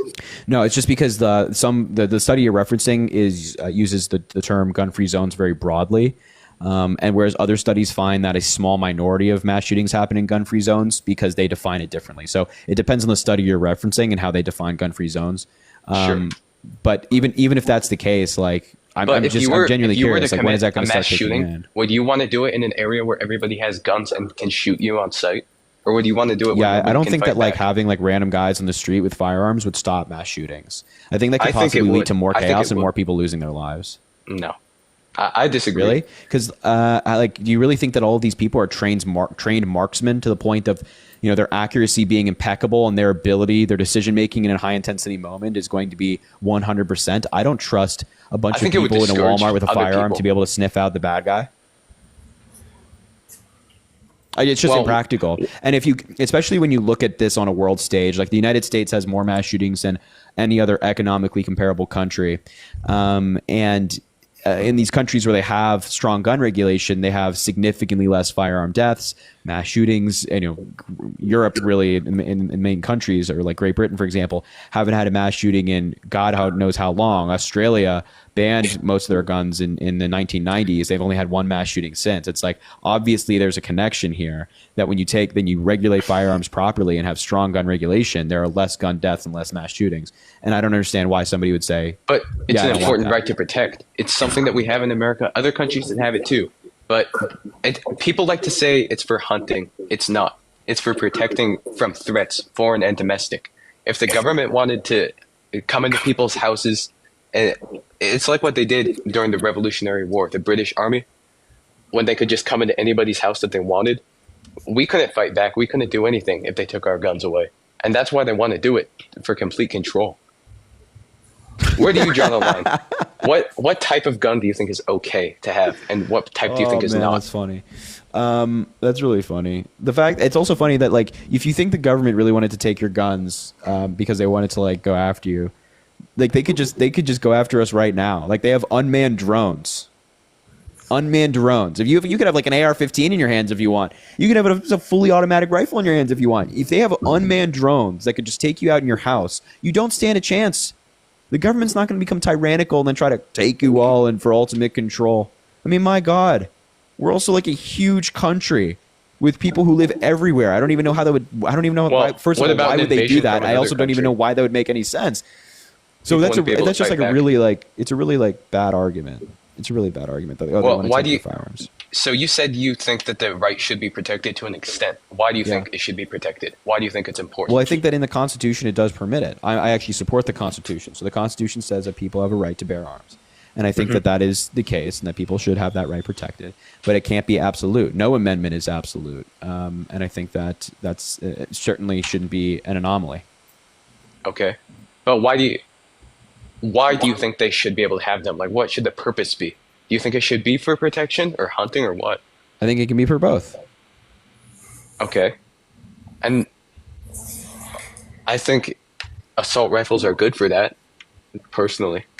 Well, somebody could think that fully automatic rifles are good for that. And personally, it doesn't mean that that should be widespread. I think that people can defend themselves or hunt with hunting rifles and fire and handguns. And I think we need stronger regulation across the board. I think there should be an assault weapons ban because at the end of the day, the data is irrefutable. If you have all these other countries around the world with strong gun regulation and they don't have mass shootings and killings just generally to the level that we do in the United States, how could you possibly sit here and say that the inverse would be better, that more firearms would suddenly make us safer? When we've tried this, we have over 900 million guns in the United States and it's not working. Well, how do you think that would even be enforced? Are you in favor of a ban on the sale of them, or do you think they should come take them? Just ban on a sale. Okay, so people who already have them are good, you think? Okay. Well, or we have an optional buyback as well. So if somebody wants to sell their firearms back to the federal government, they can. Okay. Don't you think that's like a more logical position to take? I'm definitely in favor of them not taking them at all, but I think they should still be it. Okay. What do you think about privatized sale? If somebody has one and wants to sell it to their buddy, what do you think about that? Do you think that should be legal?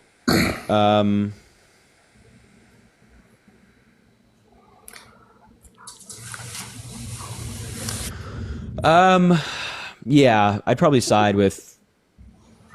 go with that shouldn't be legal. That shouldn't be legal. That should not be legal. But that can't be tracked at all. They could just hand it off to them for cash.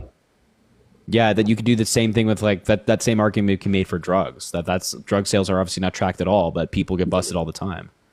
Are people I just out of curiosity, when people are saying no in the chat, are they saying that should be allowed or not be allowed? I can't tell. I think I don't know. Anyway, but yeah, so there are plenty of exchanges that are done illegally that can't quote unquote be tracked, but there's people are still busted for that stuff. Not allowed. I agree in the chat. So no, I don't think that people should be able to do that. I think you have to be a licensed gun dealer by the government, by your state government, and maybe even for the federal government as well, in order to do that. And if you transmit them, whatever the firearm may be on a private level to another individual, you should face some consequence for doing that. Okay. So, right. Oh, you done? No, I mean, if you have anything else to say, you can say it. But well, what do you think of the border? Do you think illegal immigrants should be allowed in? No. That's another thing I think Trump is pretty good on. I think we want a secure border, of course. A secure border? Well, Trump's in favor of that. What do you think about mass deportation? Bad. Bad? Why? Because a lot of these people have been here for quite some time. Most of the people who are here undocumented have just overstayed their green cards or visas, and a lot of them have established lives here. They have families here. They're going to school here or working here. And if we were to deport all these undocumented migrants, we'd be removing around 5% of our workforce. A lot of these, they mainly work in like construction or agriculture, which would really, really hurt the United States and like hurt our ability to just build things. And of course, like the ability to get food to grocery stores. So I think that just like deporting all of these people and having all of these absences in these jobs would really hurt the United States and likely increase in the short term. I think it would be beneficial in the long term. Why would it be beneficial in the long term? It would give more jobs to people who were born here, and it would just help us be more self-sustained, and it wouldn't incentivize people to come in illegally. So we can non-incentivize people to come in legally and still give jobs to immigrants. And I also don't know what you mean, like self-sustained. Like, do you think that like America's like a river where, like it like? I think of it more like an ecosystem. It's you think of America as like, okay, an ecosystem. Immigrants are good, my man. We have people coming in from all around the world who have different talents, different skills. And even if they're not highly skilled in anything, there's a place for them here in the United States.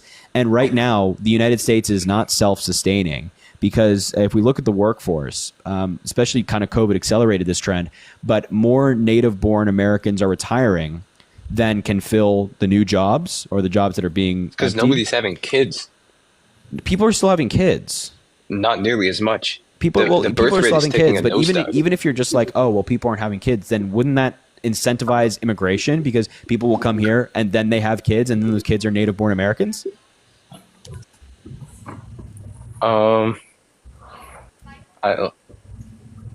I guess. Okay. But great. I think it would just be better to incentivize people to have more kids and encourage it. Or we could do both. We could have like, yeah, you should, if you want to have kids, have kids. I don't think we should be like, oh, you have to have kids. I think we should just say like, hey, if you want to have kids, you can have kids. And also let's increase immigration so these jobs can be filled. I think that's a better idea, don't you think? We should incentivize people to come in legally, because I think what you're saying is true. There's a lot of people with a lot of skill sets that could come in. Okay, so that's what Kamala Harris wanted to do. But I think it should be a limited number. I don't think anybody should be able to come in.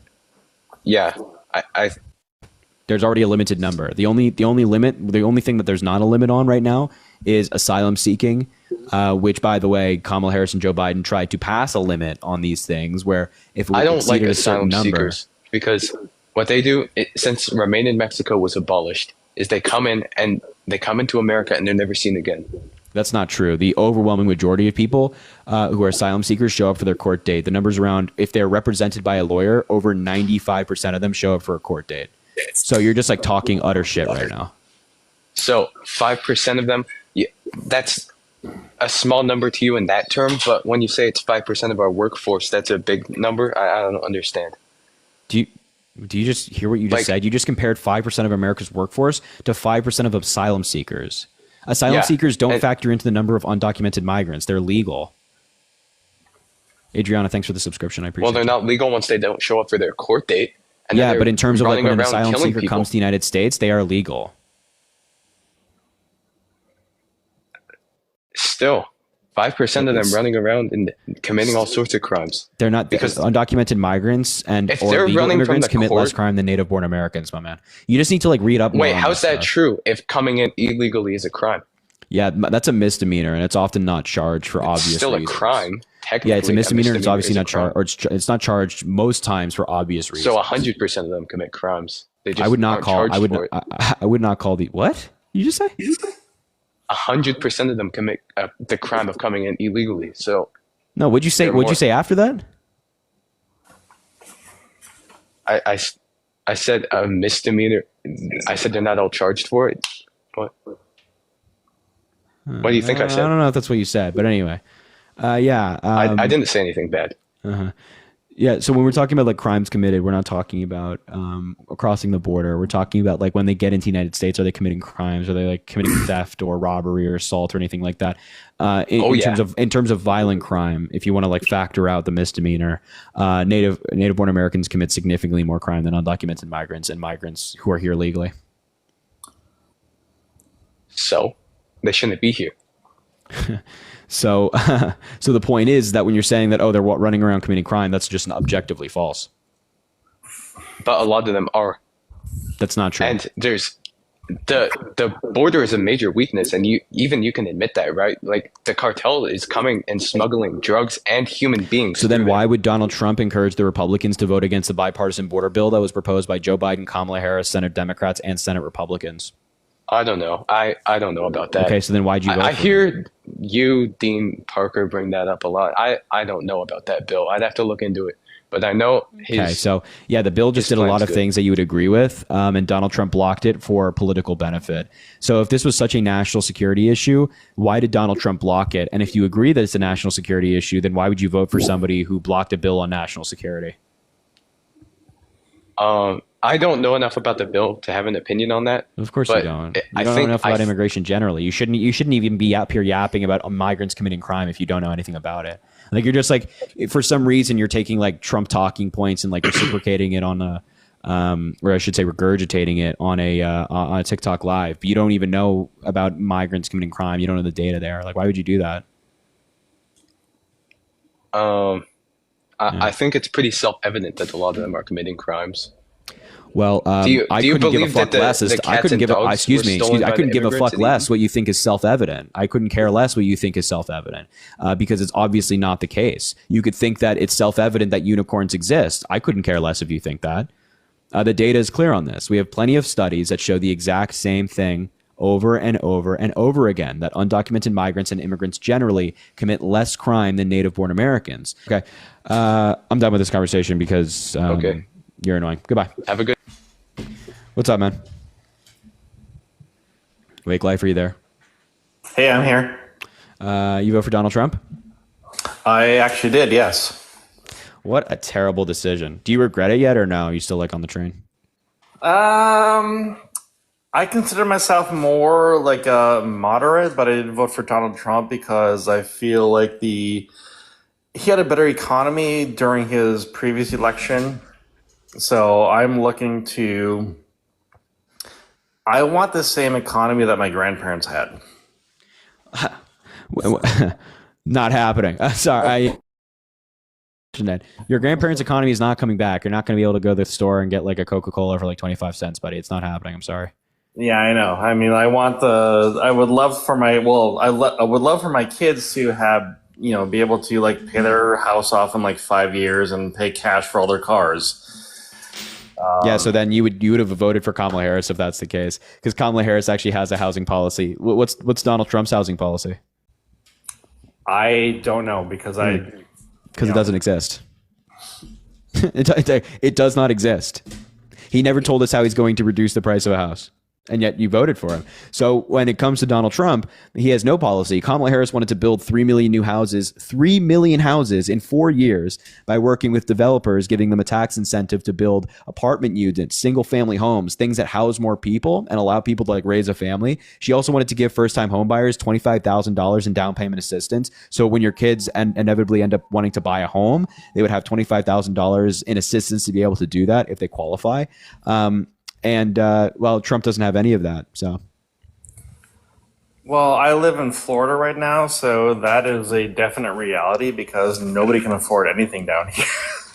Yeah, it's very expensive. But Kamala Harris would have alleviated that in a lot of ways. Trump won't. She would have. But you voted for Trump. That's why I'm asking, like, do you regret it yet? Because you're seeing, like, Trump has appointed a dude who's been credibly accused of having intercourse with minors as Attorney General. His Department of Defense secretary that he appointed and hopes to get nominated is a Fox News host who has also now been uncovered that he paid off a woman who for her silence, who he was accused of assaulting. You have like God damn it, the fucking Tulsi Gabbard running the Department of National DNI.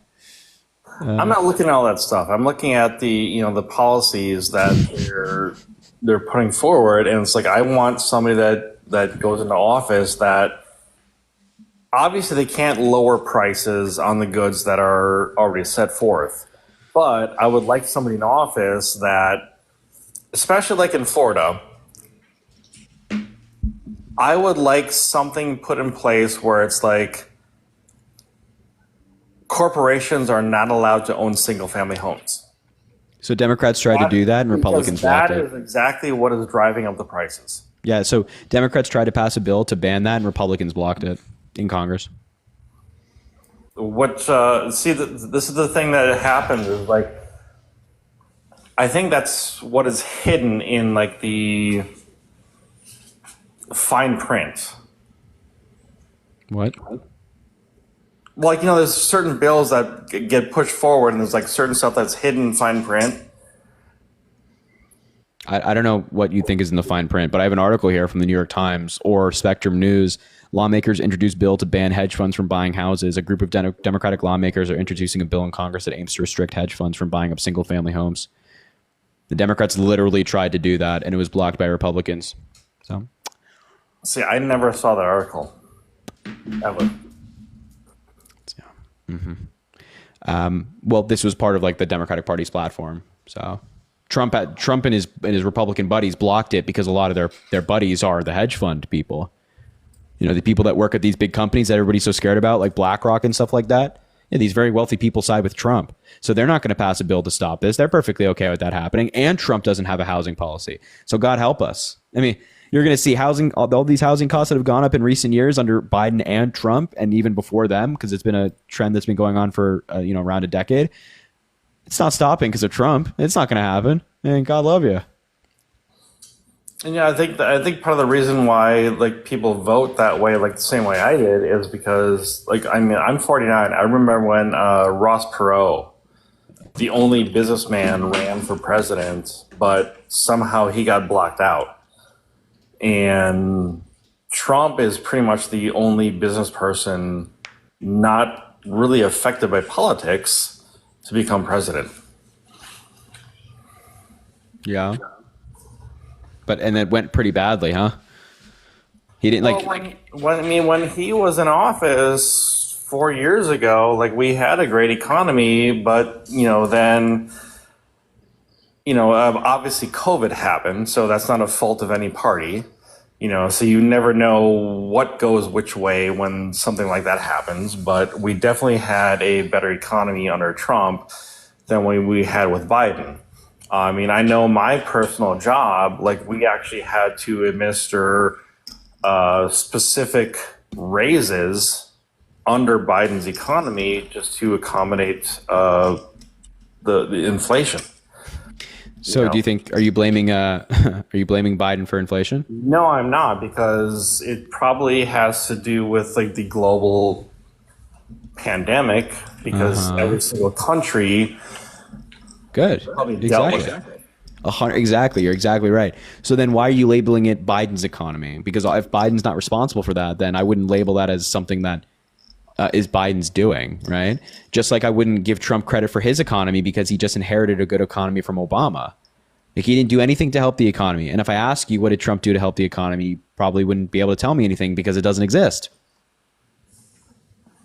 So I'm saying, like, this is what's so frustrating about these conversations after the fact and even before the election, is because like all of you have just been bamboozled into voting for this guy. Like he takes credit for things that are good that he didn't do and puts the blame on bad things that he did do on other people. January 6th, though, he said it was the FBI. The election, he says he didn't lose. It was the liberals who made it unfair. COVID, the liberals blocked him from doing it. It was China's fault. Every time this guy does something bad, it's not his fault. He never takes accountability. But anytime something good happens under him, he inherits a good economy from Obama, he says, well, that was all me. We elected a narcissist to be president again. It's like, why would we do that? Why would we do that as a country? It makes no sense.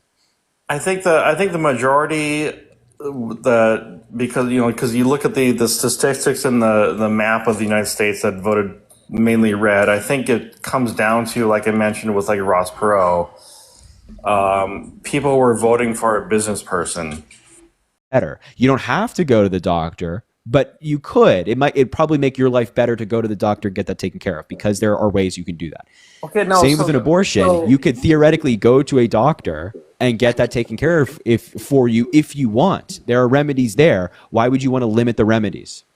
So one thing I heard from actual women is, because I posed the same argument. As opposed to not actual women? Go ahead. Well, no, so I posed the same argument to women, and they said, well, sometimes abortion has life-lasting effects on the body.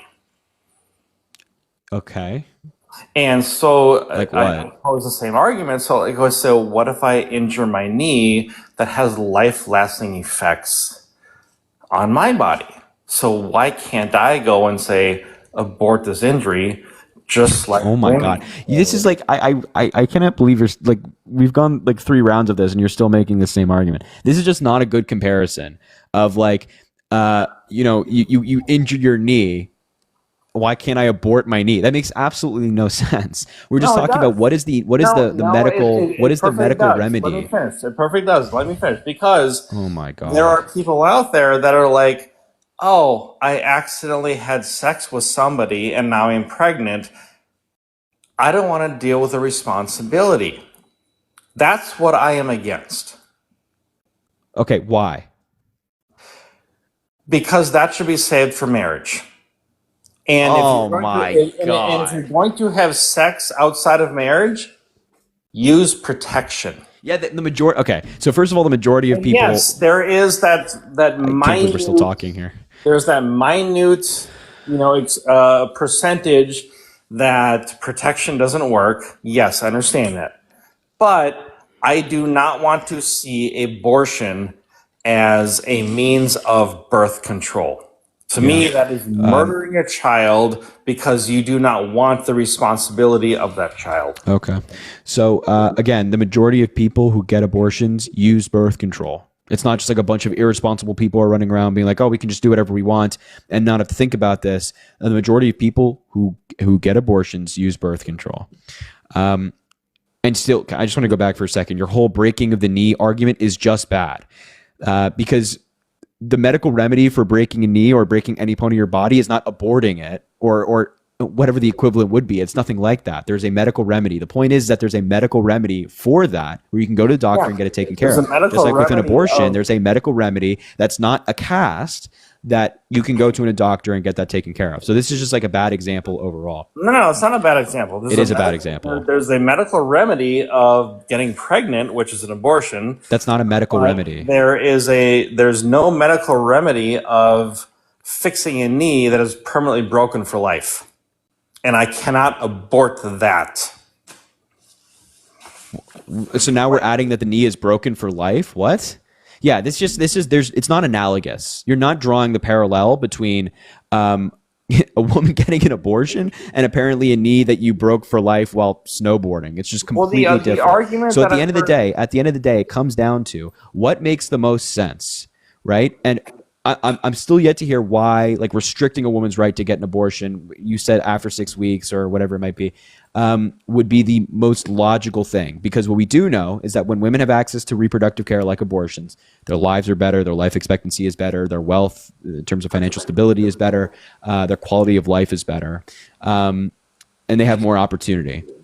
Okay, right? So then by your argument, you're wanting to relegate women to a reality where none of that's the case. Okay, so how do you respond to the argument that most liberals made where they said, so the government is forcing me to have a child, whereas my argument is, did the government force you to have sex? So no, the government didn't force anybody to have sex. But the government is stepping in when it comes to abortion and saying, no, you can or can't make a decision. And I think we would both agree that when you make a decision and you engage in something that obviously has consequences that people know about, it doesn't mean that you consent to those consequences. So for example, when you get in your car and you drive on a highway, you recognize that there's a possibility of getting hit by an 18-wheeler and dying. Does it mean that you consent to getting hit to an 18-wheeler and dying? No. If you could avoid getting hit by an 18-wheeler and dying, even though it's a possible consequence of driving in your car, would you want to avoid it? Yes, absolutely. So just because you engage in something, just because you do something knowing that there are consequences, doesn't mean that you have to suffer those consequences and just take it on the chin. So that proves my point exactly. So if you get in a car and you accept the consequences of getting hit by an 18-wheeler, can you go to the doctor and say, you're making an argument that engaging in intercourse is a consent to pregnancy. I don't think it's a consent to pregnancy. It most definitely is. Okay, so when you get in your car, are you consenting to being hit by an 18-wheeler? Yes. Because really? If I get in my car every single day, I'm consenting to the possibility of No. We're not talking about consenting to the possibility. Because when you do anything, you consent to a possibility. I'm asking you, do you consent to that happening to you? Yes, I consent that every time I get in the car. No. Do you consent to getting hit by an 18-wheeler and dying? Yes, it's the same thing. No, it is not the same thing. It is obviously not the same thing. The possibility of something happening and something happening are not the same thing. If I engage in sexual intercourse with a woman, I consent to the possibility that if I do it unprotected, I may have a child on the way. Okay, but why do you think that that's consent? If I get behind the wheel in my car, I consent to the possibility that I may get into a car accident. No. 18-wheeler. You keep saying may and possibly. So did you. With pregnancy, are you consenting to getting hit by an 18-wheeler just because it is a possible consequence of engaging in driving a car?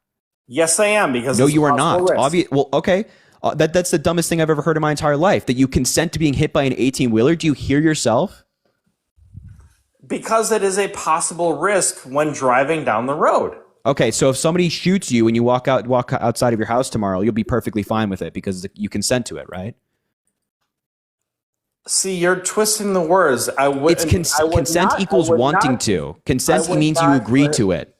I would not be perfectly fine with it, but I consent with the risk. That's the difference.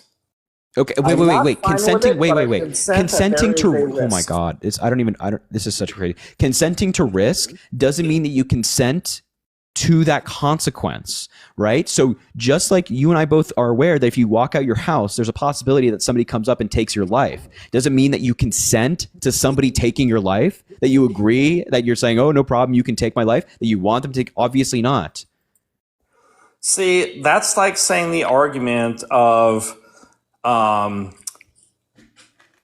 going to say racial slurs to a what? No, I'm going to say racial slurs to a minority community, what? And I'm going to expect not to get shot. No. What? I would not expect. What the fuck are you talking about? What are you talking about? What are you talking about? Oh my God, bro. Oh my God. I can't even believe what I just heard. What are you talking about? What? No, there are incessant risks with every action you take. Inherent risks. The phrase is there are inherent risks. There's an inherent risk with every action you take. So there's an inherent risk with sleeping with a woman or sleeping with a man. The risk is you get pregnant. Yeah. Okay, so we keep going over the same thing over and over again. First of all, I'm just going to pretend for this time being that you didn't just try to make an analogy with saying a racial slur to somebody. Use racial slurs in front of a certain. I don't know why you keep you should not use that example. It just keeps making you look worse. It keeps weakening your argument. I don't know why you keep going back to that. I mean, I grew up. Are you sober? Yes, I am. I grew up in a different generation than you. I don't know what. My choice to use racial slurs in front of a certain ethnic group.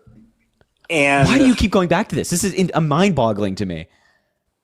Because they would beat my ass if I did. Okay. Do you consent? Meaning that you agree to get your ass beaten? It's a choice to refrain from doing that, or it's a choice. Okay, but do you agree? Do you consent to getting your ass beaten? If I use that certain language, yes. I consent to getting my ass beaten because I use that in front of them. That's still a terrible argument to make as well. Think about it this way, right? By your logic, a woman goes to a party. There's a possibility that the woman is assaulted at the party. If she knows that that's a possibility, you're saying that she consents to being assaulted. No. That's exactly what you're saying. But it could happen. Yeah, exactly. So you're saying if something could happen, that means you consent to that happening. No, don't consent to that happening, but it could happen. Listen. Holy fuck. Okay, so just let me frame it again to you. If you get in a car and drive on the highway, you recognize that there's a possibility of getting hit by an 18-wheeler. I say that you obviously don't consent to that. You're saying that if you know it's a circumstance or a possibility, then you do consent to it. Now apply it to a woman going to a party. A woman goes to a party and she knows that there's a possibility she may be assaulted at that party. If she is assaulted because there's a possible risk of that happening, then by your logic, she would consent to being assaulted. There's a difference between consent and the knowledge of something that could possibly happen. That's exactly what I'm arguing. Yes. So when a woman has intercourse with a man, she knows that there's something that could possibly happen as a result, but it doesn't mean that she consents to it. Thank you for agreeing to my argument. I totally agree that there's two different things. So if she consents to the result, then she should then her and the person that she consents to with the result should take the responsibility. Okay, but they don't consent to the result. That's the point.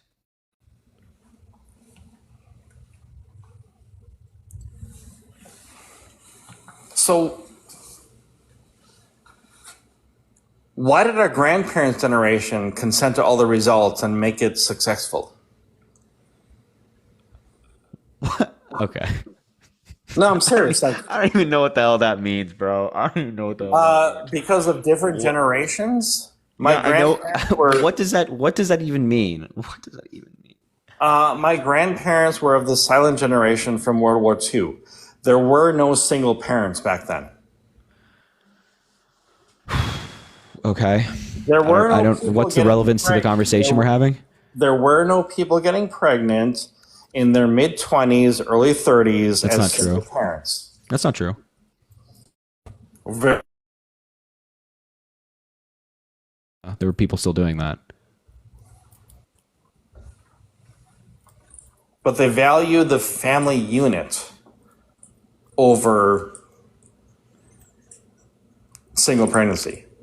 Like I said, I'm 49. I went out to the clubs when I was in my 20s, and I can guarantee you that most of the people back then were in their 20s. You go out to the clubs now, it's like 30. What are you? I don't even know what you're saying. Yeah, when I went back into the clubs and I was in my 20s, I can guarantee you that those I'm people were in talking their about, 20s. people It's a real hooking up. philosopher here, ladies and gents. It's No, one like of the you're great minds of talking our about time. people hooking up, so I'm giving you an example. I don't. Okay. So, you go out to the clubs now, and people are all in their 30s and 40s. What happened? I go to clubs and they're in their 20s. And how old are you? I'm 22. Exactly. So I go to clubs now in Florida, and people are in their 30s and 40s. And I'm thinking What? let these 20-year-olds have their time. What does this have to do with anything? Okay. Yeah, I consent to you getting the fuck out of the live. All right, have a good one. Oh, dude, that was so painful. I don't even. Ugh.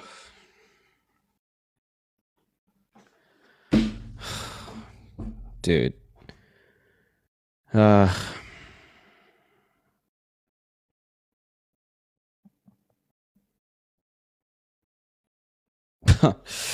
Listen, I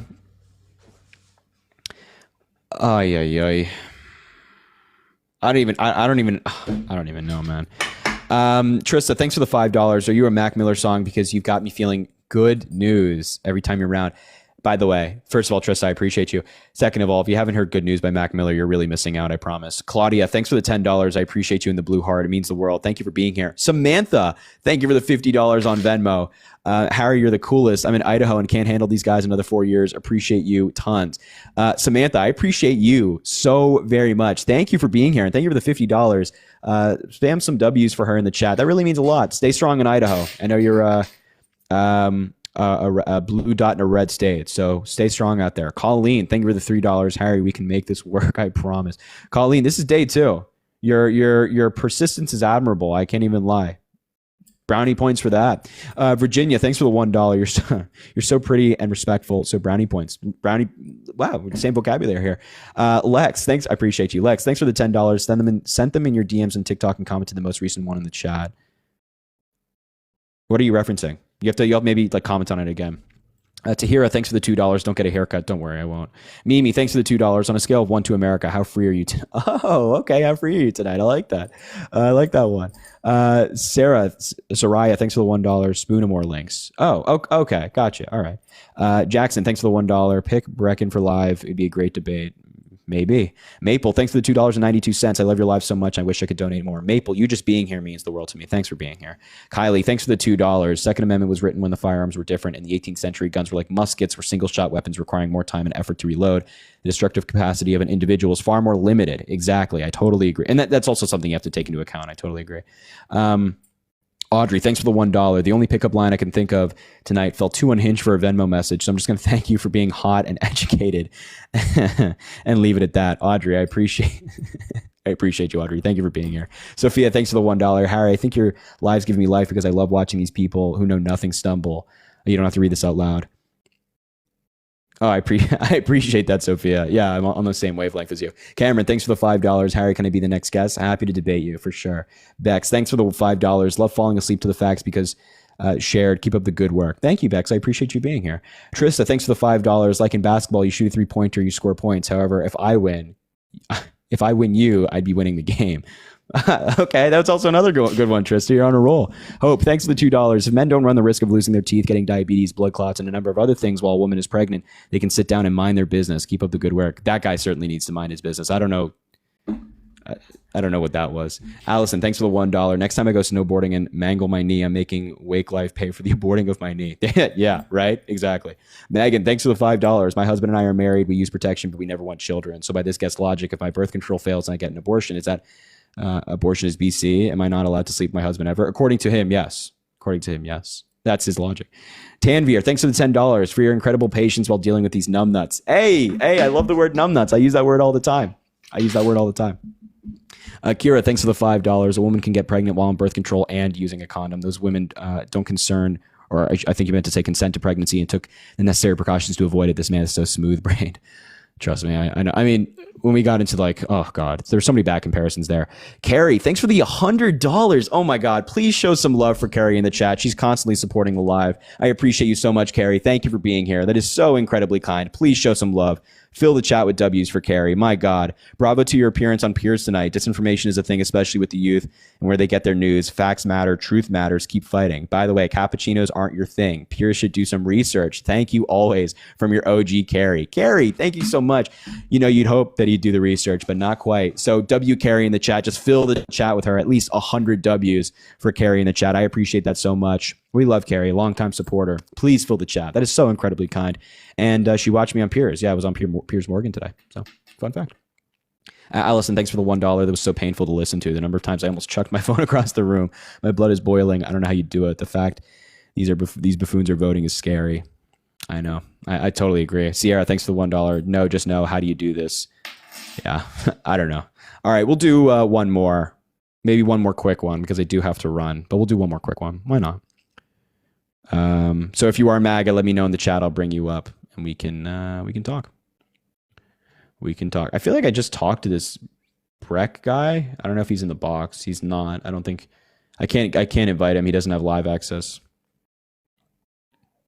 I can't even believe I'm still like shocked at that conversation. When he brought up like the saying things in front of minorities, that was just fucking insane. Corver, let's bring up this guy or like give him an invite to do so. Really, Jason, let's get him up here. Zariah, thanks for the $1. I'm watching you in my room and my sister is watching you in hers. Tell her I love her and good night. Zariah, or Zariah's sister, she loves you and says good night. She's a good sister, it sounds like. Virginia, thanks for the $1. Please don't read out loud. You got it.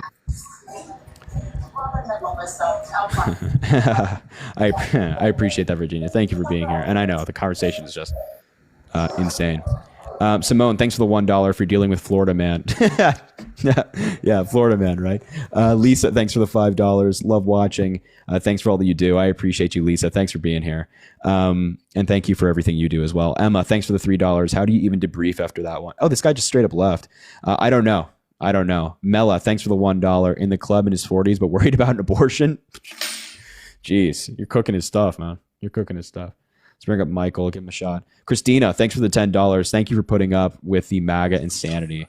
It's quite a challenge, I got to be honest. Tanya, thanks for the $5 with no message. I appreciate you. And Courtney with the $1. Do you think there will be a World War III? No.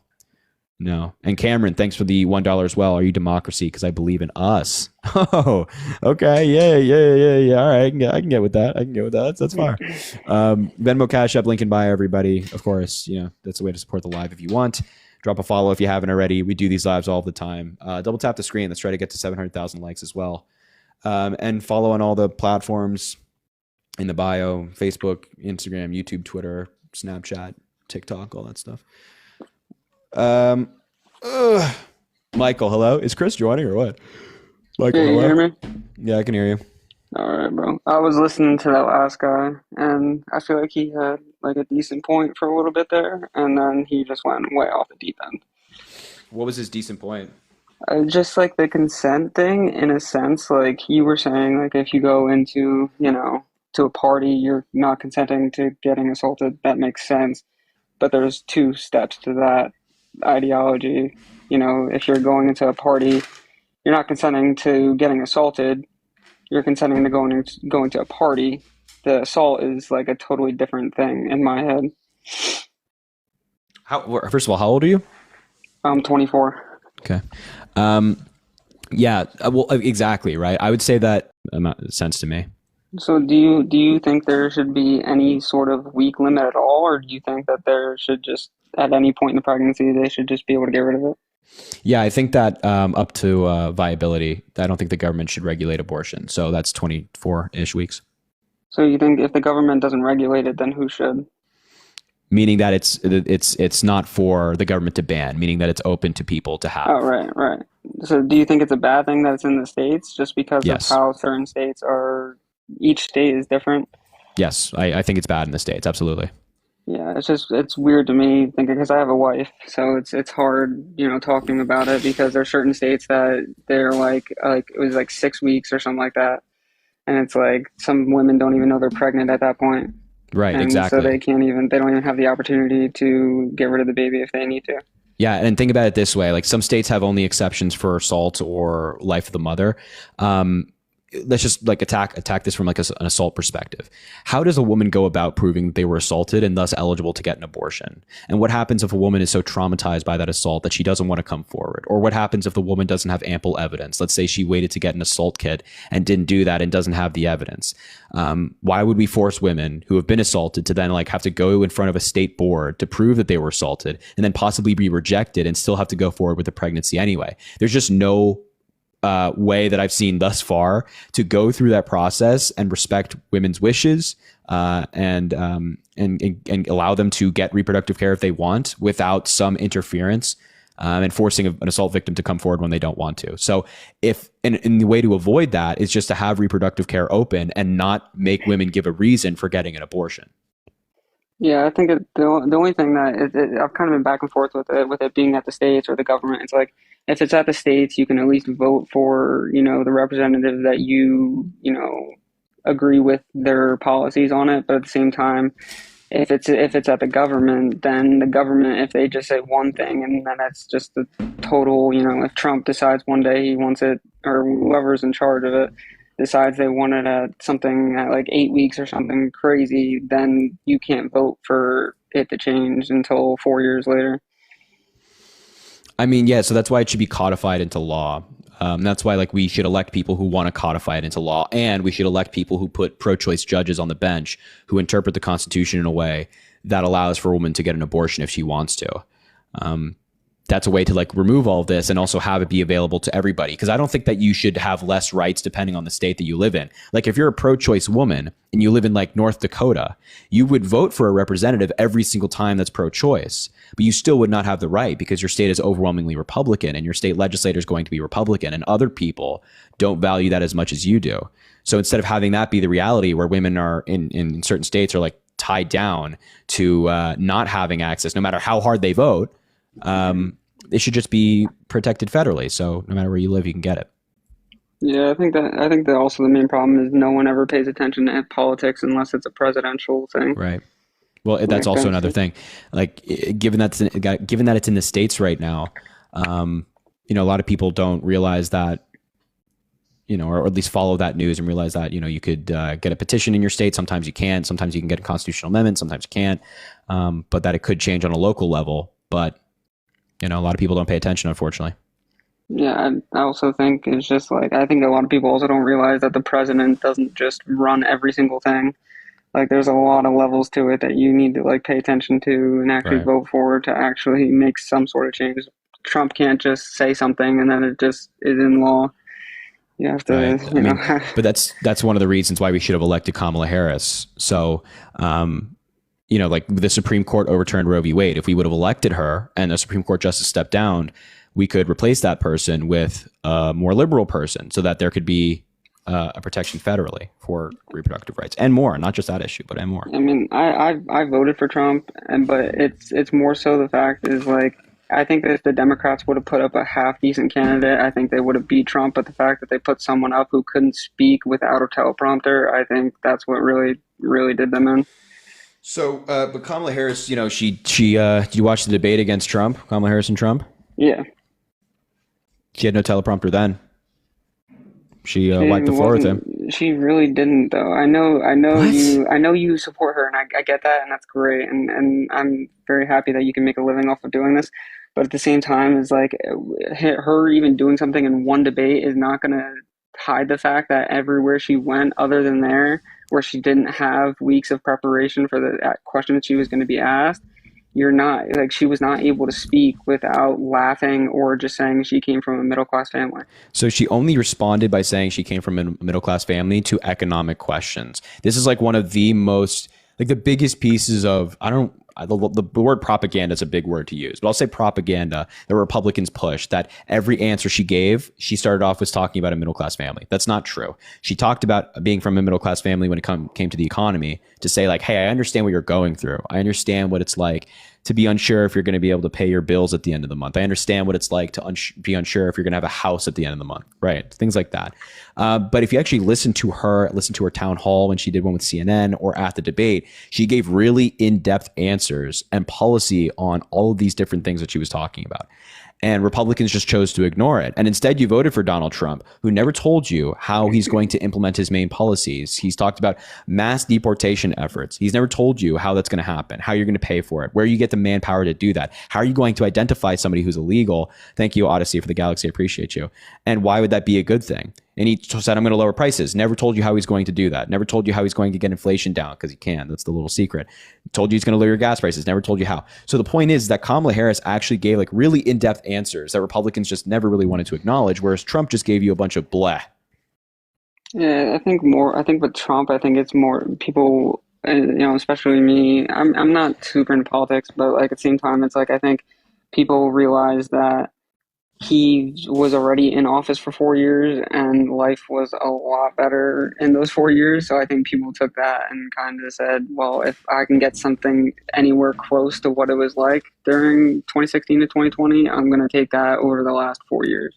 Well, it's not going to get there. And you shouldn't frame this conversation in terms of prices of like versus the last 4 years, last 4 years versus the 4 years before that, because at no point in the past 8 years has the economy been the fault of the president at the time. So when Trump suffered a terrible economy as a result of COVID and unemployment went up to 14%, that was not Donald Trump's fault.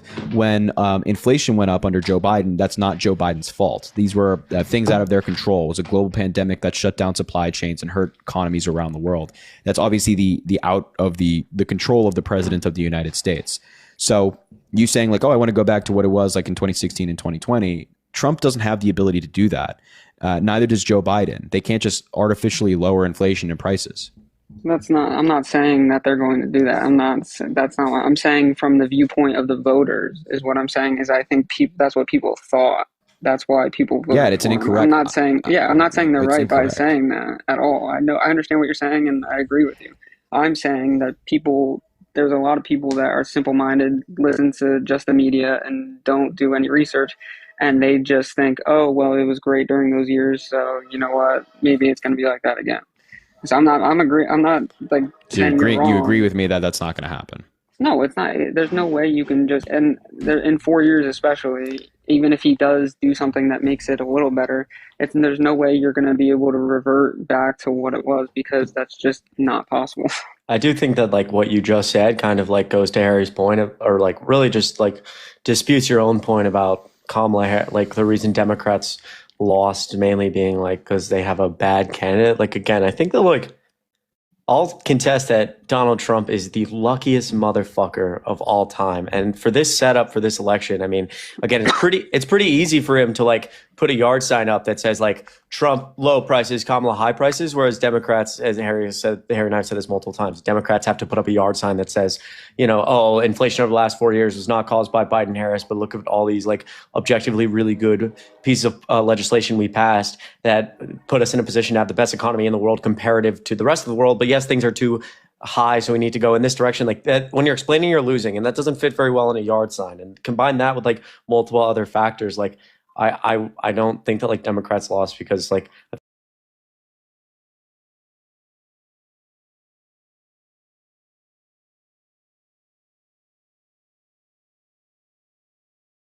disinformation onto the American public, where I think like Democrats are unwilling to play some of those cards because like we have a deeper care for this country.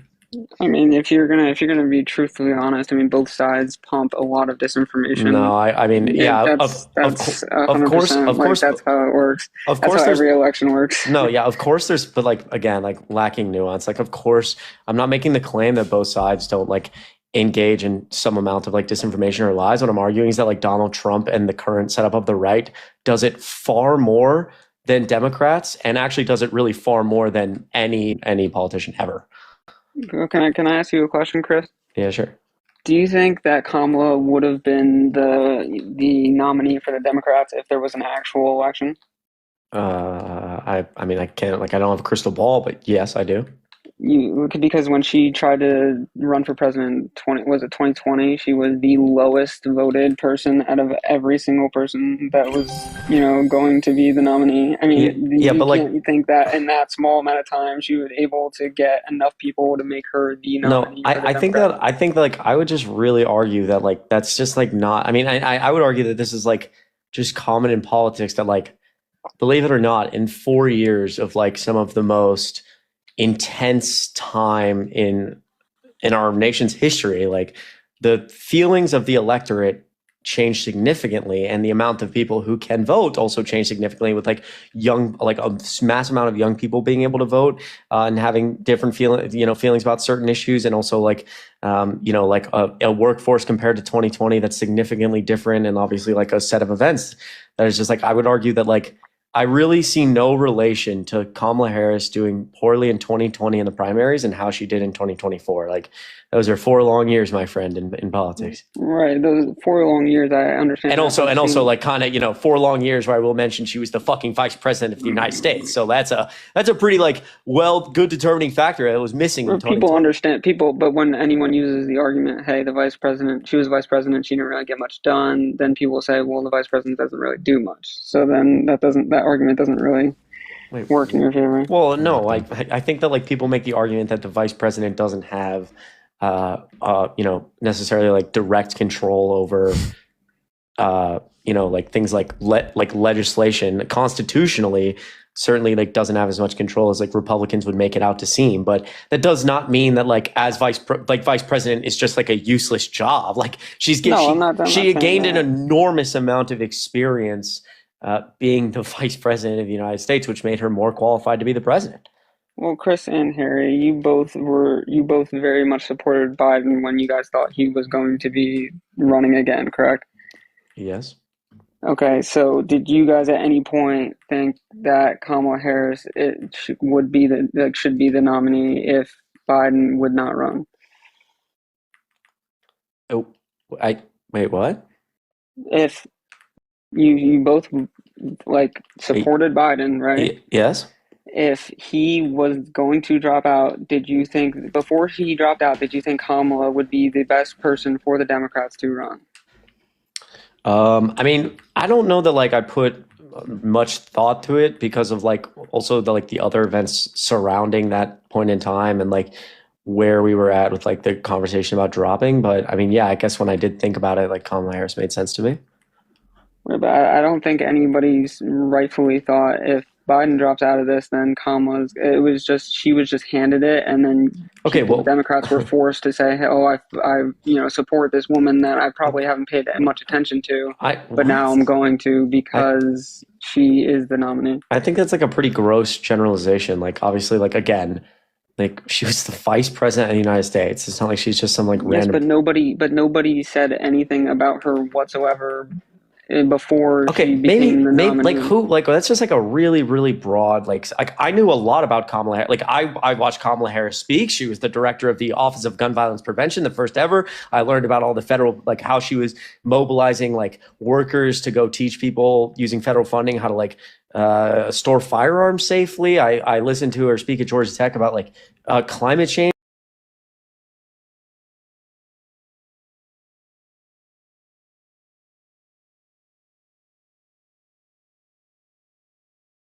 That's fine. And that's fine. Like I'm not trying to say it's a bad thing that in your world maybe you didn't hear anything about Kamala Harris, but like I just don't really understand like I don't know how you could possibly substantiate the claim that like no one knew anything about her and she was handed it. Also, like when Biden endorsed her and like every other Democrat, major Democrat was like, oh, we support we're backing Kamala Harris. Like you understand that like I'm a Georgia voter, right? So like I vote for a group of delegates to go to the DNC. Well, technically this year was online, but let's just make it simple for a second.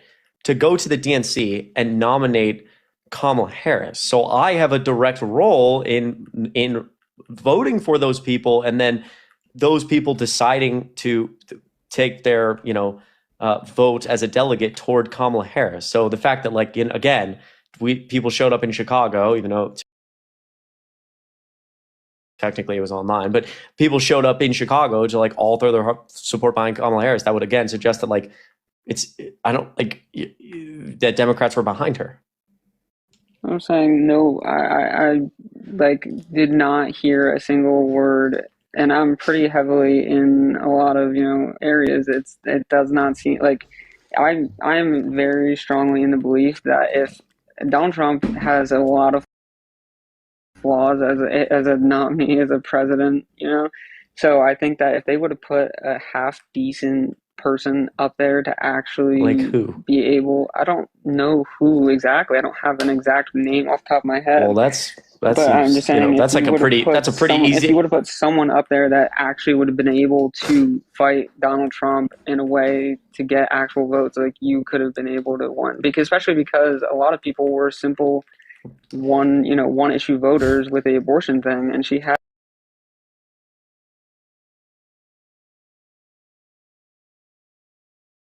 thing like, oh yeah, if Democrats would have like just put someone competent up, and I'm like, okay, like who? And you're like, well, I have no idea. Well, okay, like I'd challenge you to like maybe ponder that if that's gonna like be your position. This isn't my job.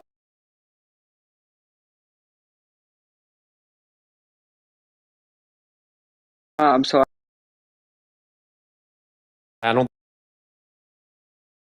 think that like Harry or I would ever say that like we each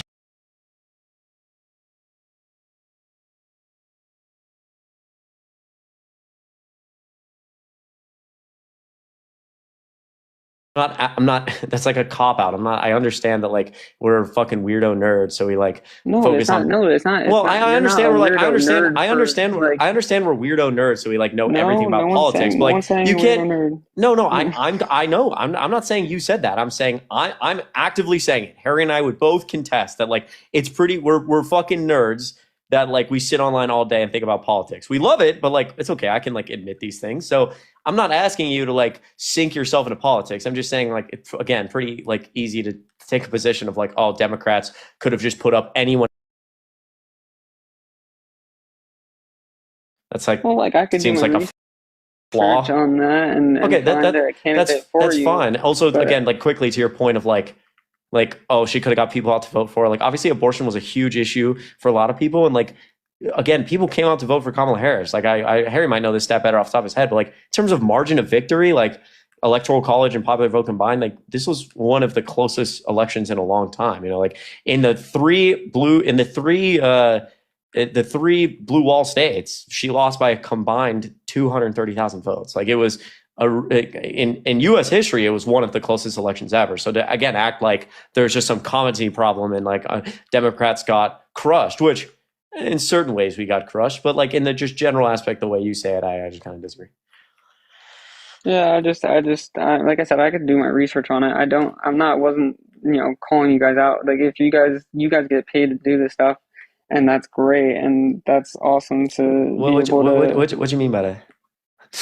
Well, you guys get gifts, and you guys get donations, and that you is have views. Sorry, and we just have TikTok conspiracy theories. Well, yeah, funds, and we are always enormously grateful for those people, and we love all of you, and it's never That's what I'm saying. there's never So any for you pressure. guys- Don't forget the for you guys to DNC, have- Chris. Oh yeah, They pay us a bunch of money. I'm not saying that. I've listened George to Soros that. came to my house 100,000 tonight. He said, times. "Chris, come here." But I'm saying for the fact that you guys get paid to do this. Obviously, you guys are going to have a lot more knowledge on the subject. You're going to have stats that's and things that are pulled up that are way. You're going to be able to prove me wrong on things. So I understand that. But at the same time, it just felt like she wasn't as strong as a candidate, especially because of how many votes there was for Democrats in 2020 as opposed to there was this year. I just feel like that decline has to be attributed. There wasn't. Wait, really quick. I'm gonna let Harry speak because I want to figure out why he's laughing. But there wasn't a decline in voters. I'll show you why I'm laughing.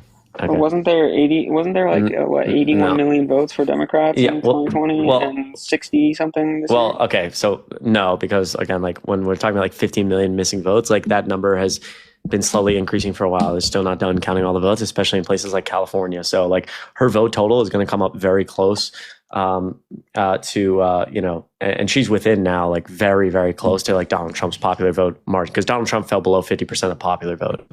And so they're very, very close. And Kamala Harris is again, there's not this massive 10 million vote drop off, but also dude, but also importantly, in if we look at the data from all of the swing states, voter turnout increased in all of them.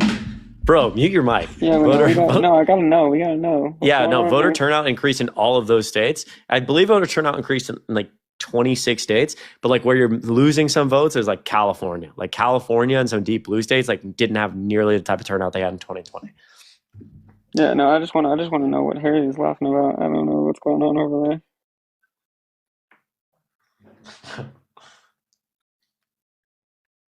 You all right, Harry? Yeah. Oh my God. Good. No, dude, I'm good. All right. Oh man, sorry, bro. Bro, dude, that is so bad. Holy shit, that is horrible. Isn't that just atrocious? It's really bad. Anyway, sorry, man. I apologize. I'm just. No, you're good, man. I was just curious what it was about. No, don't worry about it, bro. You're good.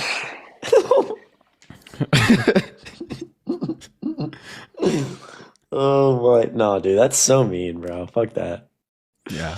Sorry. I'm Michael. Sorry, I came in a little hot. I do appreciate being respectful. No, you're good. Like I said, I let you guys talk. I'm not gonna interrupt and scream over you guys. There's no debating to get done if that's the case. So.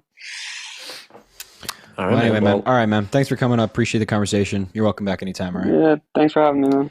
All right, Michael. Have a good one, bro. Yeah. Clara, thanks for the $5. There should have been comments in my previous message. I'm so sorry. Well, let me go read your previous message first. Hey! It's gonna be terrible. I have a tip.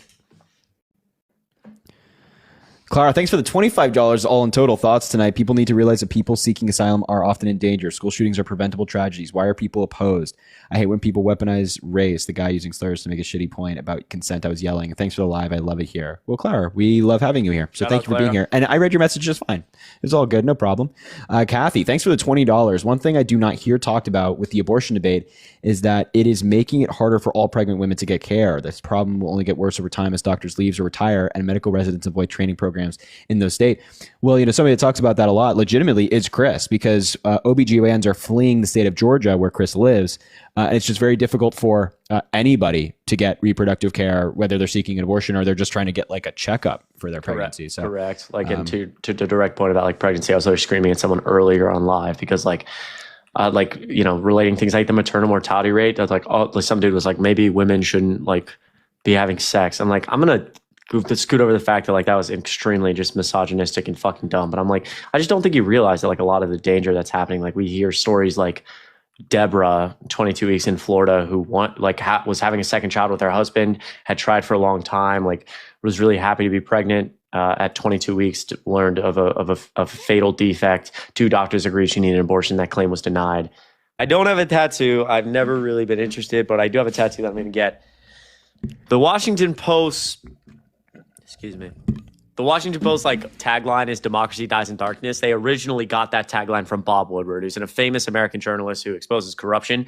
I like Bob Woodward a lot. So on my thigh tattoo, on my thigh, I'm gonna get these basically these Greek columns with vines, and it's gonna say, in some combination around it, it's gonna say "Democracy dies in darkness," because the only thing I care enough about to put on my body is something about politics, because I care about it. There you go. Go ahead, Eric. That's a tattoo that Chris is gonna get.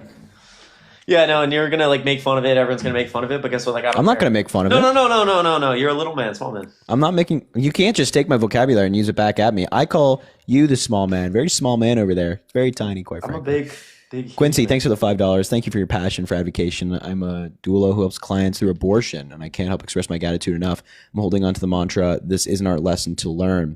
Feel the grief and embrace the action. We will survive this." Man, I love that. I love what you just said. That's amazing. I appreciate you being here. Thank you for being here. It's very kind. And thanks for your work.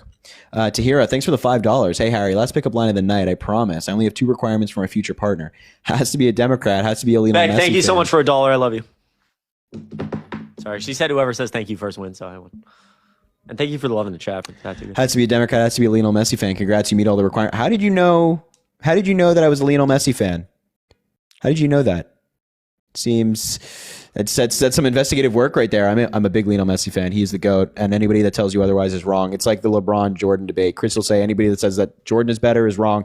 If you say that anybody's better than Lionel Messi, you're absolutely incorrect. What about that Ronaldo dude? Nope, not close. Nancy, thanks for the $5. Thanks for what you do. How do you counter this misinformation? I learned days before the election my sister is MAGA. We are first generation born here to Mexican immigrants. Broke my heart, and there's no open mindedness on her end. I think you just got to provide sources and stay factual and have everything you argue for be backed up, and it has to be very slow convincing, you know what I mean? You're gonna have to. Okay, so what's going on down there? Oh, I'm just listening. Okay, you just have to slowly convince people over time, in my view. Ariane, thanks for the $1. I may not agree with you on everything, but I love learning in your lives. You and Chris care, and that's very obvious. Well, we appreciate you, Ariane. You're very kind. Thank you for being here. I know that Chris struggled reading your name because, he's not, I don't know. Aiden, thanks for the $5. I'm sorry it's not much. Just had to pay the mortgage. Oh, come on, man. Save your money. Treat yourself. Guys. The fact I really appreciate everything you do, and thank you for educating people. Watching me. He just muted himself? Just the fact that you're here watching means the world. Please don't send money. Go ahead, here.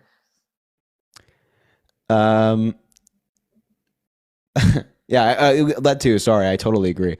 If the fact that you're just watching and liking and following and all that stuff, that means so much. But I appreciate you so much, man. Aiden, thank you for being here. And yeah, man, save your money. Go out to dinner and treat yourself, man. All right, take care of yourself, all right? Abby, thanks for the $1.43. Don't read out loud.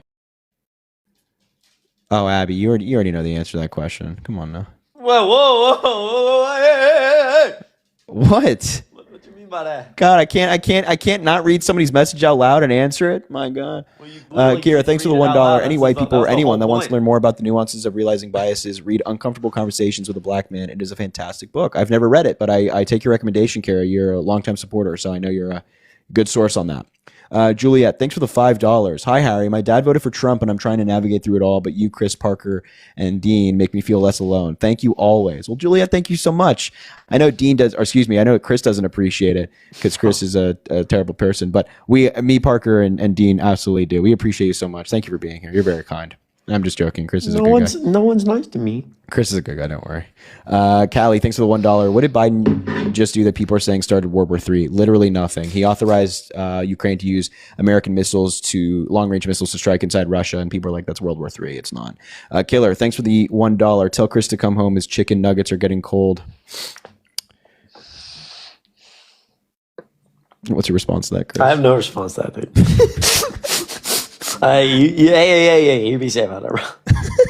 You be good out there, bro. I don't know what to Beck, thanks for the $1. Sent $1 to both you and Chris. Whoever says thank you for his wins. Love you both so much. Yeah, I already said thank you like 5 minutes ago. Well, I just said thank you right there, so too bad. Well, mine was first. Luca, thanks for the $2. The first part of my message to Chris was me saying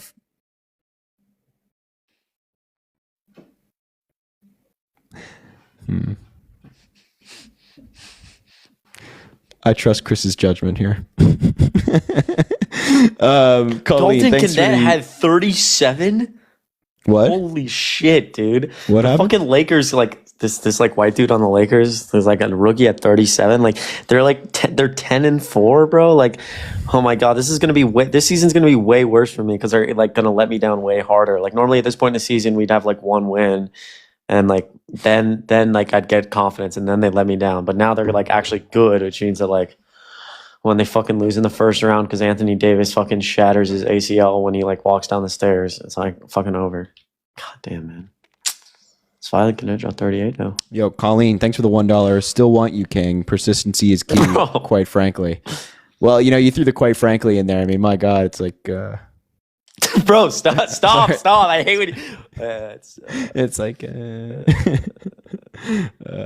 anyway. I appreciate you, Colleen. Why is this dude looking at him so weird? Tahira, thanks for the $2. What can I say? My stalking skills are just excellent. However, we can go to an Inter-Miami game for our first date and tell Chris he gives what is going Ronaldo on fan energy, bro. You hear that, buddy? What is going on with you, bro?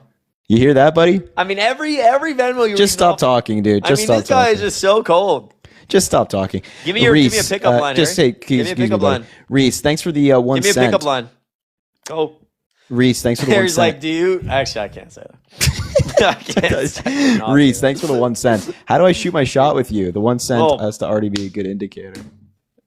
You guys got to stop boosting this guy's ego. Every time we get off live, he gets on the phone with me. He's No. He's talking about how shut sick the hell up he's about talking about how ego. good-looking If he there's is. anybody between us that has an ego, it's this guy down here. I'm one of the most humble people. There's never been humbler.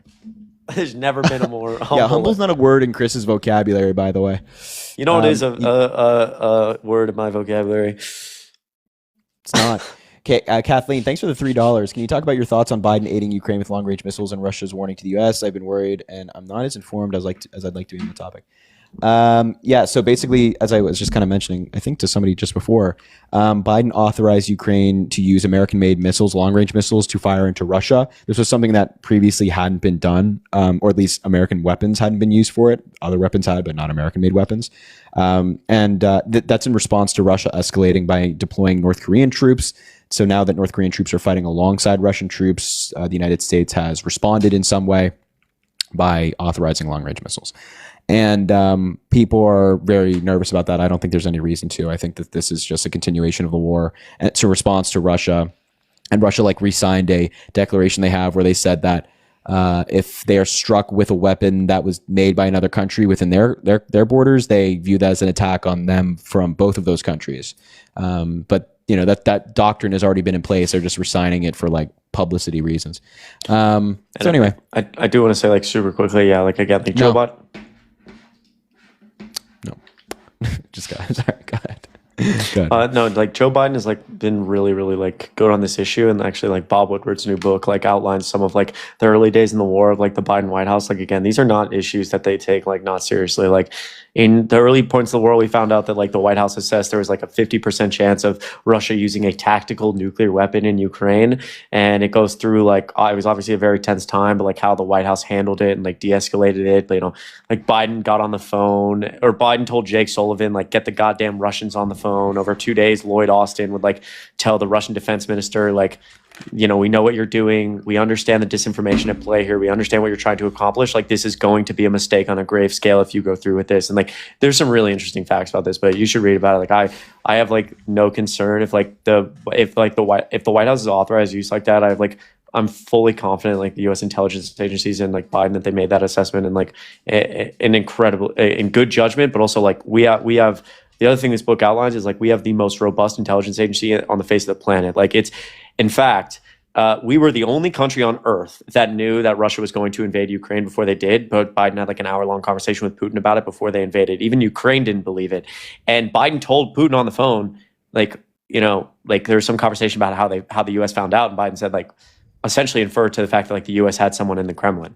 And so like, again, like we have an incredibly robust intelligence like operation. If like we felt like there was some like massive risk to like using long-range nuclear or long-range weapons in Russia, like Russia was going to respond in some drastic way, we would know. So again, I think it was a good idea to like pressure Russia in a time where they're already like not doing well and their inflation's high.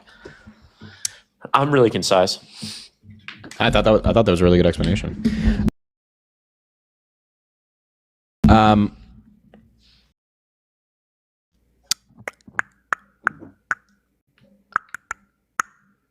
Lindsay, thanks for the $1.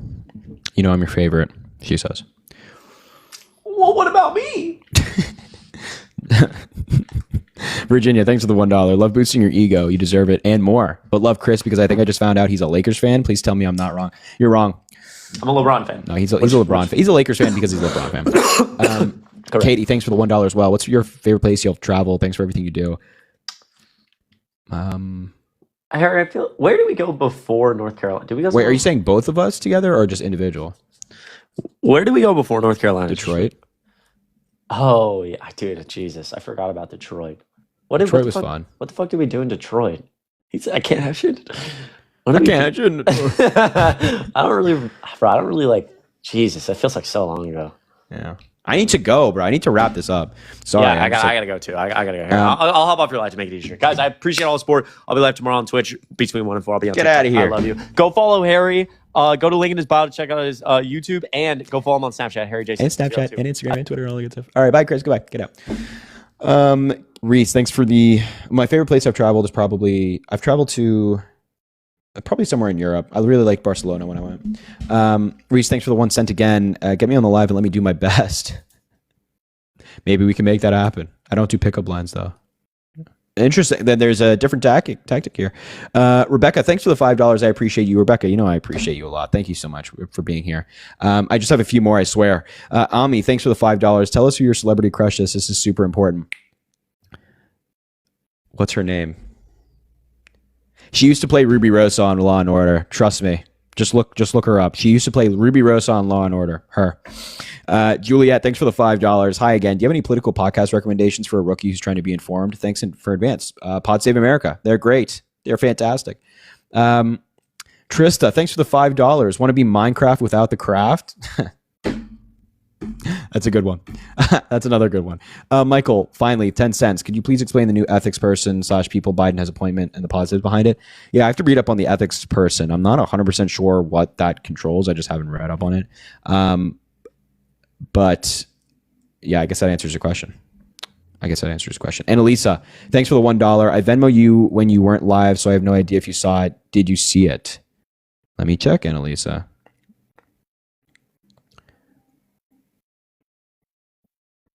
Oh, I did. I guess I did 6 days ago. I did see it actually, but I couldn't find the message.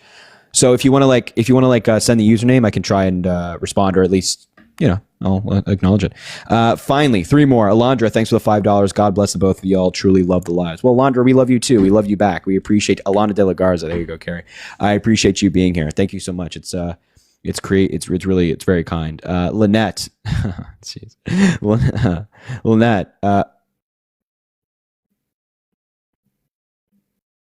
Lynette, thanks for the $5. I think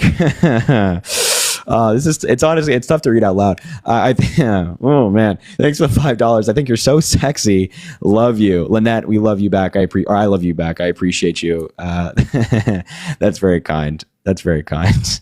That's very nice. I appreciate you. And finally, Gerald, thanks for the $50. Thanks for the $50, Gerald. Please show some love for Gerald in the chat just as we're about to leave. I appreciate you so much, man. Thank you for being here. It means a lot. You're incredibly kind. Fill the chat with W's for Gerald. All right, everybody. Appreciate you, my man. Thank you so much. It means the world. And the fact that you're being here means a lot as well. So, ladies and gents, we're going to wrap up the live now. Make sure to rate all these people. Pickles GG is live. Isaiah R. Martin is live. Good Trouble is live. They're all doing political debates. So go raid them. Go say hi to them. Go let them know that we appreciate the work they're doing. Go let them know that I sent you. Say Harry Raid, Harry Raid, Harry Raid. All of that good stuff. So make sure you go let them know that we appreciate them. Go raid them and enjoy what they're doing over there.